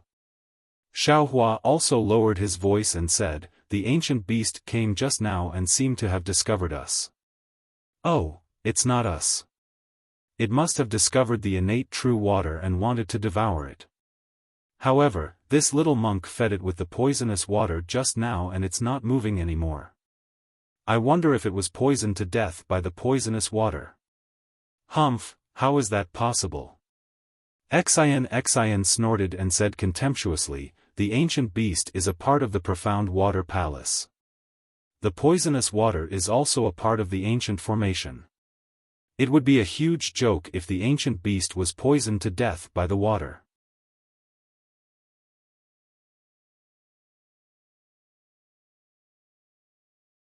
Chapter 34:30. TSK, if they weren't poisoned to death, why don't you tell us why the ancient beast stopped attacking? Xiaohua smacked his lips as he chuckled at Xian. Xian didn't back down. "I can't see the outside, and I can't release my consciousness either. How would I know? You're the one who controls the innate primordial water, so why don't you tell us why the ancient beast stopped attacking?" "Nonsense, would I not tell you if I knew?" Xiaohua scoffed at Xian's argument. "I can't see anything just like you." "Ah. So you can't see either." Xian closed her eyes, almost covering her mouth to hide her laughter. However, after a few chuckles, Xian asked anxiously, "Little monk, is the ancient beast Xianshui gone or not? I'm afraid we don't have enough time." "Benefactress, you're a classic example of someone who values money over life." Xiaohua couldn't help but laugh. Even if you want to find someone, you have to protect your own life first. Xin sighed. The only way out is inside the profound water palace. If we want to save our lives, we have to go inside. As the saying goes, we have to go in whether we're alive or dead. Damn it, that's right. Xiaohua was nervous at Xin's grim tone. He waited for another pipe of smoke before secretly opening a crack in the innate primordial water and releasing his soul sense. The ancient beast really is gone. The profound water palace has returned to how it was before. Xiaohua was stunned, but he didn't dare to let his guard down. He expanded his soul sense to scan the area, and then opened up a bigger crack. He peeked through the crack with his naked eye, and when he saw that everything had returned to normal, Xiaohua withdrew the innate primordial water, and said in a low voice, "All right, you can open your eyes now." When Xin and the others opened their eyes, they saw that the palace was exactly the same as before.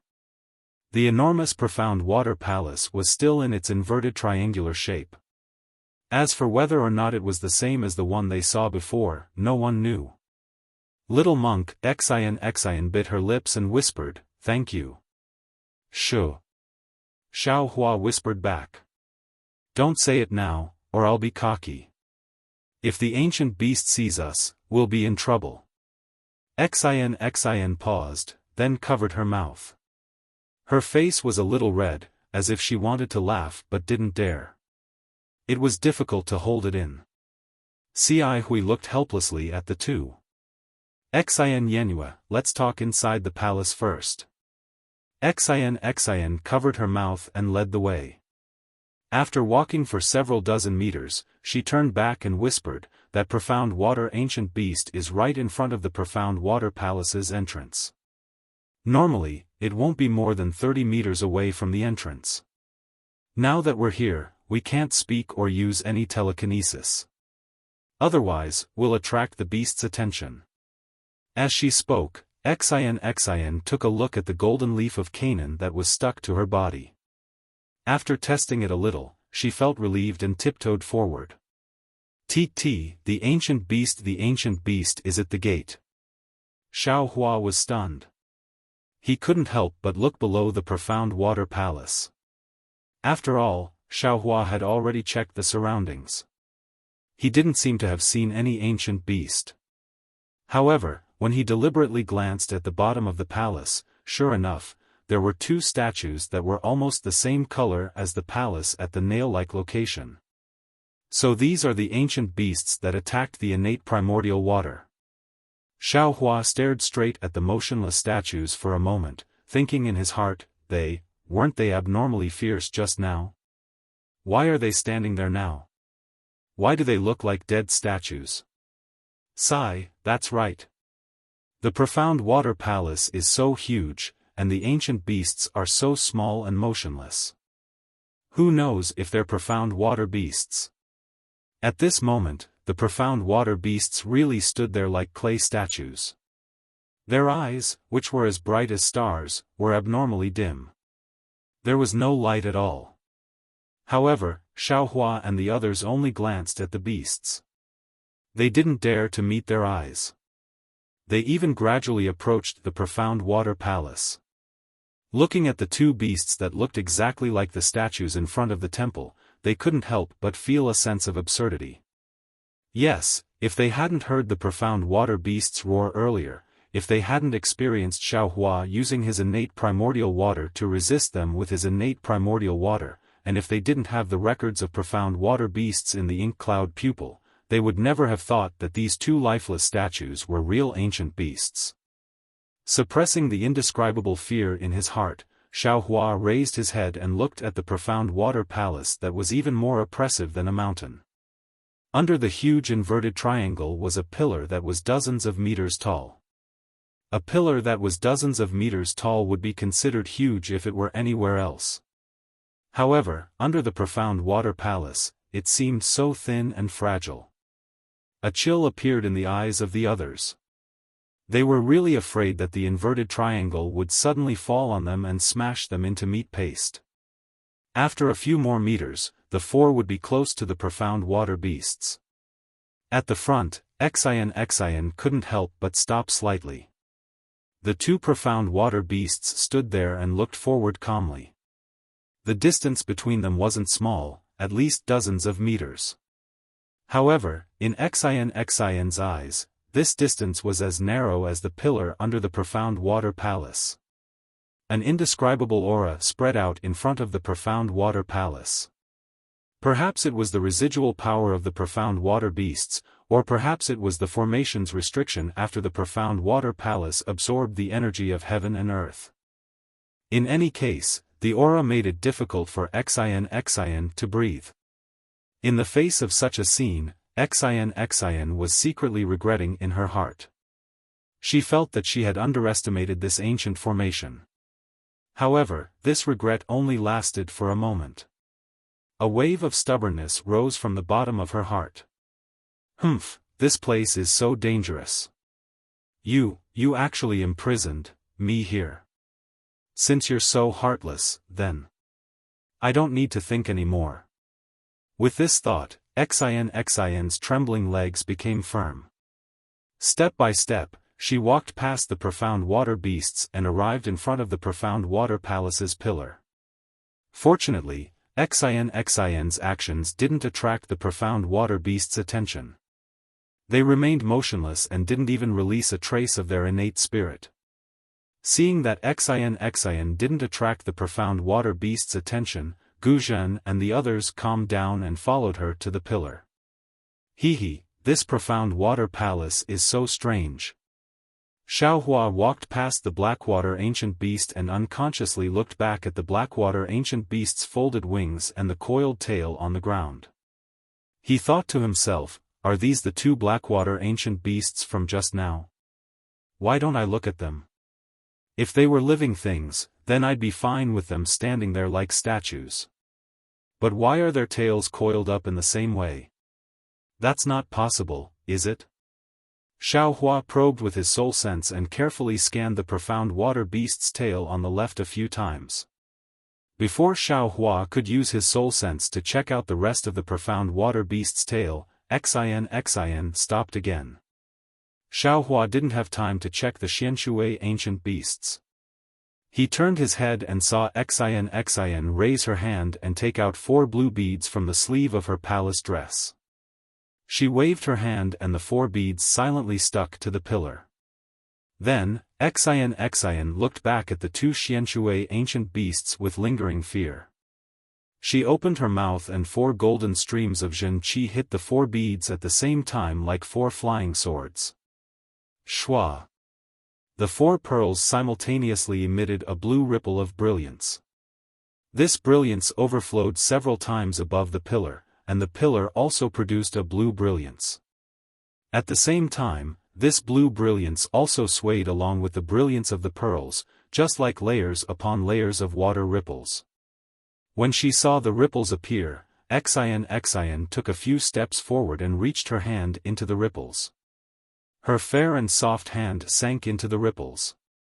As Xian lifted her hand, it was as if she had lifted a bead curtain. A gap appeared in the pillar, and Xian walked in without hesitation. Halfway through, Xian even turned back to look at the 3 of them and indicated for them to follow. Xiaohua and the others didn't dare delay. One by one, they lifted their hands and flashed into the gap. Once the 4 of them were inside, the 4 beads remained embedded in the pillar. Ripples of blue light flowed through the beads. After the time it took to brew a cup of tea, the light slowly dimmed and disappeared. Finally, the beads disappeared into the pillar. There was no longer any movement outside the profound water palace. The 2 profound water beasts stood there for tens of thousands of years. It was as if the entire space had returned to normal. However, this calmness only lasted for a few breaths of time. The beast that Xiaohua had just scanned with his soul sense moved its tail first, trembling slightly. This trembling then spread throughout its entire body. Following that, the beast's four hooves moved, the beast's head moved, and finally, its lifeless eyes moved. The black water ancient beast looked around in confusion. It then glanced at the other black water ancient beast on the right that was standing still. After which, it spread its wings and turned into a blue light that flew a few rounds outside the black water palace. When it did not discover anything, it pushed off the ground and charged into the sky as if it was flat ground. Its body landed on a protruding part of the inverted triangle. The profound water beast opened its mouth and spat out a mouthful of blue light onto the protrusion. With a crack, the protrusion floated into the air. The profound water beast didn't even look back as it charged into the gap below the protrusion. When the profound water beast disappeared, the protrusion fell back down.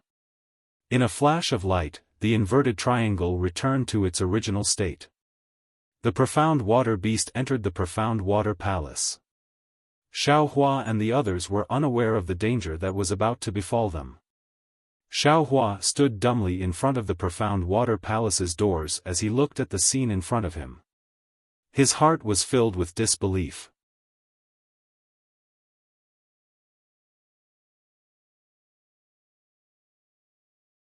Chapter 34-31.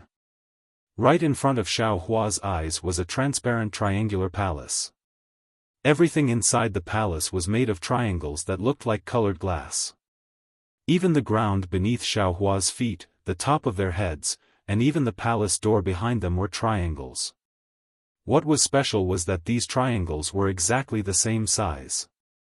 The water blue brilliance flowing along the edges of the triangles also had a similar rhythm. At a glance, it was difficult to distinguish any triangle from any other. At a glance, there were countless strange triangles inside the mysterious water palace. Not only did Xiaohua and the others feel like they were floating in a triangular space, but when their gazes fell on the thousands of transparent mirrors, each mirror reflected the four people who had entered the mysterious water palace. The strangest thing was that their gazes could be refracted. In an instant, Xiaohua's gaze seemed to have seen countless mirrors, as if he had seen countless versions of himself. A kind of dizziness arose in Xiaohua's heart. He couldn't help but close his eyes, not daring to look any further. However, even so, the fear that came from looking at each mirror remained in the bottom of his heart. Moreover, in the darkness before him, there were still countless broken mirrors flashing, and in each mirror was a pair of horrified eyes. Damn it!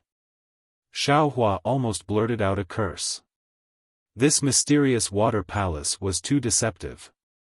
The shock from walking past the mysterious water ancient beast had yet to subside, and the feeling of being lucky had yet to subside. In an instant, it gave his eyes such a terrifying baptism. Even a cultivator with a firm Tao heart like him couldn't help but feel his heart palpitate. Fellow immortals.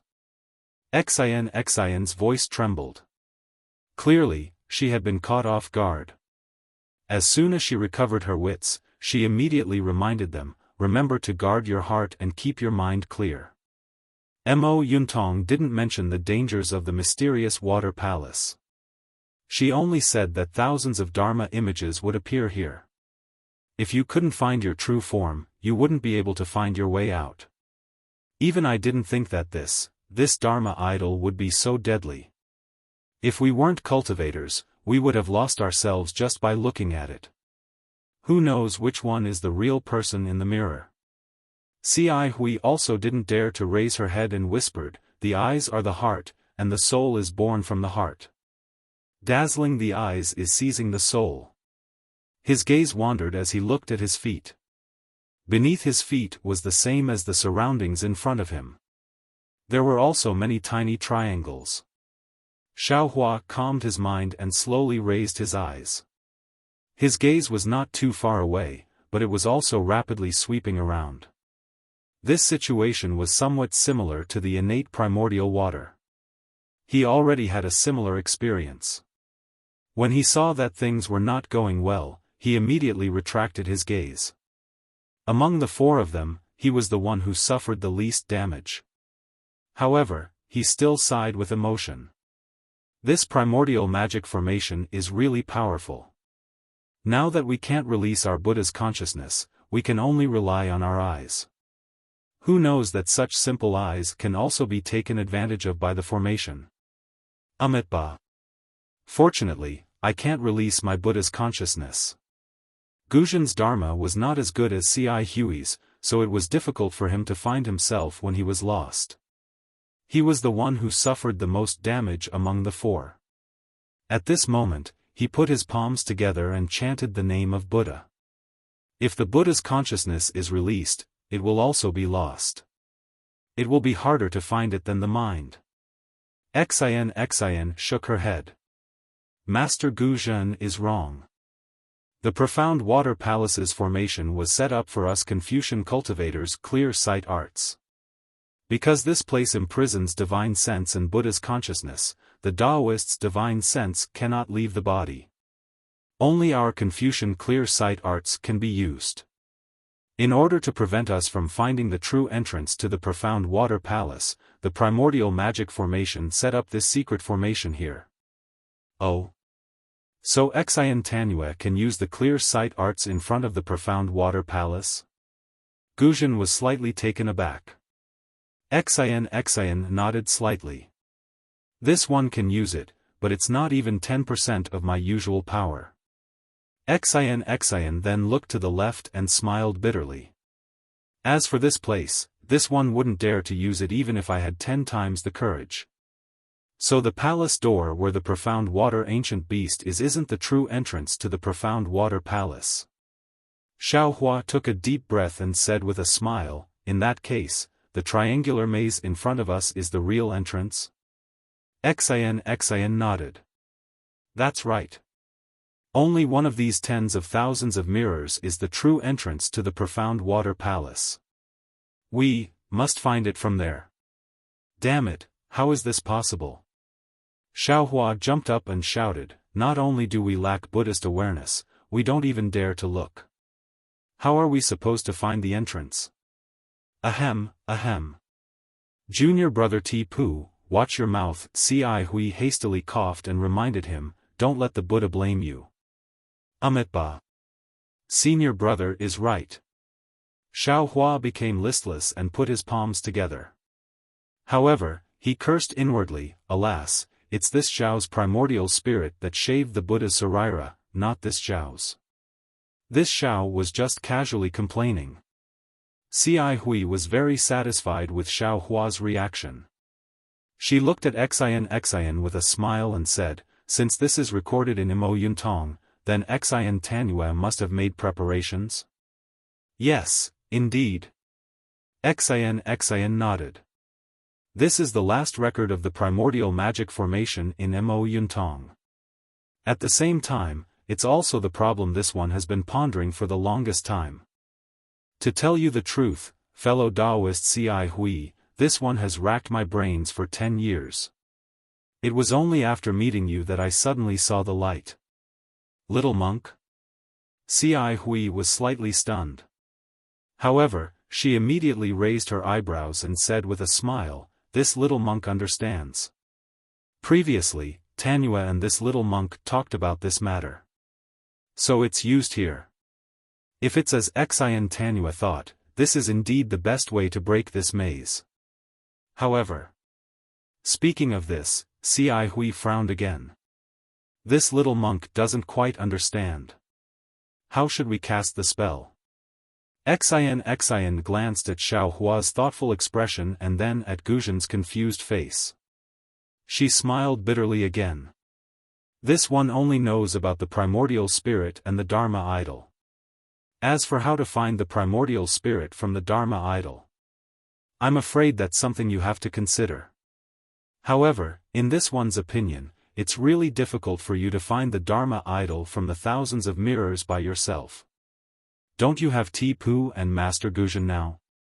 It should be much easier for you. After hearing Xian's words, Xiaohua understood a little. The so-called primordial spirit was naturally the physical body. There were thousands of triangular mirrors in the maze of the mysterious water palace. Each mirror could reflect the intruder's shadow. However, there was only one real mirror. All the other mirrors were illusions of the maze. It was precisely these mirrors that had the effect of bewitching the mind. The real eye of the formation only played the role of illusions. Since the maze only worked on Confucian cultivators' eye-clearing technique and the naked eye of cultivators, all Buddhist senses, divine thoughts, and elemental thoughts could be used. Since the Dharma idol of the Buddhist sect was condensed from karma, it wasn't restricted by the maze. Therefore, the mirror couldn't reflect the Dharma idol's shadow. However, the problem was that even if Ci Hui or Guzhen released their Dharma idols, how would they find the mirror that could reflect the Dharma idol's shadow? What would they use to check? Thinking of this, Xiaohua's mind raced. He had many methods. He could release the Dharma idol, release the Buddha's Sarira, or release his nascent soul. He could deal with all of them. Even the simplest method was to use his soul sense. Perhaps he could find a way out. Of course, Xiaohua could also use the heavenly vision of the Dharma eyes. However, he couldn't be sure if his Dharma eyes could defeat this ancient formation. Although Master Guzhen wasn't proficient in Buddhism, he understood after hearing this. He said loudly, "Ci Hui, if there's anything you need this old monk to do, just tell me. This old monk doesn't understand Buddhism, but I do know some Buddhist divine skills. They can be of help." Ci Hui thought for a moment and said tentatively, "Grandmaster, this disciple doesn't understand the Dharma idol technique. However, the Sarira that I cultivate does have the image of a Dharma idol. How about this disciple release the Sarira first to see its effect? Grandmaster, why don't you use the Dharma idol technique?" I'll listen to you." Guzhen naturally had no objections. Xiaohua's heart skipped a beat. He thought to himself, the Sarira of a Dharma idol? Isn't this the Buddha's Sarira? This monk Ci Hui really has some background. However, Buddhist light surged around Ci Hui's body. After a moment, it slowly disappeared. Ci Hui's expression was somewhat unnatural. She sighed and said, "Not only does the mysterious water palace confine Buddhist consciousness, but it also confines this little monk's Bodhi Sarira. It seems this little monk can't do anything." Bodhi Sarira. When Guzhen heard Ci Hui's words, he couldn't help but reveal a shocked expression. He cried out involuntarily, "Ci Hui, you actually cultivated the Bodhi Sarira? This." Looking at this grandmaster who couldn't refine karma to form a Sarira, Ci Hui's expression was somewhat uneasy. She smiled and said, "All right, grandmaster knows. This disciple was lucky enough to refine the Bodhi Sarira in this life. However, the golden body has yet to form, so I dare not embarrass myself in front of grandmaster." Alas! Ci Hui couldn't hide the disappointment on her face. She sighed and didn't speak again. Xin raised her eyebrows and said with a smile, "Fellow immortal Ci Hui, I've known you for so long, but this is the first time I've heard you talk about refining the Bodhi Sarira. This is second only to the Buddha's Sarira in your Buddhist sect. With this Sarira, not only will you be able to attain the golden body of a bodhisattva in this life, but you'll also be able to attain the supreme golden body in the future." Ci Hui hurriedly put her palms together and humbly recited the name of Buddha. She said, "Amitabha, this is the karma of this little monk's several lifetimes of cultivation. There's nothing to show off. Perhaps this little monk was like Grandmaster Guzhen in the past, specializing in the lineage of Dharma protectors. Later on, this little monk obtained an opportunity and gained the favor of Buddha. Today, I can finally fulfill my wish." Xin looked so excited that she almost forgot that she was in the mysterious water palace. She cupped her hands and said, "Fellow immortal, you're too humble. Being able to refine the Bodhi Sarira isn't something that can be exchanged with several lifetimes of cultivation. If it weren't for the profound Dharma and profound opportunities, how could it be possible?" I didn't expect this little girl to be acquainted with a bodhisattva of the Buddhist sect. It's truly fortunate.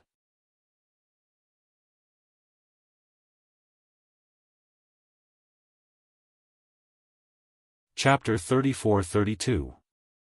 Ahem. Before Xian could finish, Ci Hui coughed twice and even winked at her, interrupting her. Xian Tanue, no matter what kind of relic it is, it can't be used in the profound water palace. What's the use of that? It's not as useful as Ancestor Gu Zhen's golden Buddha statue. That's true. Xian suddenly came to her senses. Her eyes narrowed and she almost covered her mouth with her hand. She hurriedly covered it up. Everyone has their shortcomings and strengths. That's right. To the side, Xiaofan frowned. He knew that if Ci Hui's Bodhi relic couldn't be used, then his Buddha relic wouldn't be able to leave his body. Since his relic couldn't leave his body, then his nascent soul couldn't either. Perhaps he could only use his soul sense and heavenly law embodiment technique. Thinking of this, Xiaofan was about to quietly release his soul awareness. Roar! Gu Zhen roared and clenched his fists. Buddha light flashed all over his body. Gu Zhen's originally tall body grew bigger and bigger. In a moment, a Buddha statue of several zhang tall slowly appeared, majestic and awe-inspiring. Clang, clang, clang. Just as Ancestor Gu Zhen's golden Buddha statue appeared, countless sounds came from the profound water palace's mirrors. When Xiaofan looked up, he saw that many of the previously dazzling mirrors had turned into black holes. The sounds came from the shattering of the illusionary mirrors. A golden Buddha statue can restrain an ancient formation? Xiaofan was aghast. However, before he could shift his gaze away, the familiar rumbling of magical treasures resounded. Rays of aqua-blue light appeared once again. Xiaofan hurriedly shifted his gaze away. Immediately, waves of strange magical energy fluctuations spread throughout the entire mysterious water palace. This magical energy was like a whirlwind, but also like a scorching heat. Gu Zhen's newly formed golden Buddha statue actually showed signs of melting under this magical energy. Strands of golden sweat seeped out of the golden Buddha statue. A trace of pain appeared on Gu Zhen's face, which was flashing with Buddhist light. He cried out, "The mystic water palace's formation is too powerful. I can't hold on for too long. Hurry up and find the entrance." Yes, Ci Hui gritted her teeth and hurriedly replied. She then waved her hand and said, "Ti Pu, look over here. Xian Tanyu, look over there, okay." Xian didn't dare to be negligent. She quickly turned around and looked in the direction Ci Hui was pointing at. Xiaofan also did the same. However, Xiaofan didn't use his eyes, but his soul sense. Xian's idea was very ideal, but reality once again showed the crux of the matter. The naked eye couldn't look directly at the illusory mirrors. Even if they could just glance at them now, Xian and Ci Hui didn't dare to be too careless, for fear that they would miss the mirror with the Transcendent's golden body. However, it was extremely difficult to find a mirror with an image among the thousands of mirrors. Ci Hui and Xian's eyes seemed to be dazzled. Heavy dizziness and discomfort rose from the bottom of their hearts. There were several times when they almost got lost in the mirror. Compared to them, Xiaofan was in a better state. Although soul sense wasn't as useful as Xiaofan thought, being able to see through the illusion of the array and see through the array's core with a glance, soul sense wouldn't be reflected by the illusory mirrors, so there was no danger of losing one's mind. However, Xiaofan was the same as Xian and the others. He also didn't dare to be careless. He also checked the mirrors one by one. As time passed, the magic power fluctuations became more rapid. Xiaofan could clearly feel the heat in the surrounding air. He looked again and saw that the surface of Master Gu Zhen's golden body had already melted. Just like Xiao Hua's Buddha Sarira, it had turned into golden liquid and flowed down the golden body. When it dripped to where Gu Zhen was standing, it immediately turned into small golden Buddhist lotuses. Gu Zhen's golden body of Buddha is different from Frost Bamboo's great strength Vajra Dharma body. It seems to be transformed from his main body, similar to my heavenly law's embodiment of heaven and earth. As Xiao Hua continued probing, he thought to himself, although this Buddhist divine power is a level higher than Frost Bamboo's, the Dharma array has melted his golden body. That means his body will also be damaged. Why don't I use heavenly form to replace it? Thinking up to this point, Xiao Hua couldn't help but laugh. No matter what, Great Master Gu Zhen is a Buddhist sect guardian with 5th-grade origin energy. Wouldn't his golden Buddha avatar be more profound than my heavenly law's embodiment technique? Instead of thinking too much, why don't I hurry up and find the entrance? If Master Gu Zhen can't support me at the final critical moment, it won't be too late for me to make such a plan. Roar. After a while, Master Gu Zhen's originally straight waist twisted slightly. A slightly hoarse roar came from his mouth. It was unknown whether it was a painful or angry roar. His movement didn't matter. Pa, pa, pa, several loud pops sounded. Several thumb-sized bubbles appeared on his limbs. Then, with several explosions, these bubbles all exploded. Golden liquid splashed out. Before it could fall, it had already bloomed into lotus shapes in the air. The main body is the Sarira, and the Sarira is also the main body. Xiao Hua sighed. He understood the meaning of Buddhist guardians. But suddenly, Xiao Hua was startled again. My Sarira is in the shape of a Buddha. It seems to be able to form its own body. If a Buddha's Sarira leaves the main body to cultivate on its own, wouldn't it only be able to walk the path of a guardian? Xiao Hua was startled. His soul consciousness was a little scattered, and he couldn't tell where he was looking.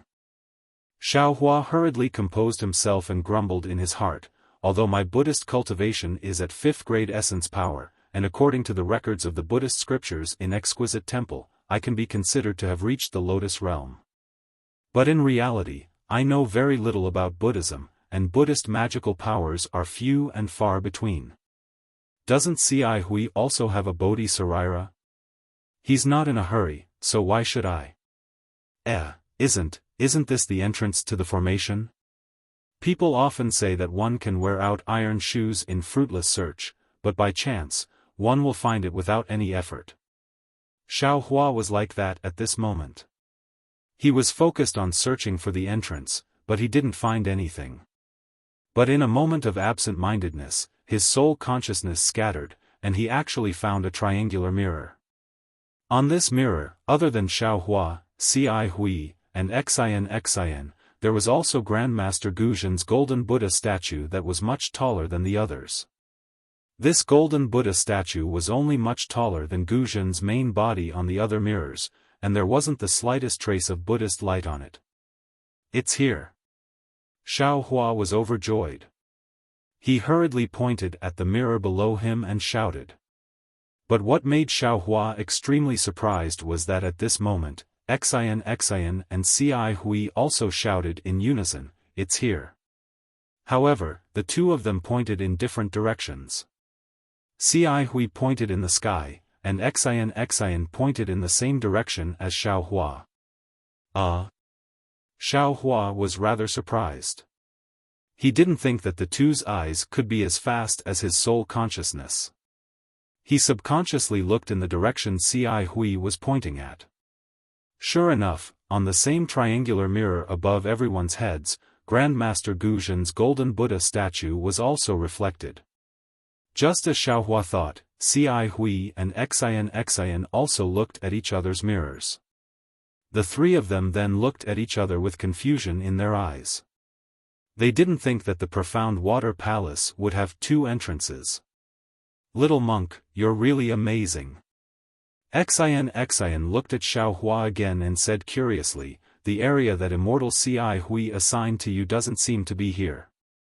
Xiaohua rubbed his nose and said honestly, when I saw Grandmaster Gu Zhen's golden body melt, this little monk couldn't bear to see it. In a moment of absent-mindedness, I looked down below. Grandmaster Gu Zhen's sacrifice moved Buddha and allowed this little monk to see the entrance to the formation. Oh, Grandmaster Gu Zhen, you can take back your avatar now. Phew.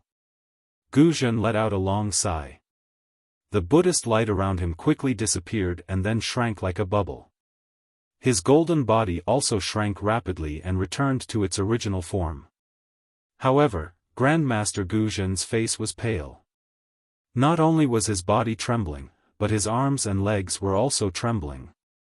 He looked like an old man who had just recovered from a serious illness. Grandmaster, you've worked hard. Cai Hui hurried forward to support him. Gu Zhen shook his arms and wanted to break free, but he seemed to be powerless and could only let Cai Hui do as she pleased. Xiaohua ignored Xian's reproach. He raised his head and glanced at the mirror Cai Hui pointed at, and then at the mirror he discovered beneath his feet. He asked with a wry smile, Xian Yenue, this mysterious water palace actually has 2 entrances. Is there any record of this in your Maoyun eyes? No, Xian answered without hesitation. Then which entrance should we use? Cai Hui asked from the side. Xian thought for a moment, then clapped her hands and took out 2 jade boxes.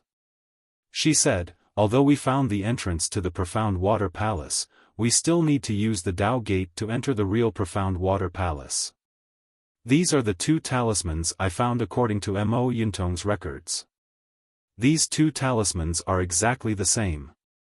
I prepared them in case of an emergency. Now that there are 2 entrances, it is destined that both entrances will be opened. I think it's better to open the entrance first. I'll wait and see, then decide which entrance to enter. Ah, I'm afraid that's the only way. Cai Hui frowned. Faced with such a difficult problem, she had no choice but to agree. Xian raised her hand and one of the jade boxes opened. A bright cyan halo rushed out of the jade box. Before Xian could cast a spell, a thumb-sized seed jumped out of the jade box.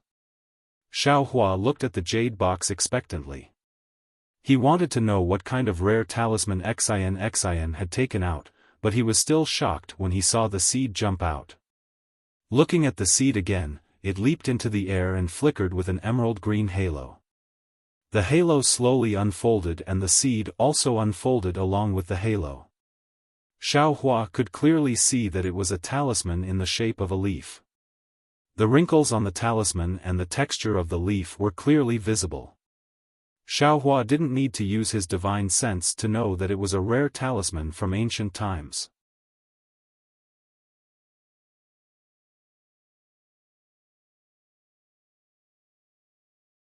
Chapter 34-33. Sure enough, Xian promptly explained, this is a Taoist wood spirit talisman. It said that it specializes in breaking water-type formations. The specific refining method has long been lost, and these 2 talismans were found after spending more than 10 years of painstaking effort.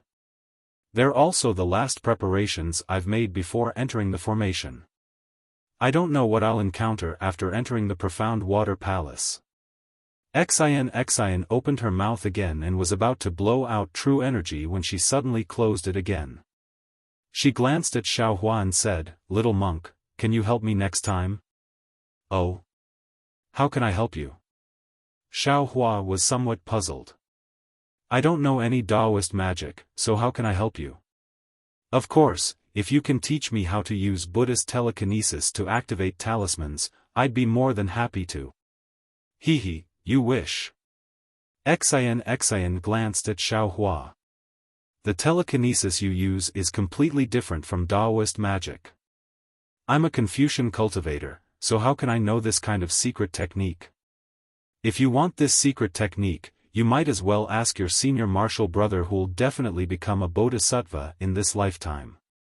After speaking, Xian opened her mouth and a golden true energy shot out like a sword and hit the leaf talisman. CSI. The moment the true energy came into contact with the talisman, it immediately produced a corrosive sound. Following this sound, the emerald green brilliance on the leaf flickered rapidly, as if the leaf was being devoured by insects. Xian saw that the talisman's brilliance was faintly flickering. She hurriedly pointed at the talisman. The leaf, like a falling leaf on an autumn night, fell towards the mirror surface that Xiaofan and Xian had identified at the same time. From afar, the mirror surface looked extremely small, but the leaf that fell on it was insignificant.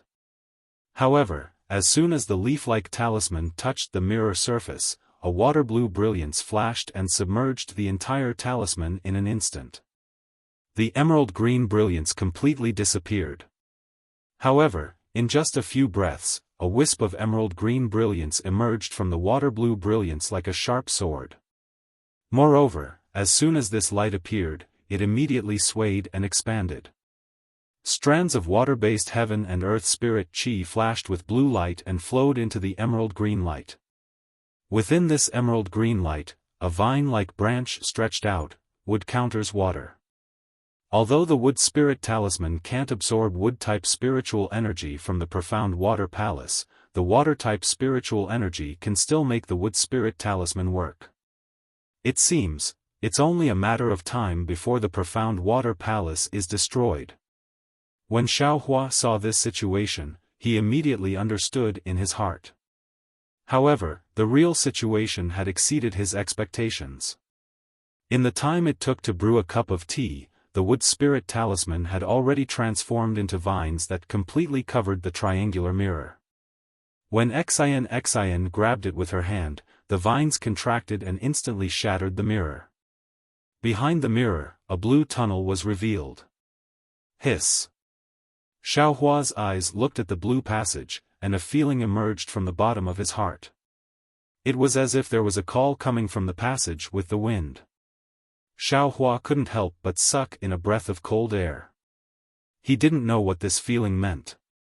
However, no matter what this feeling meant, there was one thing he was certain of. This entrance was definitely the real entrance. Xiaohua was certain of this. However, Xiaohua only glanced at it and didn't say anything.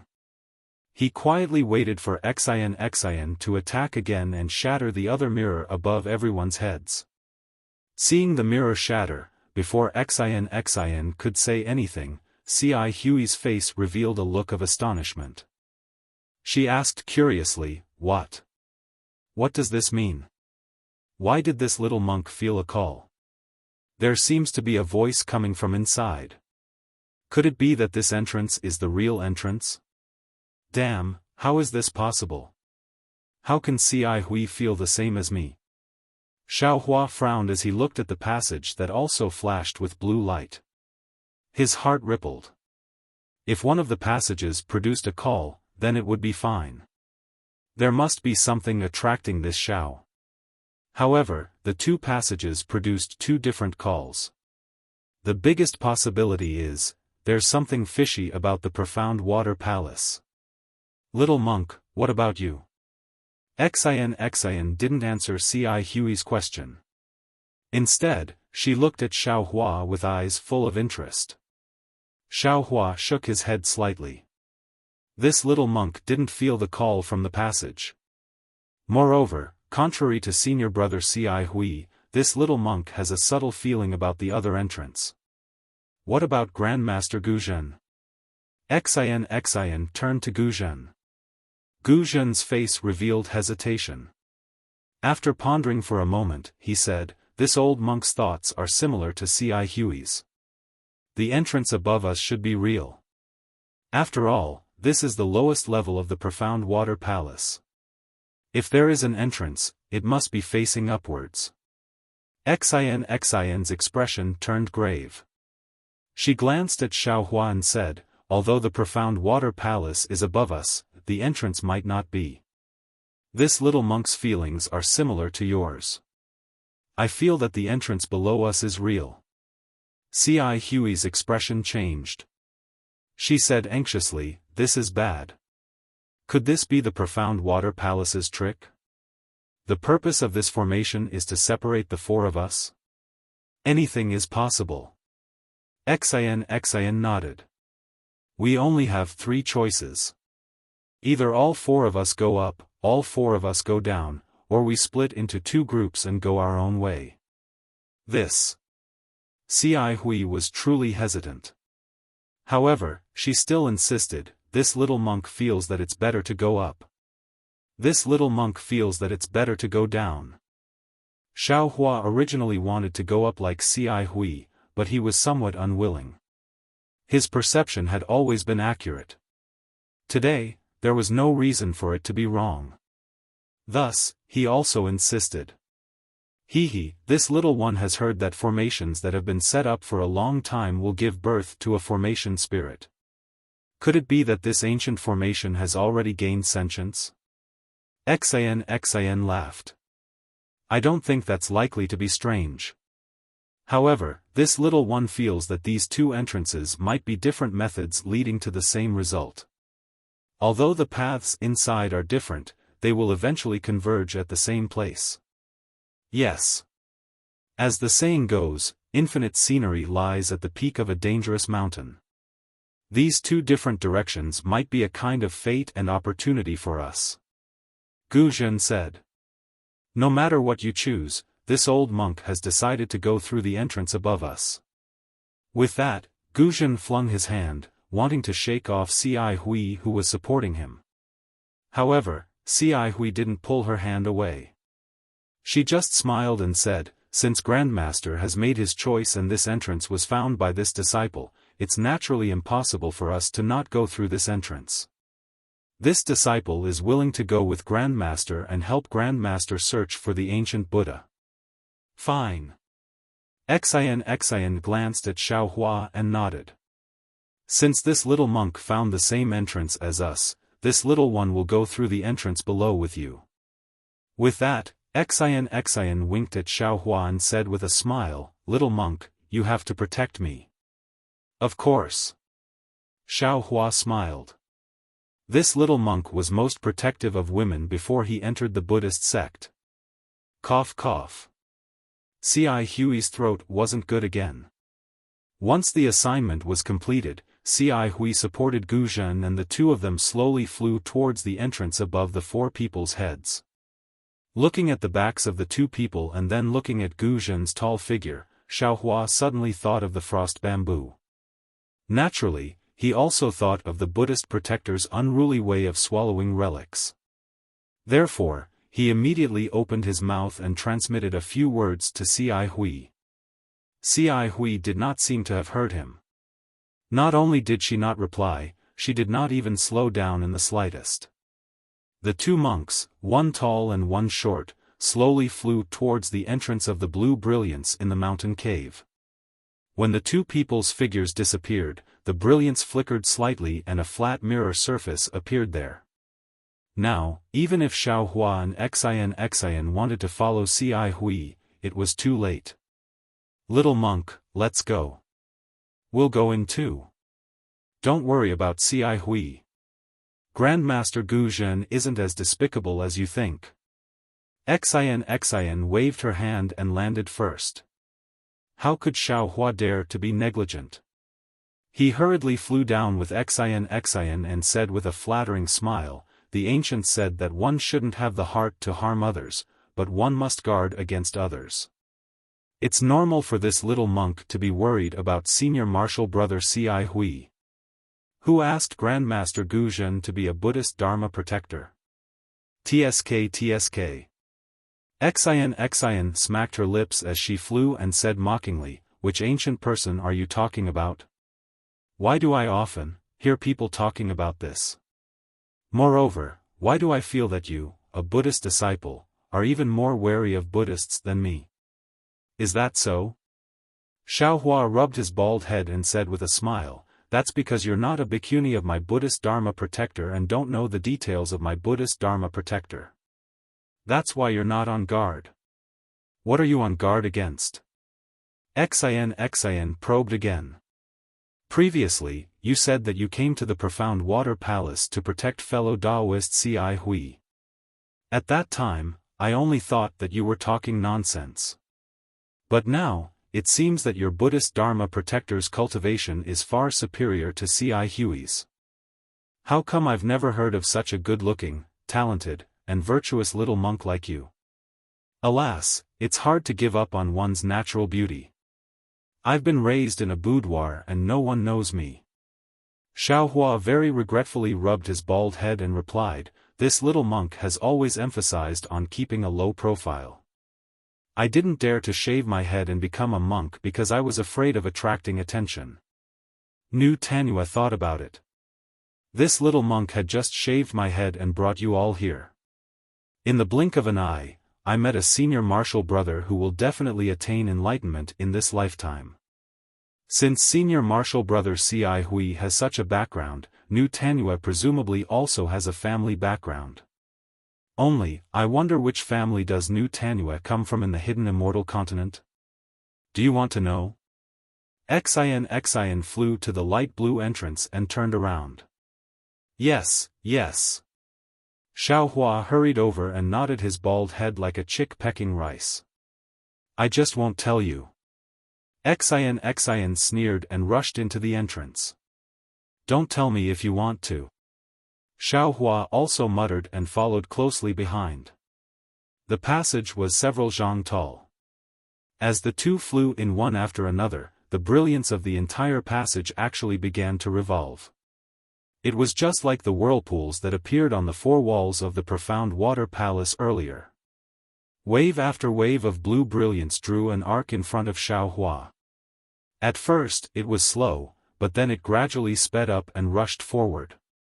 Looking behind the two, the place where the blue light surged had already sealed the entrance. There were no longer any gaps.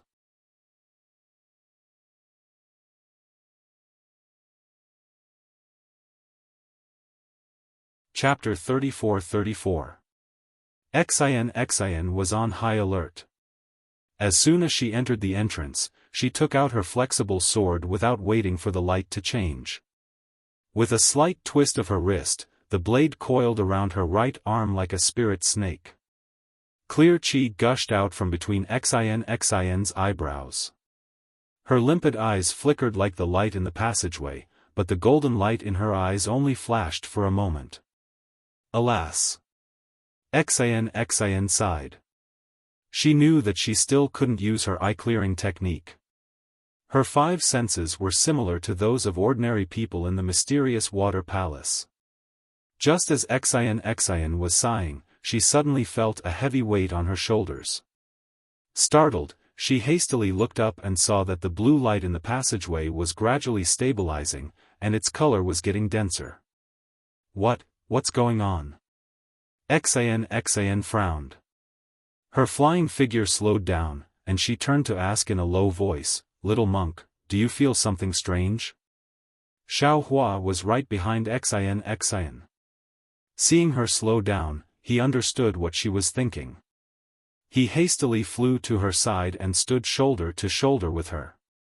He answered, "This little monk feels a little heavy on my body. It seems to be the mysterious water palace's restriction again."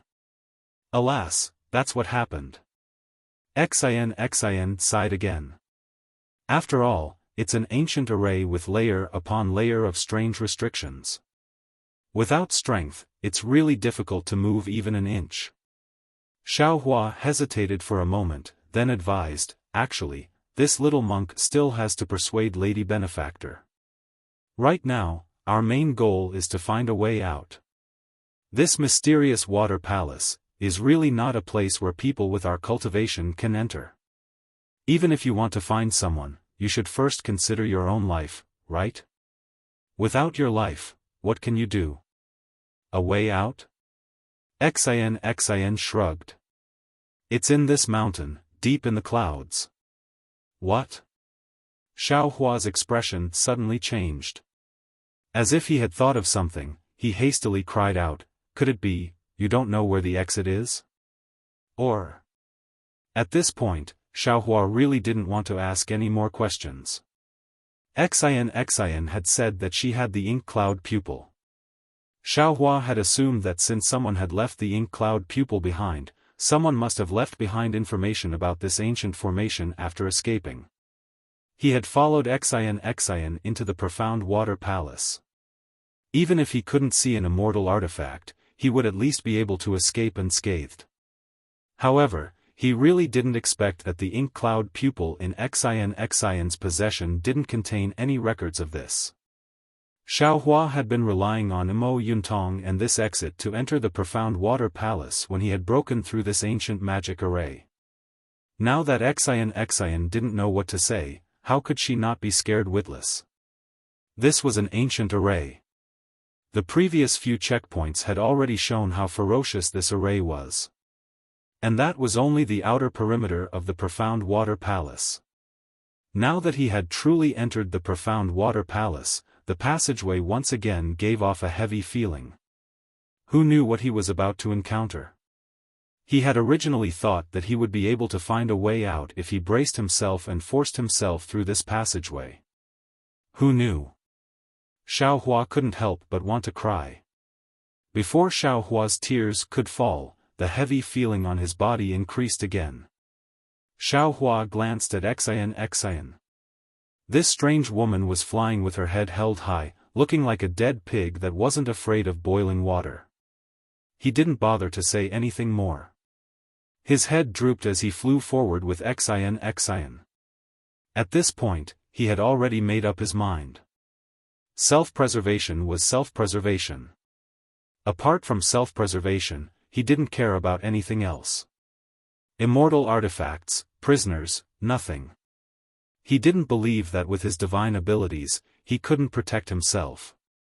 The pressure on his body increased even more. In half the time it took to brew a cup of tea, Xiaohua and Xian had only flown a few dozen meters. Although there was nothing tangible in the passageway, Xiaohua felt that the entire passageway was like a quagmire. He was currently wading through the water. The quagmire that was difficult to walk through was definitely not too far away. Sure enough, as Xiaohua expected, the blue brilliance suddenly changed when it reached the depths of the passageway. Strands of blue blossomed from the deep blue, as if the blue had surpassed the blue. They rapidly rotated within the blue passageway, similar to the blue light that appeared when Xiaohua had just entered the passageway. Oh no! Feeling the heavy pressure on his body increase again, Xiaohua came to his senses and shouted, Xian, hurry up and leave. The pressure in this passageway is increasing layer by layer. In the end, it will crush our bodies into minced meat. As he spoke, Xiaohua no longer dared to conceal his cultivation. He activated his transcendence energy and displayed the wind escape technique, rushing towards the front of the passageway. Who would have thought that it would be fine if Xiaohua didn't activate his transcendence energy, but the moment he displayed the wind escape technique, an enormous force crashed into Xiaohua's body along with his transcendence energy. Caught off guard, Xiaohua's entire body fell with a whoosh sound, directly reaching half of Xian's waist. This. Xiaohua's body sank. His eyes narrowed slightly as he looked at the passageway in the distance. He understood in his heart that this was the Dao sect's formation. The method to restrict the Dao sect's disciples was naturally easy to use. At this moment, he had to either give up on using the Dao sect's divine ability or forcefully rely on the Dao sect's divine ability to charge out. Otherwise, he could only continue to use the Buddhist sect's divine ability and deal with the myriad of changes by remaining unchanged. Xian naturally also felt the pressure increase. However, before she could activate the auspicious cloud, Xiaohua suddenly fell down. At this moment, she also looked at Xiaohua strangely. Let's go. Xiaohua didn't explain in detail. He activated the auspicious cloud and rushed forward while rising up again. However, after flying for the time it took to brew a cup of tea, the azure brilliance deepened once more and the pressure doubled once more. Not only did Xiaohua not reach the same height as before, he even became half a foot shorter than before. Naturally, Xian's expression changed greatly and she also fell down like Xiaohua. "Little monk, I'm afraid we can't touch the brilliance of this passageway." Xian shouted, "Although Mo Yuntong no longer has any records, since it's a passageway, we must pass through. This brilliance must be restricted by the profound water palace. If we touch it, we'll definitely suffer." "Humph, not necessarily. What if we're sent out of the profound water palace as soon as we touch it?" Xiaohua coldly snorted and retorted sarcastically. Xian glanced at him and said indifferently, "Why don't you give it a try?" "I'm not giving it a try." Xiaohua shook his head and suddenly asked, "Right, benefactress, do you know, Xiaohua originally wanted to ask Xian if she knew Princess Baihua of the Cha Nu country, Xine, but before he could say anything, he remembered that he was now the little monk Ti-Pu of the Western Paradise. How could he know a woman from the hidden immortal continent? He immediately shut his mouth. "Who do I know?" Xian saw that Xiaohua didn't say anything and continued to ask. "Forget it, let's not talk about it. Let's talk about it after we get out alive." Xiaohua waved his hand. At this moment it was difficult for him to move his hand. Even his arm felt somewhat sore and numb. Xian narrowed her eyes and said, "You're not going to say it? Are you afraid I'll see through your intentions? If you have the ability, you can see through it even if I don't say it." Xiaohua argued. "Do you think I?" Xian couldn't help but get angry. Just as she was about to say something, buzz buzz. The whole passage flashed with a blue brilliance. Rings of light chased after Xiaohua and the others from behind and rushed forward. The speed of the rings of light was different. Each ring was faster than the previous one. The heavy pressure on Xiaohua and Xian's body was like a wave, each layer stronger than the previous one. "Hurry!" Xiaohua urged again, but at this time, the two of them were already doing their best, but the passage still seemed to be endless. Boom! When the blue rings of light chased after them, the whole passage shook, and the color immediately turned green. Along with the change in brilliance, bang bang bang. Sounds came from Xiaohua's body. It was the sound of the joints all over his body. Xiaohua's eyes flashed with shock. He had already discovered the pattern. When the blue brilliance disappeared, the pressure in the passage should be twice as heavy as before. Now that the blue brilliance disappeared again, the pressure should be twice as heavy as before. If he counted, it should be 4 times as heavy as before. Xiaohua didn't know whether this passage was similar to his bone tempering, which required the bone tempering of 7 colors. However, even if it was the 5 elements technique, in the end, the pressure was still 32 times as heavy as when he first entered the passage. Of course, this was only Xiaohua's estimation. This was a restriction used to imprison cultivators, so how could it only be 2 or 4 times as heavy? When Xiaohua had just entered the passageway, the pressure from the flickering blue brilliance was already several times that of the outside of the passageway, and then the cyan brilliance was several times stronger. In the end, the pressure was several hundred times or even several thousand times stronger. How could a cultivator withstand this pressure? Xiaohua slightly bit his lips, and Buddhist light flashed around his body. He hurriedly released his soul consciousness and thought to himself, "The only thing I can do now is to resist this pressure. This Xiao's body and bones have been tempered, so I should be able to resist for a while. I just don't know if Xian will be able to escape this calamity."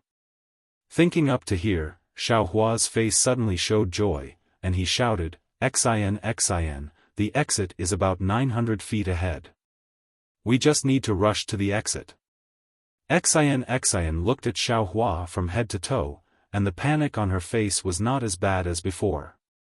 She seemed to have thought of a countermeasure, but she didn't ask Xiaohua how he knew the exit was 900 feet ahead. She only faintly replied, "I know."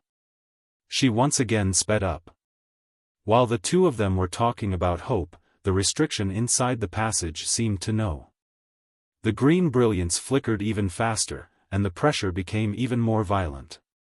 One moment it was down, the next moment it was up, and then left and right. Xiaohua and Xian became even more exhausted and couldn't afford to be distracted and increase their speed. Seeing the green brilliance become even denser, Xiaohua's body began to feel strangely sore and swollen. Xiaohua understood that this time, the pressure was already several dozen times heavier than before, and his body was afraid that he was about to reach his limit. However, when he glanced at Xian, he saw that she was actually having it easier than him. Strands of golden mist had already appeared on her palace dress, and this mist protected Xian's protruding body.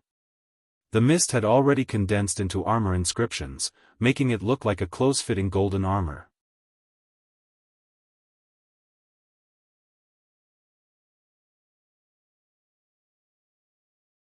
Chapter 34-35.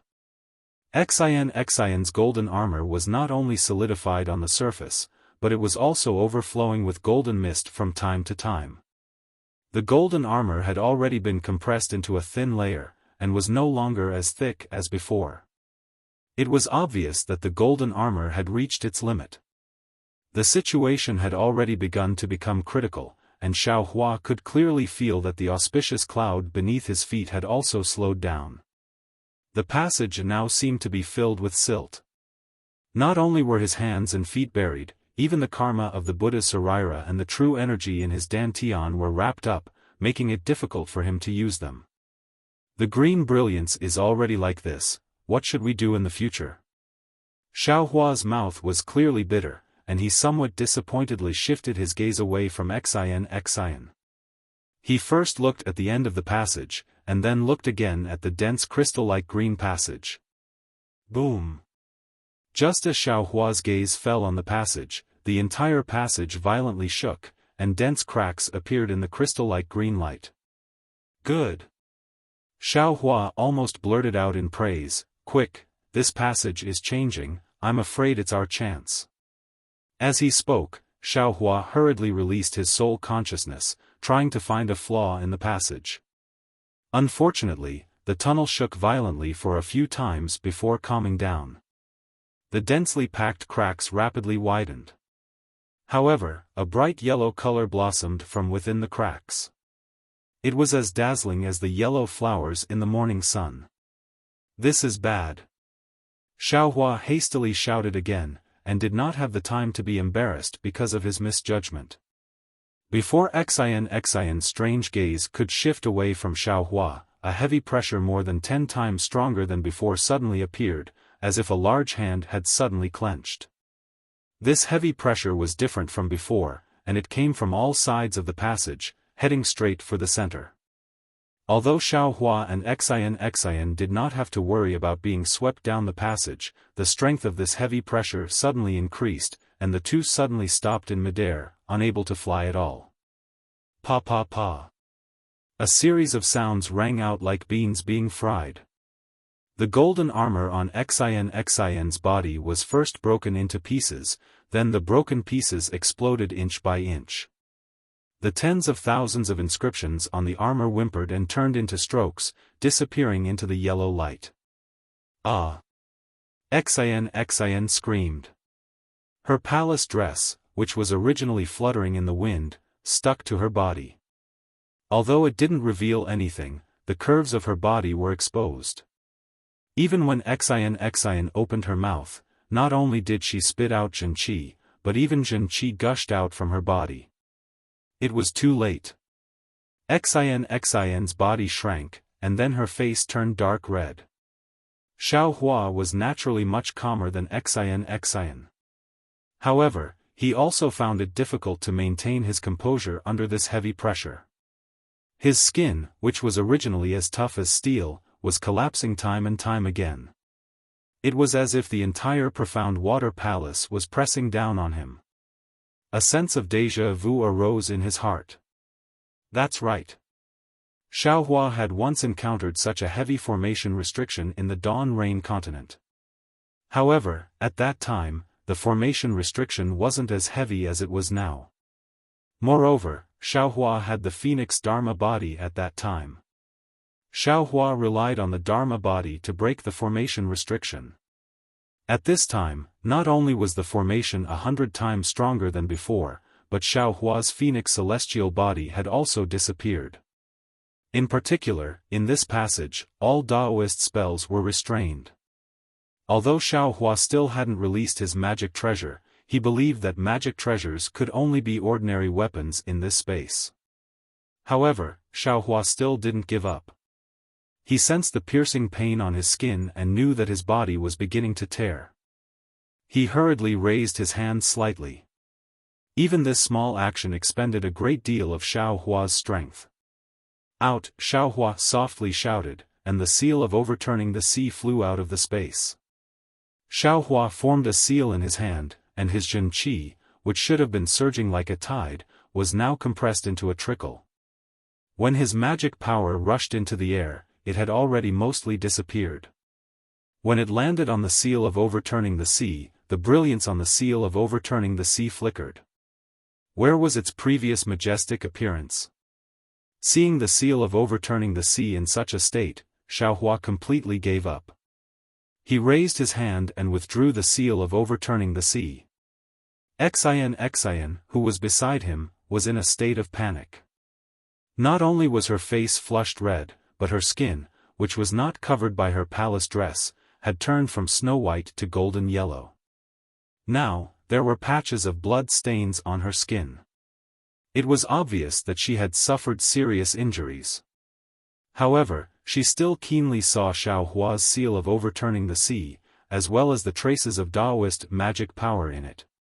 Xian turned pale with fright. She was even more surprised than when she encountered the heavy pressure in the passage that she had never encountered before. However, she was even more shocked when Xiaohua raised his hand again. 7 flying swords with different sword lights appeared with Xiaohua's hand gesture. Xiaohua opened his mouth and a mouthful of Jin Qi rushed into the air. Then, he formed a seal with his hand. Although the 7 flying swords were very difficult, they still turned into rainbows and pierced toward Xian, thief. Although Xian was somewhat on guard, she never would have thought that Xiaohua would disregard his own safety and suddenly attack her in such a dangerous place. Xian unconsciously clenched her teeth and cursed, "Damn little bald donkey." Following Xian's curses, her hand also reached out, wanting to take something out of her bosom. However, it was already too late for her to fight back. The 7 flying swords had already rushed to about 10 feet away from her. However, just when Xian was feeling discouraged, the 7 Jin Qi from the 7 flying swords actually condensed in the air and surrounded Xian. Although the sword light was as thin as a cicada's wing, and even flashed under the heavy pressure, it seemed that it would not be able to last long. However, Xian's body felt lighter, as if she had unloaded a heavy burden. He's protecting me. Xian suddenly came to a realization. I've wronged him. Xian instantly felt her qi and blood surging up. She did not know whether it was because of shame or the sudden release of Jin Qi, but her face turned blood red. Did he hear me scold him just now? Xian's heart unexpectedly gave birth to a very inappropriate question at this time. However, before Xian could look at Xiaohua with doubt, another thought emerged like weeds: the little monk is a Buddhist disciple. How could he know the flying swords of our Confucian cultivators? Humph, it must be. That trace of feeling instantly turned into anger. She even glared at Xiaohua with somewhat fiery eyes. Not only did she not take her hand out of her bosom, she even treated the 7 stars sword formation as if it was nothing. When Xian saw Xiaohua, her eyes unconsciously gave birth to extraordinary splendor. Xiaohua roared loudly, his body overflowing with Buddhist light or golden light. His originally thin and tall figure slowly expanded. The heavenly law embodiment technique that was comparable to the golden body of Guzhen's Buddha was finally displayed. Sure enough, as Xiaohua thought, this heavenly law embodiment technique was refined by the primordial spirit. It was different from the Tao sect's magic and was very different from the phoenix celestial body. However, it was similar to the golden body of Guzhen's Buddha. In this passage of the ancient formation, it still had the power to fight. This guy is actually a Buddhist disciple of the Buddhist sect? Or a martial master of my Confucian cultivation? Xian was somewhat flabbergasted. However, now was not the time for her to ponder. Xiaohua's Dharma embodiment, which was several zhang long, immediately streaked his several zhang long arm through the air. That large hand even pierced into the 7 stars sword formation. Although it sounded loud and clear, under this heavy pressure, its tone had already changed. He shouted, Xian, I'll send you out first. You, what are you doing? Seeing Xiaohua's large hand grabbing towards her, although that large hand flashed with golden light, Xian actually panicked. She hastily withdrew her hand from her bosom. Without hesitation, she pulled out the golden hairpin she gave to Guzhen before and stabbed it towards Xiaohua's large hand. Just as the golden hairpin was taken out, a wave of cold air emerged from the bottom of Xiaohua's heart. His large hand stopped in midair as he hurriedly said, "Female benefactor, the heavy pressure is still increasing. This golden body of Buddha is this little monk's last resort. This little monk wants to try sending you out of the passage. If you're unwilling, this little monk will leave by himself." This. Xian looked at Ku Ko in the distance. She fiercely clenched her teeth and said, "Fine. But don't you have any bad intentions?" Hearing this, Xiaohua didn't know whether to laugh or cry. He grabbed his hand again and called out, "What bad intentions can this little monk have? Female benefactor, don't you know that form is emptiness and emptiness is form?" While speaking, Xiaohua's large hand was about to grab Xian. He ordered, "Female benefactor, use your flying technique with all your strength. If you have any secret techniques, don't hesitate to use them. Success or failure, life or death will depend on this." Before he finished speaking, Xiaohua shouted, "Go." Then, with a swing of his hand, he threw Xian and the 7 stars sword formation to the end of the passage. Xian only felt the wind whistling in front of her. That 7 stars sword formation sword light was like splitting mountains and boiling water, carrying Xian straight to the end of the passage in the distance. A trace of joy flashed in Xian's heart. Then, with a wave of her hand, the golden hairpin in her hand produced a golden brilliance. This golden brilliance was like a blooming phoenix flower. In an instant, it protected Xian and the 7 stars sword formation. No matter how much the pressure in the passage increased, the golden brilliance only shrunk a little. This little monk. Although Xian didn't think much of Xiaohua's seriousness, the steadiness in her heart had already been shaken. The golden hairpin was her last resort. Who would have thought that it would be taken out the moment they entered the profound water palace? She couldn't describe the feeling in her heart. She turned her head with some worry, but when she saw what Xiaohua was doing, she couldn't help but be shaken. She saw Xiaohua holding a thick wishful staff in his hand. His whole body flashed with golden light. He was like a demon god who could split heaven and earth. He chased after her with large strides. Every time the wishful staff was waved, it would cause the passage to tremble. After the tremors, Xian could clearly feel the heavy pressure coming from behind her like a wave.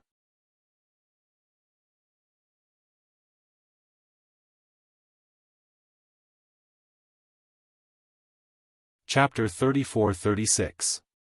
This little monk. Xian's eyes narrowed.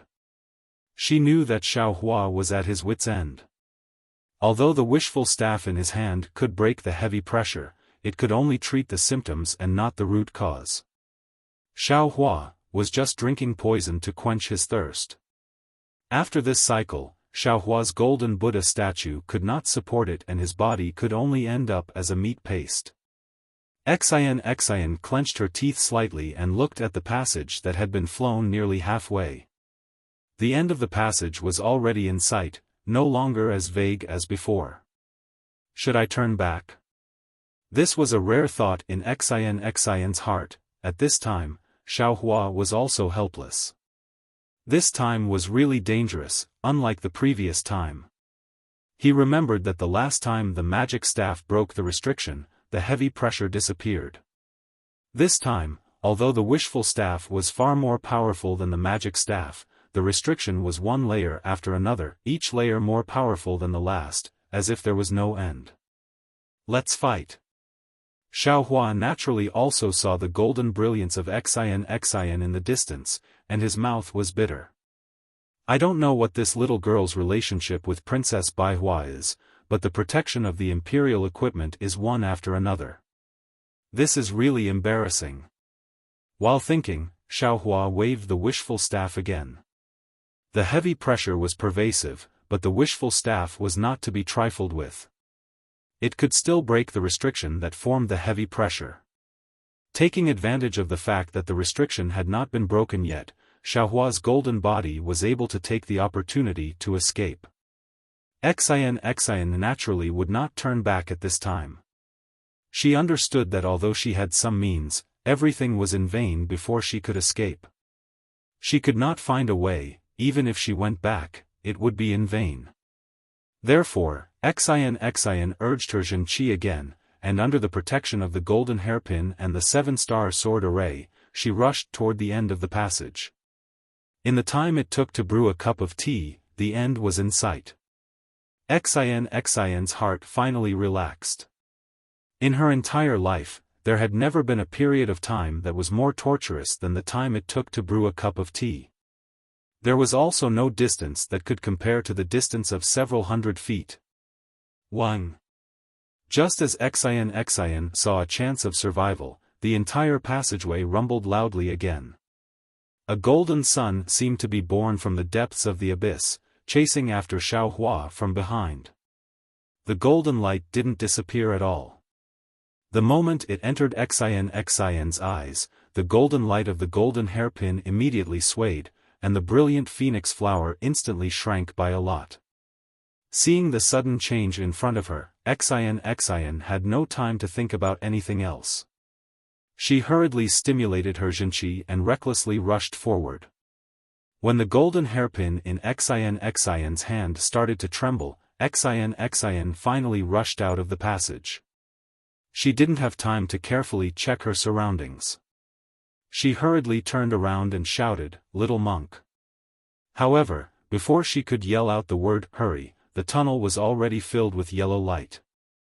Even though Xian hurriedly activated the clear eyes technique and the golden light in her eyes grew brighter, she still couldn't see the situation inside the tunnel clearly. "Little monk." At this moment, Xian's voice was somewhat sobbing. She was all too clear about the might of the golden hairpin in her hand. In the end, that yellow brilliance still hadn't reached its peak, yet even her golden hairpin was somewhat unable to withstand it. Admittedly, this was because her cultivation was shallow, but it was also enough to show how formidable the pressure in the passageway was. In this yellow light that was already several hundred times heavier than the initial pressure, could Xiaohua still survive? Xian was extremely suspicious. However, Xian still held on to a trace of hope. She didn't give up looking at the inside of the passageway, hoping for a miracle to happen. After the time it took to drink a cup of tea, there was still no movement inside the passageway. Xian's eyes were already sore from watching. Sigh. Xian slightly sighed. Her heart was filled with complex feelings. It was indescribably desolate. It was as if she had just seen a beautiful scene, but before she could properly appreciate it, dark clouds had already densely covered it. This little monk, this was already the fourth time Xin muttered this little monk, in her heart within a short period of time. Io, something's not right. Just when Xin was about to give up and prepare to leave, she once again saw the 7 flying swords that had been protecting her all this time. The flying swords are still in midair. This sword formation is still there. That little monk might not necessarily be dead. Xin suddenly jumped up. A burst of joy rushed to her heart. Her eyes were somewhat moist. Sure enough, before she even got close to the passageway, an intense rumbling sound began to flash within the golden brilliance. Strands of faint blue color flowed within the golden brilliance. Flowers of lightning bloomed within the golden brilliance. The most bizarre thing was that strands of black gas were also flowing within the golden brilliance. Ha ha ha.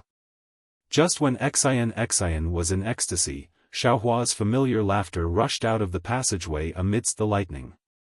The Transcendent's golden body that was several tens of feet in size had already disappeared. Instead, strands of black gas slowly dissipated around Xiaohua's body. Seeing this, Xin's rushing figure came to an abrupt halt. Then, she suddenly turned around and flew several tens of feet away.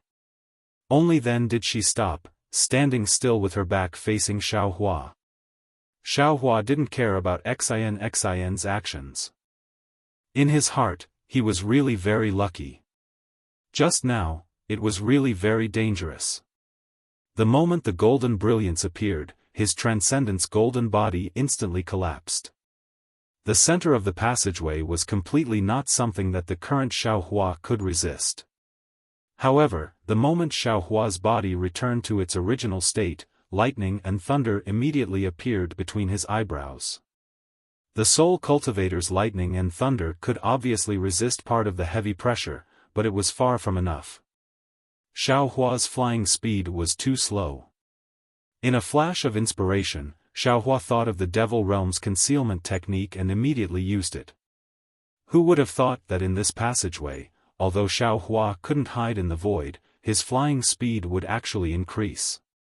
Therefore, under the effects of the lightning and thunder technique and part of the blood-dripping paradise, Xiaohua finally reached the end of the passageway. As soon as he came out of the passageway, he felt a kind of physical and mental exhaustion. Even his limbs were sore and numb. He almost didn't even have the strength to stand. Xiaohua cursed, "Damn it," and immediately collapsed on the ground.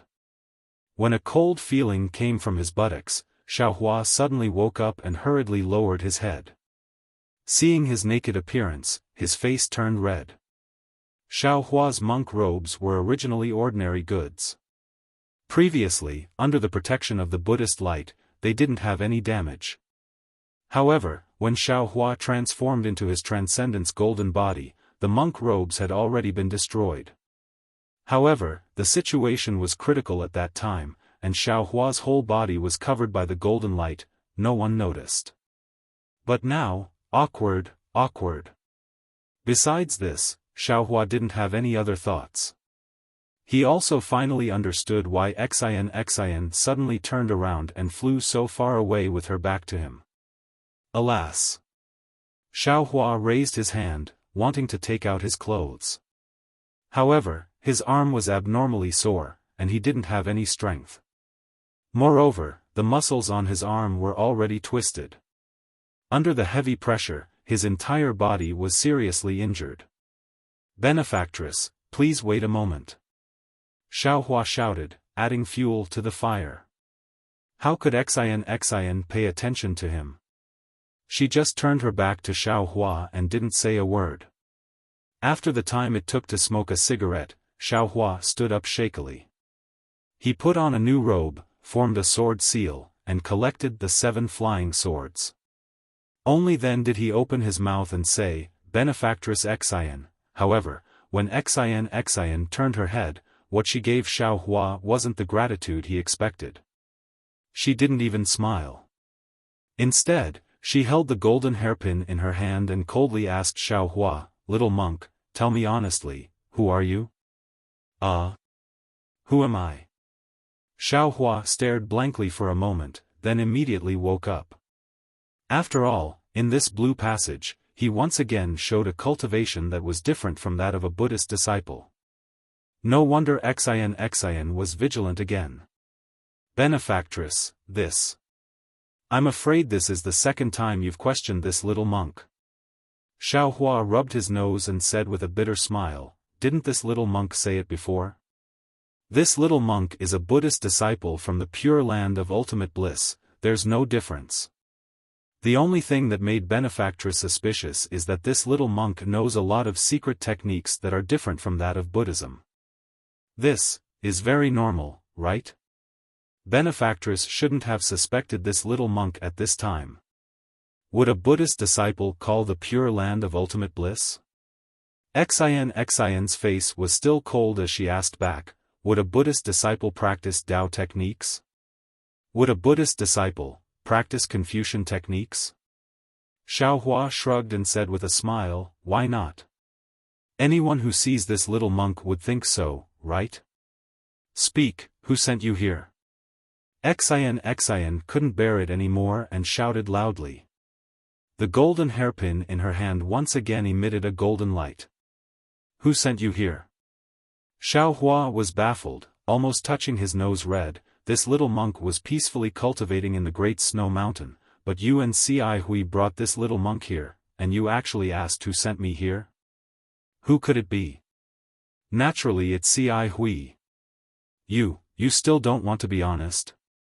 Xian shouted loudly as if she had been greatly deceived, her eyes faintly glistening with tears. Xiao Hua was helpless. He raised his hand and said, "Benefactress, remember, no matter who I am, whether it's Tipu, a Taoist cultivator, or a Confucian cultivator, I'm someone who has nothing to do with you. I won't hurt you. On the contrary, I'll protect you. In this mysterious water palace, I'm in the same boat as you. You don't need to know my origin, and you don't need to know who I am. As long as you leave the mysterious water palace, you won't meet me again, and I won't know you." Xian listened to Xiao Hua's words and stared at him for a long time, as if she was considering whether Xiao Hua was telling the truth. Then she put away the golden hairpin and said faintly, "That's true. What does your identity have to do with me? Even if you were sent by that person, you still have to protect me. If you weren't sent by that person, you've already saved me several times. What do I have to be afraid of? My purpose in coming here is to see if that person is here. If he is, I'll think of a way. If he isn't, as long as you and I leave the mysterious water palace, we'll go our separate ways. Even if you've deceived me, what can I do?" "Good." Xiao Hua clapped his hands, "That's how it should be." After saying this, Xiao Hua finally had the chance to look up and see where he was. Why doesn't this place look like a palace?" Xiao Hua looked around and couldn't help but be surprised. In front of him was a vast open space with white clouds drifting about. The sky above the white clouds was blue. Although he couldn't see the sun, there were actually some shadows in the open space.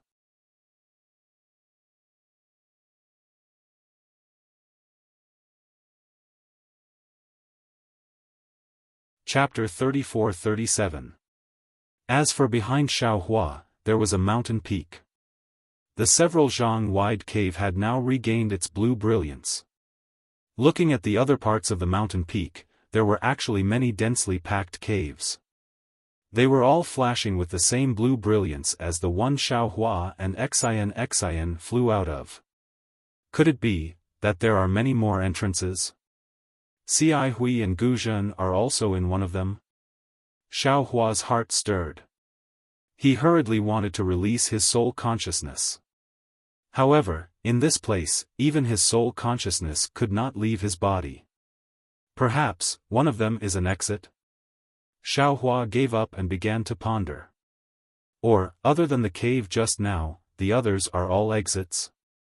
Although this was what he thought, Xiaohua did not dare to take the risk. At this time, Xian called out again.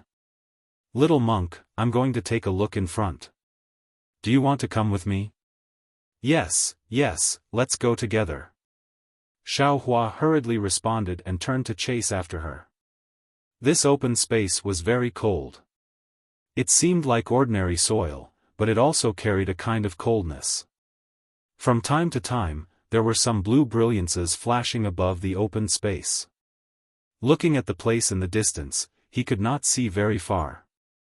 Although there was no fog, it was impossible to see clearly beyond 100 zhang, let alone distinguish what it was. After walking for a while, Xiaohua wailed. Benefactress, aren't you looking for a needle in a haystack? When is this going to end? Didn't you say time was limited? Now a lot of time has passed. How much time do we have left? I don't know either. Xian looked straight into the distance and replied indifferently. Mo Yuntong only said to go in and out as soon as possible. He did not give a specific time. Now that we're here, I don't know anything. If you want to find the exit, you can only find it yourself. I can't help you at all. Forget it. Until today, I finally know what it means to be blind. Xiaohua waved his hand and said impatiently. You're the blind one.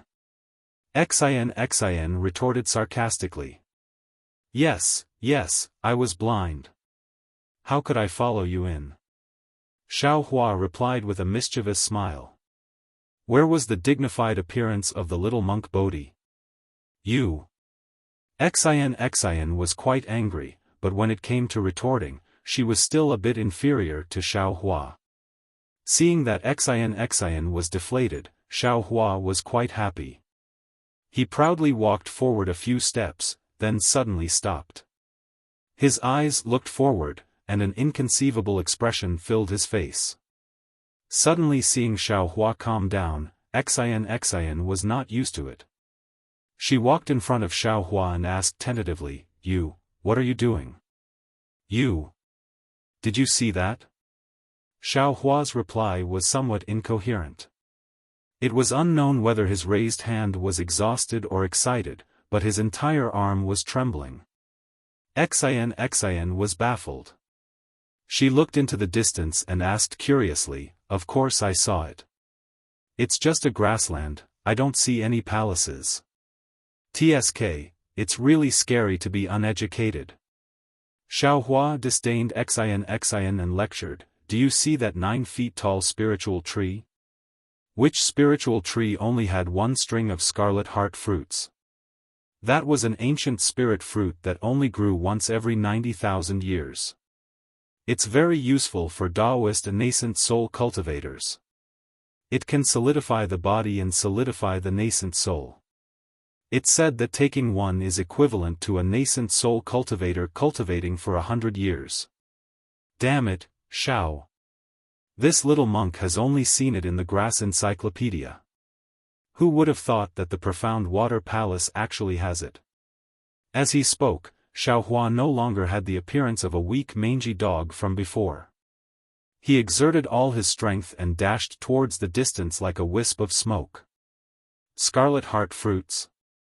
Xian looked at the string of scarlet heart fruits in the distance with a confused expression. How come I've never heard of it? However, when Xian came closer and saw Xiaohua's actions, she couldn't help but be dumbfounded. She also raised her hand and pointed at the scarlet heart fruits and shouted, You! What are you doing? What? What is this thing? What did Xian see?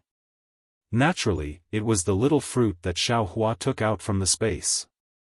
What else could the little fruit do after leaving the space? Of course, it was to skip over to the scarlet heart fruits and wave its hands. Rays of light fell into the roots of the scarlet heart fruits. Xiaohua naturally had to take care of such a precious ancient spirit fruit and use his entire life to protect it. Only by transplanting it into his space could the scarlet heart fruits find the best home. I'm not doing anything, I'm just collecting some benefits. Xiao Hua rolled his eyes. This little monk worked hard to come here, I can't return empty-handed, right? Since this scarlet heart fruit doesn't have any restrictions, it's naturally ownerless, right? As the saying goes, it's better to teach a man to fish than to give him a fish. Instead of picking the fruit, why not take the entire scarlet heart fruit? Hearing Xiao Hua's eloquent words, Xian helplessly shook her head. She wanted to move further away from this black-hearted little monk, but when her gaze caught sight of a golden vine not far away on the ground, and at the top of the vine were two leaves, one big and one small, that were like flying swords, she couldn't help but cry out in surprise, Isn't this the ancient Yen Yuan grass? Then, she flew over almost faster than Xiao Hua and shouted, with this thing, my golden eyes should be able to reach Deshang realm. Humph, you're still talking about me. Xiao Hua looked at Xian's back and coldly snorted. Then, with a flick of his sleeve, he put the scarlet heart fruits that Xiao Gua had used all her strength to take out from the ground into the space and ordered, Go, see if there's anything else and take it all. Instead of leaving it here, don't let this Xiao take it. Xiao Gua received the order and hurriedly left. Xiao Hua, on the other hand, slowly followed behind Xiao Gua with his hands clasped behind his back, waiting to be put into the space.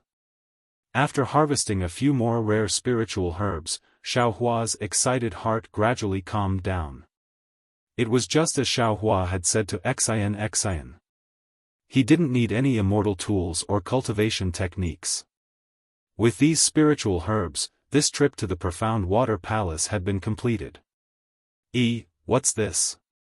Xiao Hua's heart calmed down. He could see a lot.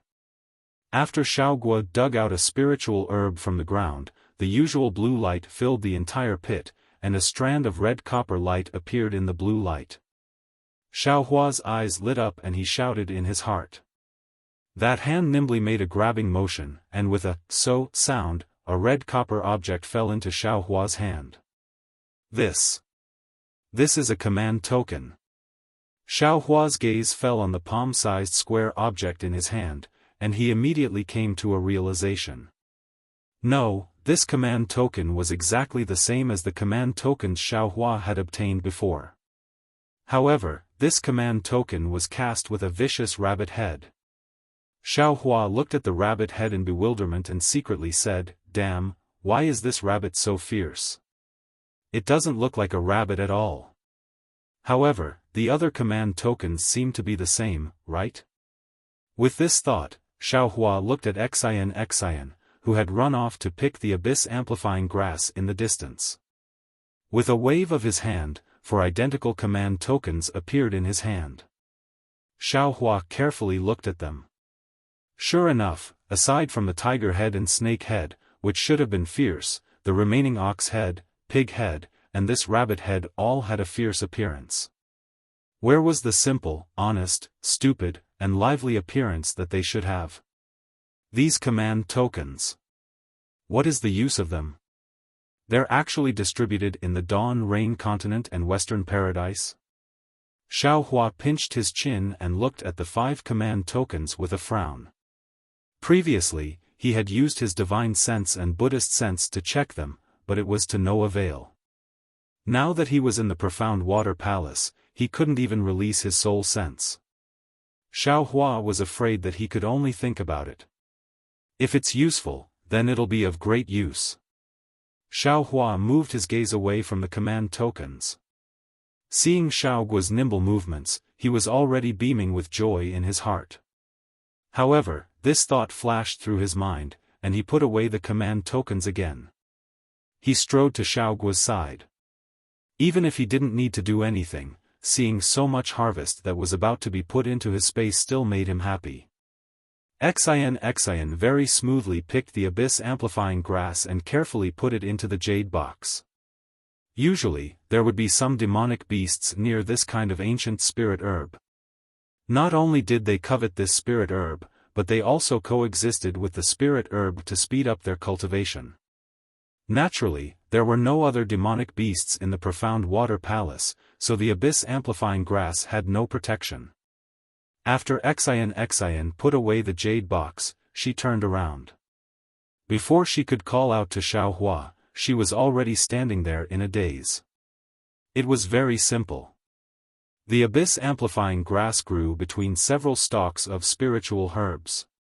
When Xian was picking the abyss-amplifying grass, she had carefully avoided those stalks of spiritual herbs for fear of injuring them.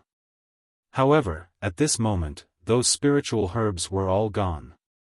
Even the area around her was completely empty. The ground was flat as if it had never been planted before.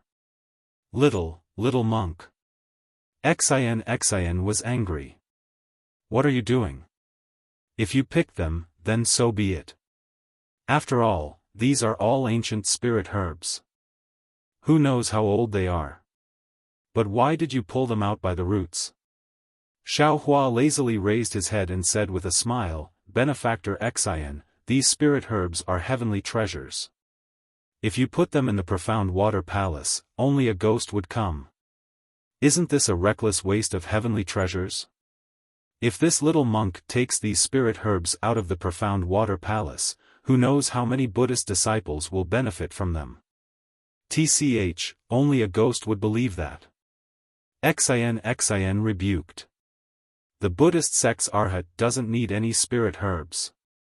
It's clearly your own greed. If you're talking about greed, that's not necessarily the case. Xiaohua smiled and touched his nose. For example, Benefactor Xian picked this abyss-amplifying grass on her own. But what if there's someone else who needs it? Would that person still want to enter the profound water palace? This little monk isn't bragging.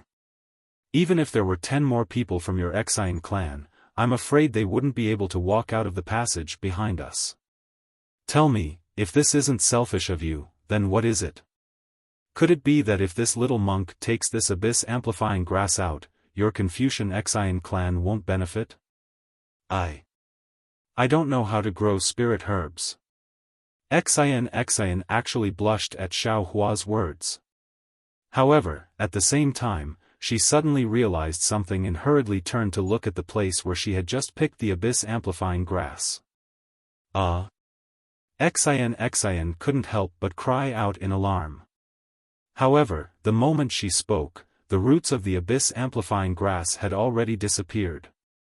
The spirit herbs within a few feet to her left were all held by a fair child wearing a bib. His eyes were full of vigilance as he slipped away from her.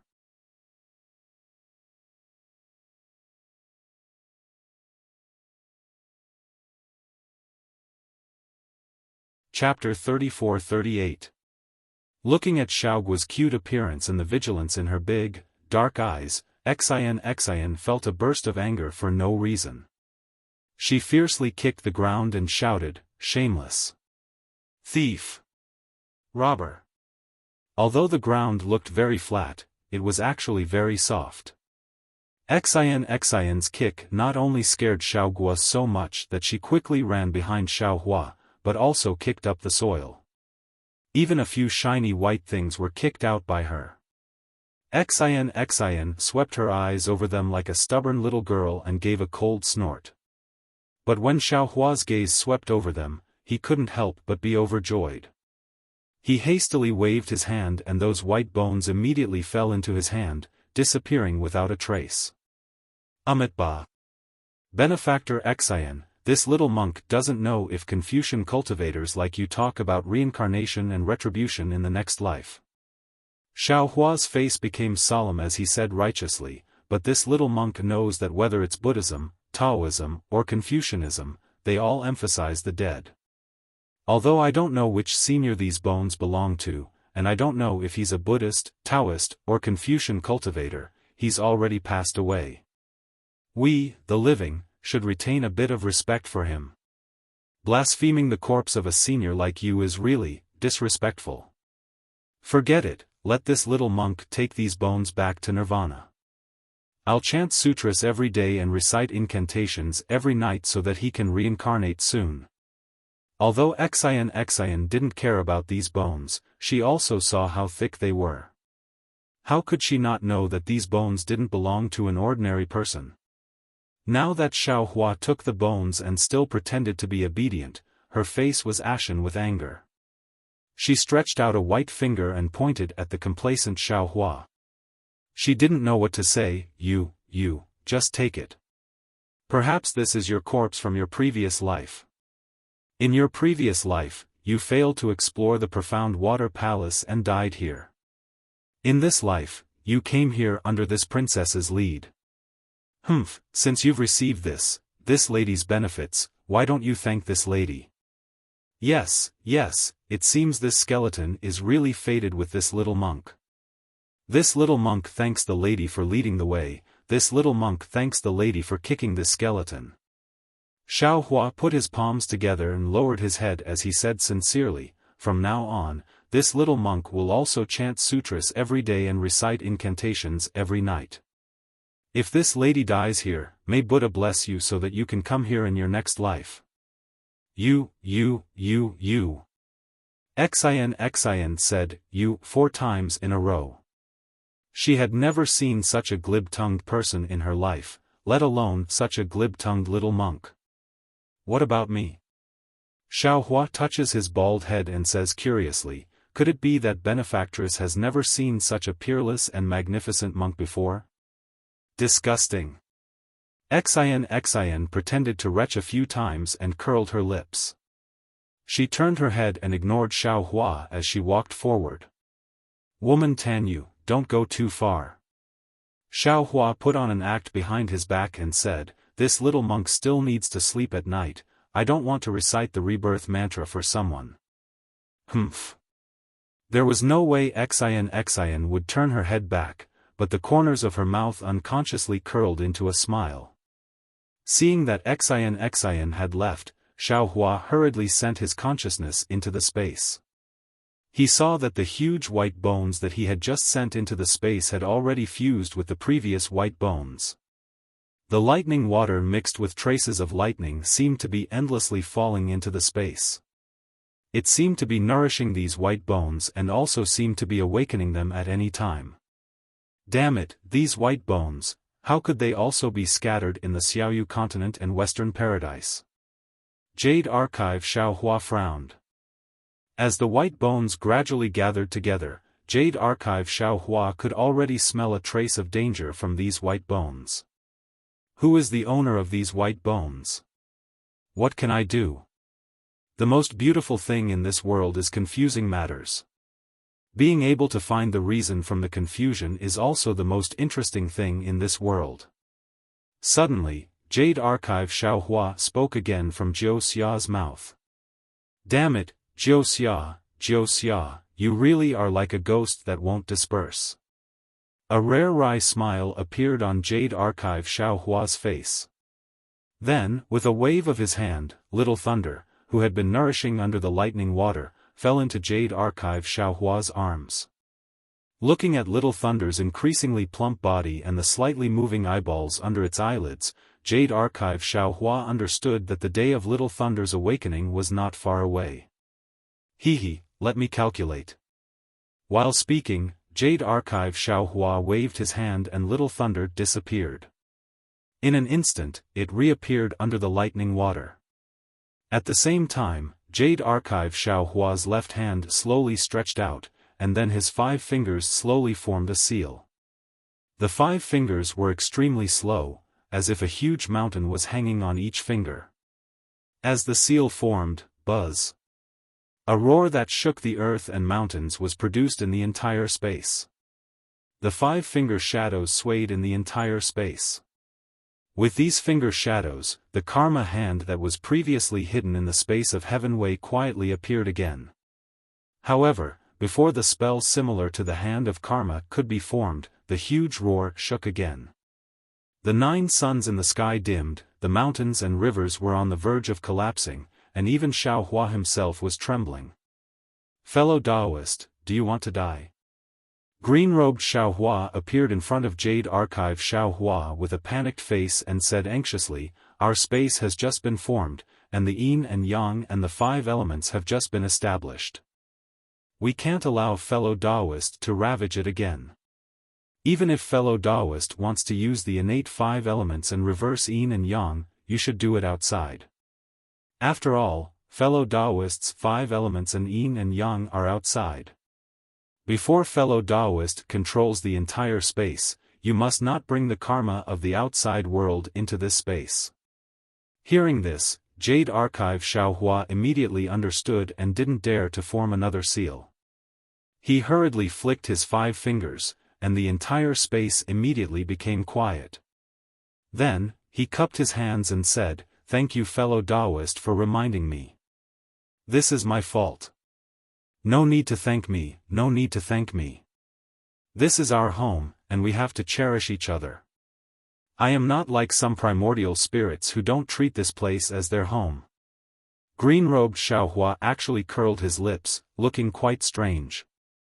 Jade Archive Xiaohua naturally knew that green-robed Xiaohua was talking about the bone-tempering Xiaohua, so he just smiled slightly, cupped his hands and left the space. He clearly knew that in this space, he had a feeling of controlling everything. Naturally, he could try to use the karma hand seal. However, outside the space, he was just a nascent soul cultivator. The amount of magic power he could use was limited. Although his nascent soul could communicate with heaven and earth and borrow the power of heaven and earth, his nascent soul was too weak and couldn't withstand the backlash of the karma hand seal.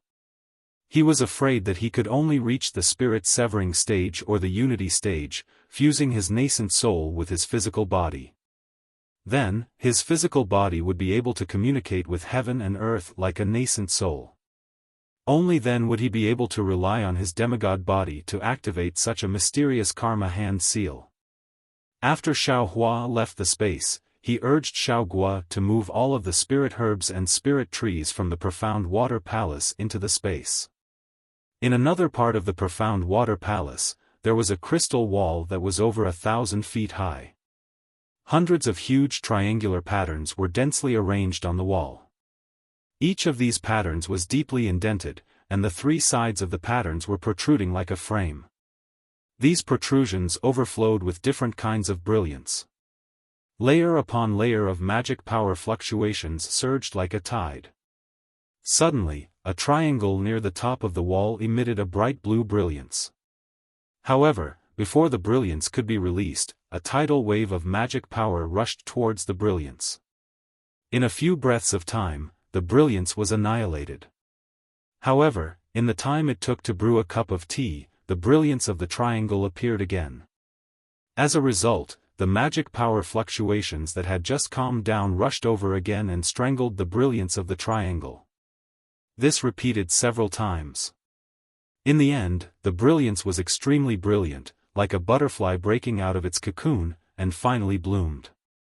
Boom! After the brilliance, a loud noise was heard. A huge hole appeared on the triangle. 2 monks covered in blood rushed out from the hole.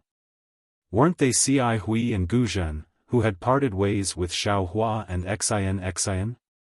At this time, the 2 of them were in an extremely sorry state. The green lotus in Cai Hui's left hand seemed to have been eaten by worms, with only a small half of it remaining. The sword in his right hand was already broken, and even the remaining sword edge seemed to have been eaten by worms, with spots on it. Cai Hui's originally neat monk robe was now in tatters. In addition to the sporadic bloodstains, there were large bloodstains on his arms, legs, back, and front of his heart. There was also an extremely long bloodstain on his neck, which was still flowing with blood. Cai Hui was like this, but Gu Zhen was even worse. There were no sporadic bloodstains on Gu Zhen's monk robe. It was completely covered in large bloodstains. Under these bloodstains, the monk robe was completely torn. Under the monk robe, there were fist-sized wounds. Some of the filthy blood had already coagulated, while others were still bleeding. Even the hand that Gu Zhen used to hold the demon-subduing pestle was riddled with scars. Several torn muscles and flesh were exposed outside of the skin, shaking slightly with the trembling of Gu Zhen's arm. The demon-subduing pestle was not in good condition either. It was full of bumps and hollows, especially the tip of the pestle, which was now broken.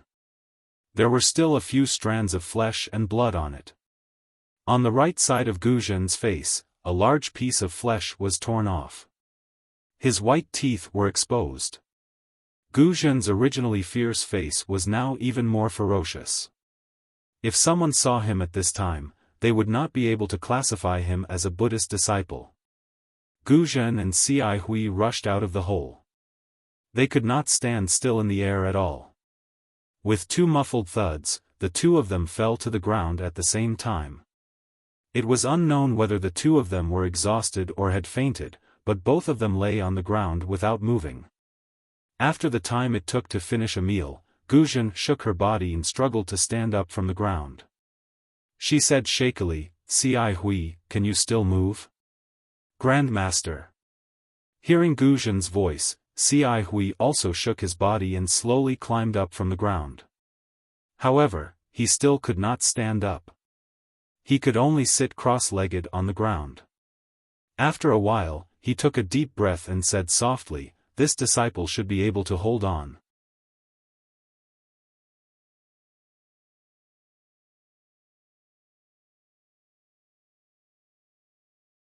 Chapter 34-39. Sigh. Gu Zhen uses the demon-subduing pestle to prop himself on the ground, making his body seem extremely heavy. He turns around to look at the crystal wall, especially the triangle they rushed out of, and says with lingering fear, "What kind of ancient formation is this? How can it be so powerful? It's just a passage, but there are demon beasts and strange insects comparable to 5th-level essence energy cultivators inside. This demon beast is nothing. If we work together and risk getting injured, we can still kill it. But these strange insects are impervious to fire and water, and can even devour our Buddhist artifacts. They didn't even let go of this old monk's golden Buddha statue. What are these things?" Speaking up to hear, Gu Zhen looks at Xi Hui and asks, "Just now you released the Bodhi Sarira to attract the strange insects. Is your Sarira seriously damaged?" Ba, Xi Hui lowers her head and says, "Many thanks for Grandmaster's concern. Disciple Sarira is fine." "That's good." Gu Zhen grins and smiles with difficulty. "This Sarira is the proof of your enlightenment, don't be careless." Disciple understands. Xi Hui smiles faintly and stands up with some difficulty. "Forget it, since we're here, we're one step closer to the ancient Buddha's Sarira." Gu Zhen knocks the demon-subduing pestle on the ground and calls out, "This old monk wants to see if there's anything else that can stop us." Xi Hui doesn't rush to speak, instead looks around and reminds, "Grandmaster, there's no trace of Xian Tanua and Tipu here. Could it be, they still haven't come out of the passage?" Saying so, Xi Hui looks worriedly at the many triangles on the huge wall, guessing where Xiaohua and Xian Tanua will rush out from. "Sigh, Xi Hui." Gu Zhen sighs and shakes his head. "This old monk advises you not to be delusional. This passage is so dangerous. Even if Xian Tanua has an extraordinary background and an extremely powerful imperial artifact, I'm afraid he won't be able to escape. You saw it yourself, those thousands of strange insects are definitely not something the two of them can deal with." Xi Hui frowns slightly and answers, "All right, Grandmaster knows, disciple feels that Tipu's cultivation is not below disciples. With his help, Xian Tanua might be able to rush out." "That's your feeling." Gu Zhen was not optimistic about Xiaohua and Xian's chances. This old monk thinks that Tipu's Buddhist treasure is somewhat powerful, but his Buddhist divine ability is not worth mentioning. Perhaps, the paths they took were different. He won't come out from here. After waiting for a while and not seeing any movement, Xi Hui asked hesitantly, "Grandmaster, should we proceed?" "Of course, I'm already here. I can even smell the scent of the ancient Buddha. How can I not move forward?" Gu Zhen raised his demon-subduing pestle and said in high spirits. But. Ci Hui spoke again, does Grandmaster have any medicine for injuries? We are all heavily injured. If we don't treat our injuries, I'm afraid we won't be able to deal with any abnormalities. Gu Zhen nodded. He took out a few jade bottles and handed them to Ci Hui. These are the medicines commonly used by Buddhists. Take a look and you'll understand. There's no need for us to waste time. Let's take it as we go. Ci Hui accepted the bottles and nodded in agreement. In front of Ci Hui and Gu Zhen was a huge corridor. The floor, walls, and ceiling were all made of huge blue stones. The stones were densely covered with strange patterns, and between the patterns were some simple runes. Wisps of obscure energy waves emanated from these runes.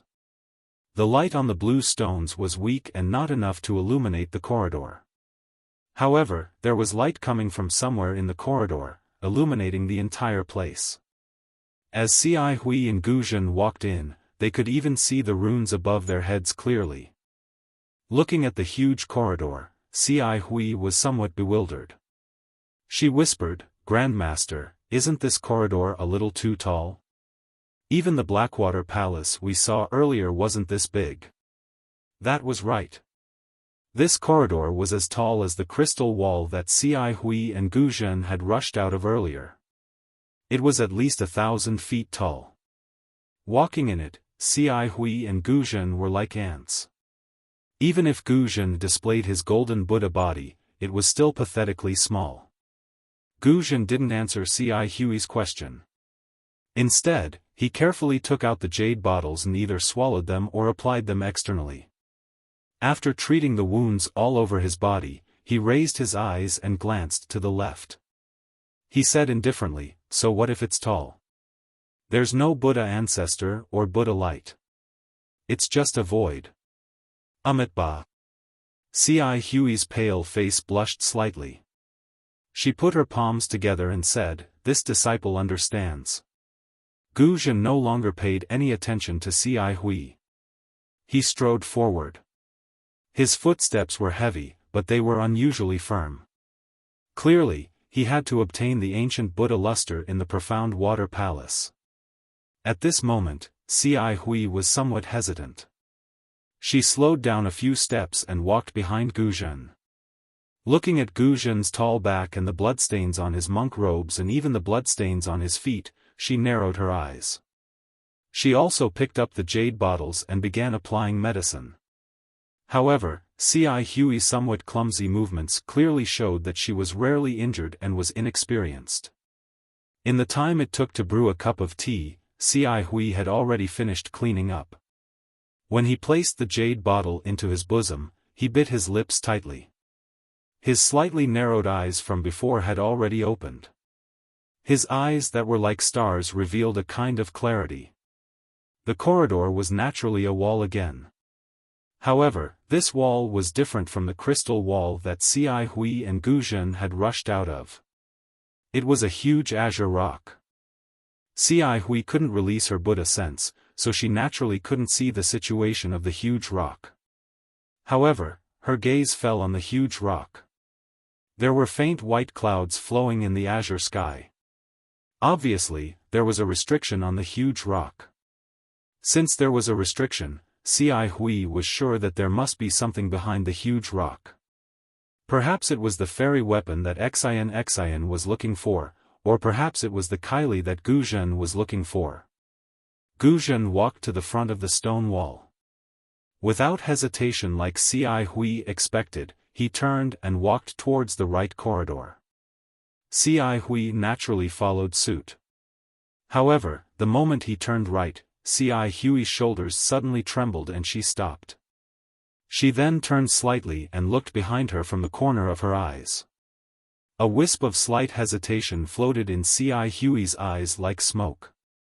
She then said, Grandmaster Gu Zhen, Gu Zhen stopped and asked rather unhappily, what's the matter? This disciple feels that the direction you're going is wrong. Ci Hui said with a sincere smile, Grandmaster should take this path.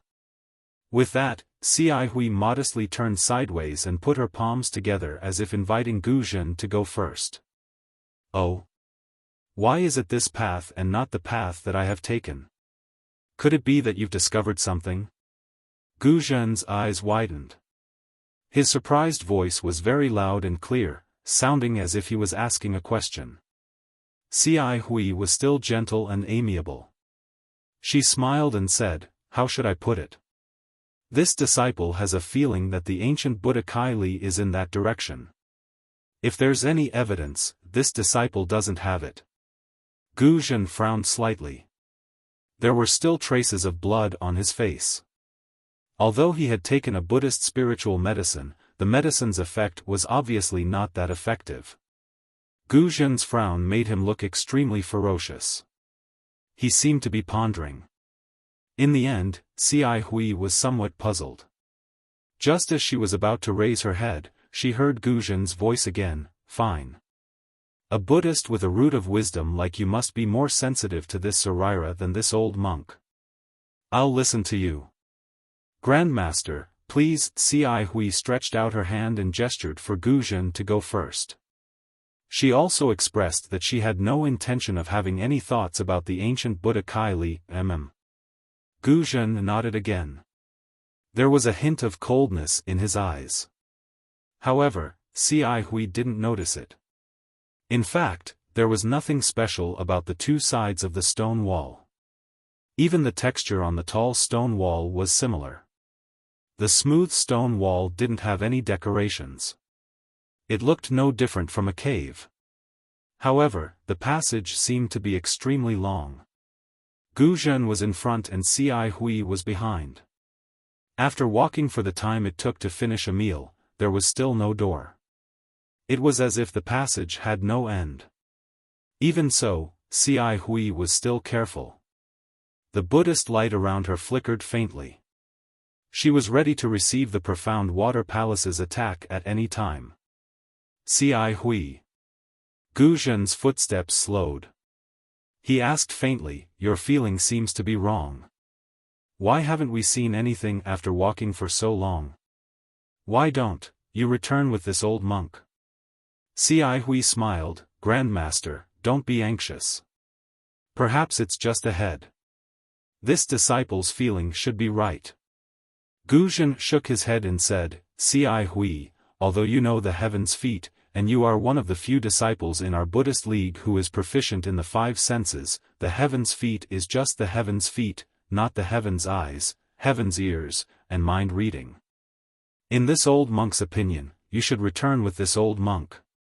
Gu Zhen emphasized the mind-reading ability so heavily that Xia Hui was quite puzzled. However, he hastily stopped Gu Zhen and said, "Grandmaster, please listen to this disciple. The ancient Buddha Kylie is really in front of us. This disciple absolutely does not dare to deceive Grandmaster. Xia Hui, repent and be saved." Gu Zhen shouted. Without hesitation, he lifted his leg and was about to turn around. Boom! Gu Zhen's foot landed on the ground, causing the entire passage to shake. The stone wall actually emitted a faint brilliance as it shook. Oh! Gu Zhen was stunned. He looked at the bottom of his foot in disbelief, then took a step forward with his other foot. Dong! Another loud sound rang out, and the tunnel shook again. Amitba! What's going on? Gu Zhen was surprised. He wanted to lift his leg again, but Xia Hui was looking into the distance. He cried out involuntarily, Grandmaster, you look over there." Boom! Another loud sound. This time, Gu Zhen's leg didn't land on the ground. Gu Zhen immediately understood and hurriedly turned to look. Gu Zhen's expression changed greatly when he saw what was going on. In the tunnel 200 feet away, a giant had appeared out of nowhere. This giant was several hundred zhang tall. Its huge body was suitable for walking in this enormous passage. Only now did Ci Hui and Gu Zhen realize that the passage was so enormous that it was meant for this giant to pass through.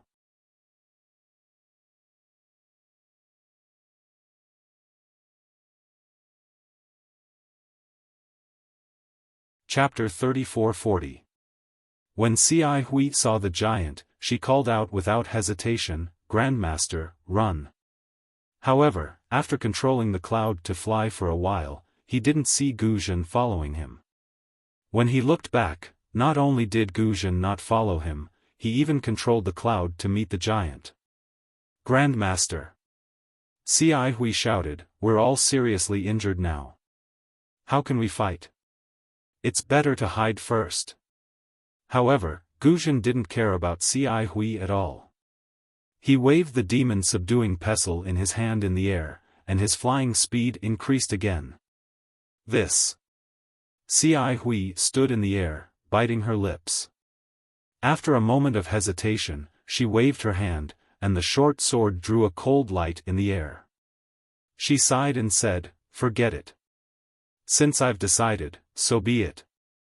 Then, Ci Hui controlled the cloud to chase after the giant. Thump, thump. The giant's footsteps became more frequent, and he was getting closer to Ci Hui. At this moment, Ci Hui saw clearly that the giant was covered in a layer of aqua-blue armor. Not only did the armor cover the giant's body, but the helmet on his head also covered the giant's entire face. She couldn't see the giant's face clearly at all. The armor even covered the giant's hands and feet, and not a trace of skin was exposed. Just as Ci Hui was sizing up the giant, there was a buzzing sound, and the Buddhist light around Gu Zhen's body shone brightly. Then, Gu Zhen's body began to expand. Obviously, he was going to use the golden Buddha body. Ci Hui couldn't help but cry out, "Grandmaster, you can't use the golden Buddha body in your current situation. Earlier in the passage, your golden Buddha body was on the verge of collapse. If you force it now, I'm afraid you won't be able to." Isn't the collapse of my golden Buddha body what you wanted?" Gu Zhen sneered, "Didn't you bring me here so that I could act as your vanguard? If I die in the hands of this giant, won't the ancient Buddha shrine be yours?"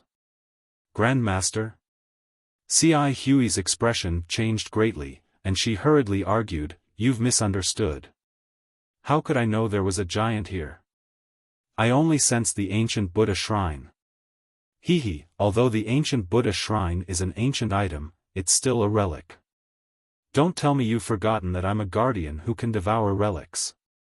Even with old Na's lotus cultivation base, I can't sense Tsili. How do you know? Gu Zhen stared at the giant as he flew, then sneered, "This ancient Buddha fortune might be useful to this old monk, but wouldn't it be even more useful to you? How could this old monk not know what you're thinking? Martial ancestor really doesn't know what disciple is thinking."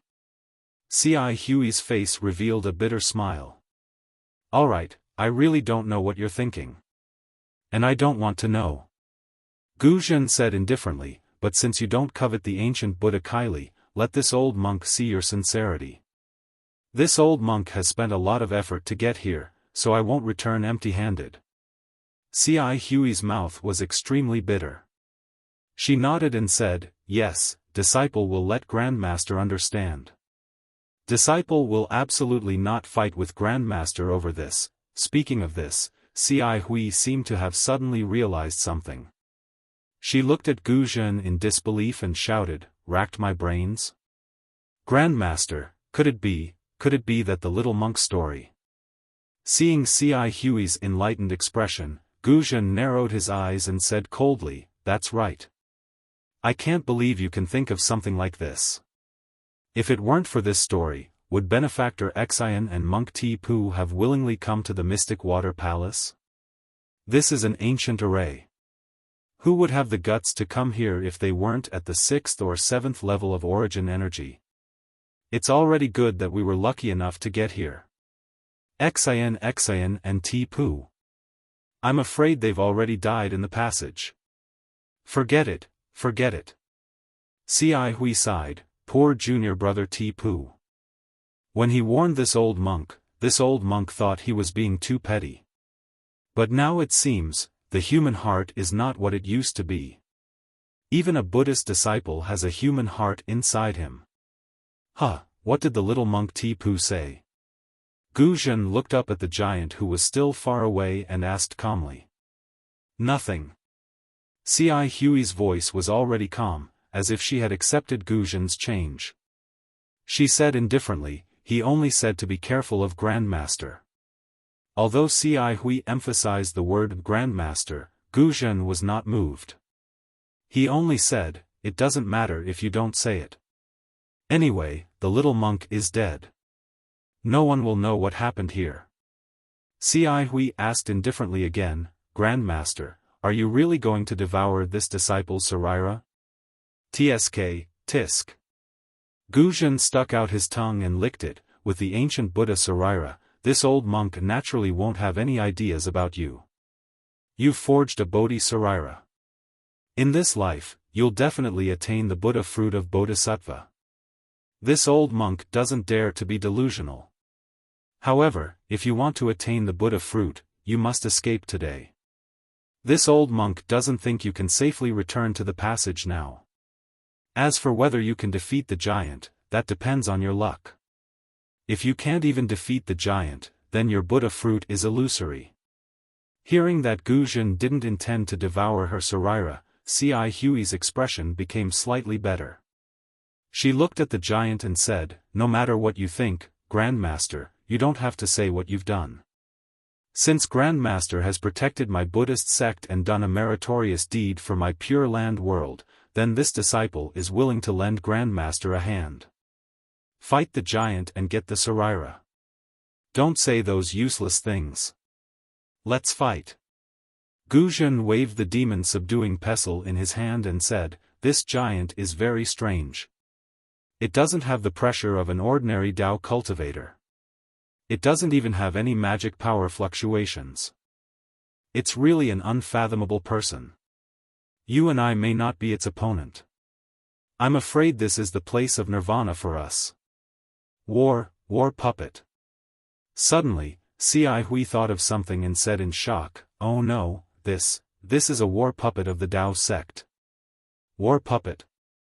Gu Zhen narrowed his eyes and seemed to understand. He said in a low voice, is it the war puppet and general puppet of the Confucian cultivators? Yes, if this disciple is right, this must be a war puppet of the Tao sect. Ci Hui nodded and said, how can an ordinary cultivator have such a tall Dharma idol? Even if it's a Dharma idol, it can't be so heavy. Unless it's a war puppet tempered by an ancient secret technique, its body is made of materials that have been tempered thousands of times. No magic weapon or Buddhist treasure can break it. Hee, that's good. Gu Zhen showed a rare smile on his face, since it's not a real Tao cultivator and is just a dead object, I still have a way to deal with it.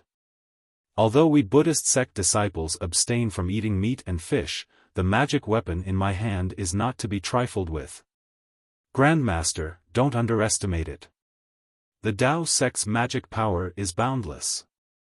Ci Hui hurriedly shouted when he saw that the giant war puppet had run to 100 feet away from them and the thick spear in its right hand was already waving. The wind was calling and the flashing cold light was about to reach them. Sadly, before he could finish his words, Gu Zhen's golden Buddha statue, which was over 100 feet long, had already flown up into the air. Gu Zhen's thick arm reached out, and under the effect of his willpower, the alms bowl that he had been holding in his hand flew up into the air. At the same time, Gu Zhen interrupted him, it's useless to say more. Fight! As the alms bowl flew up into the air, a golden light was emitted from the alms bowl and instantly covered the war puppet. When the golden light fell, the war puppet didn't resist at all. Withdraw! Gu Zhen was not happy but frightened. He was already nervous, but he still formed a seal with one hand and chanted a mantra. As the Buddhist seal fell, the golden light in the alms bowl became brighter and the suction force also increased greatly.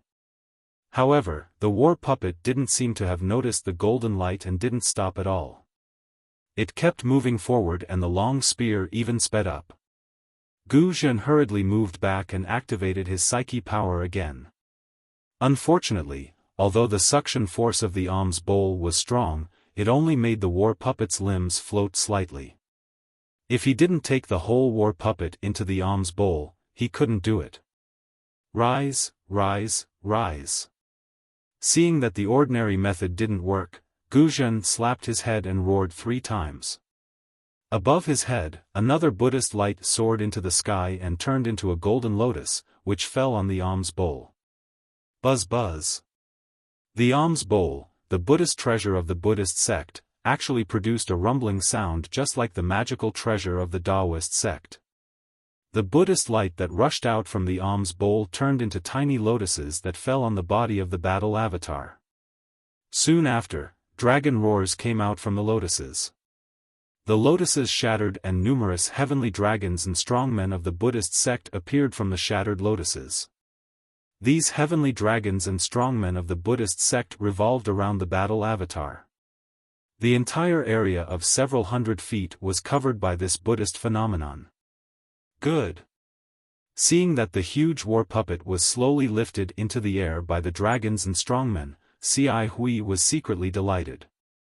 However, before he could put his palms together, the war puppet, which had just risen a few feet, suddenly raised its hand and pierced the alms bowl with a blue spear. Withdraw, Gu Zhen sneered and made another seal with one hand. The alms bowl not only expanded but also strengthened its suction force. The war puppet lost its balance and was sucked several feet higher. Hiss. The battle puppet that hadn't made any sound all this time suddenly released a sound that resembled the hiss of a viper from within its armor. The spear that it had raised actually left its hand, and like a streak of lightning, it struck towards the alms bowl in midair. You're courting death. Gu Zhen didn't even blink.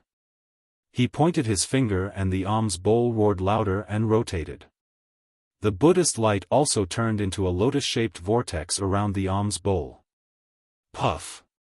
With a soft sound, the spear, which was hundreds of feet long, disappeared into the Buddhist light and didn't cause any ripples. It can't be. It's that simple? Ci Hui, who had retreated hundreds of feet, was stunned when she saw the war puppet's spear being absorbed by the bone staff. You come in too. Gu Zhen laughed. It's just a lifeless war puppet. Before Gu Zhen's laughter died away, something strange happened. In the lotus-shaped Buddhist light, a thin water-blue brilliance emerged like the head of a spirit snake. Then, it expanded and lengthened rapidly, following the trajectory of the spear and falling into the war puppet's hand. You're tuning in to the Xiaofan's Wuxia Tales YouTube channel. Don't forget to subscribe and join us on this journey to catch the most captivating stories.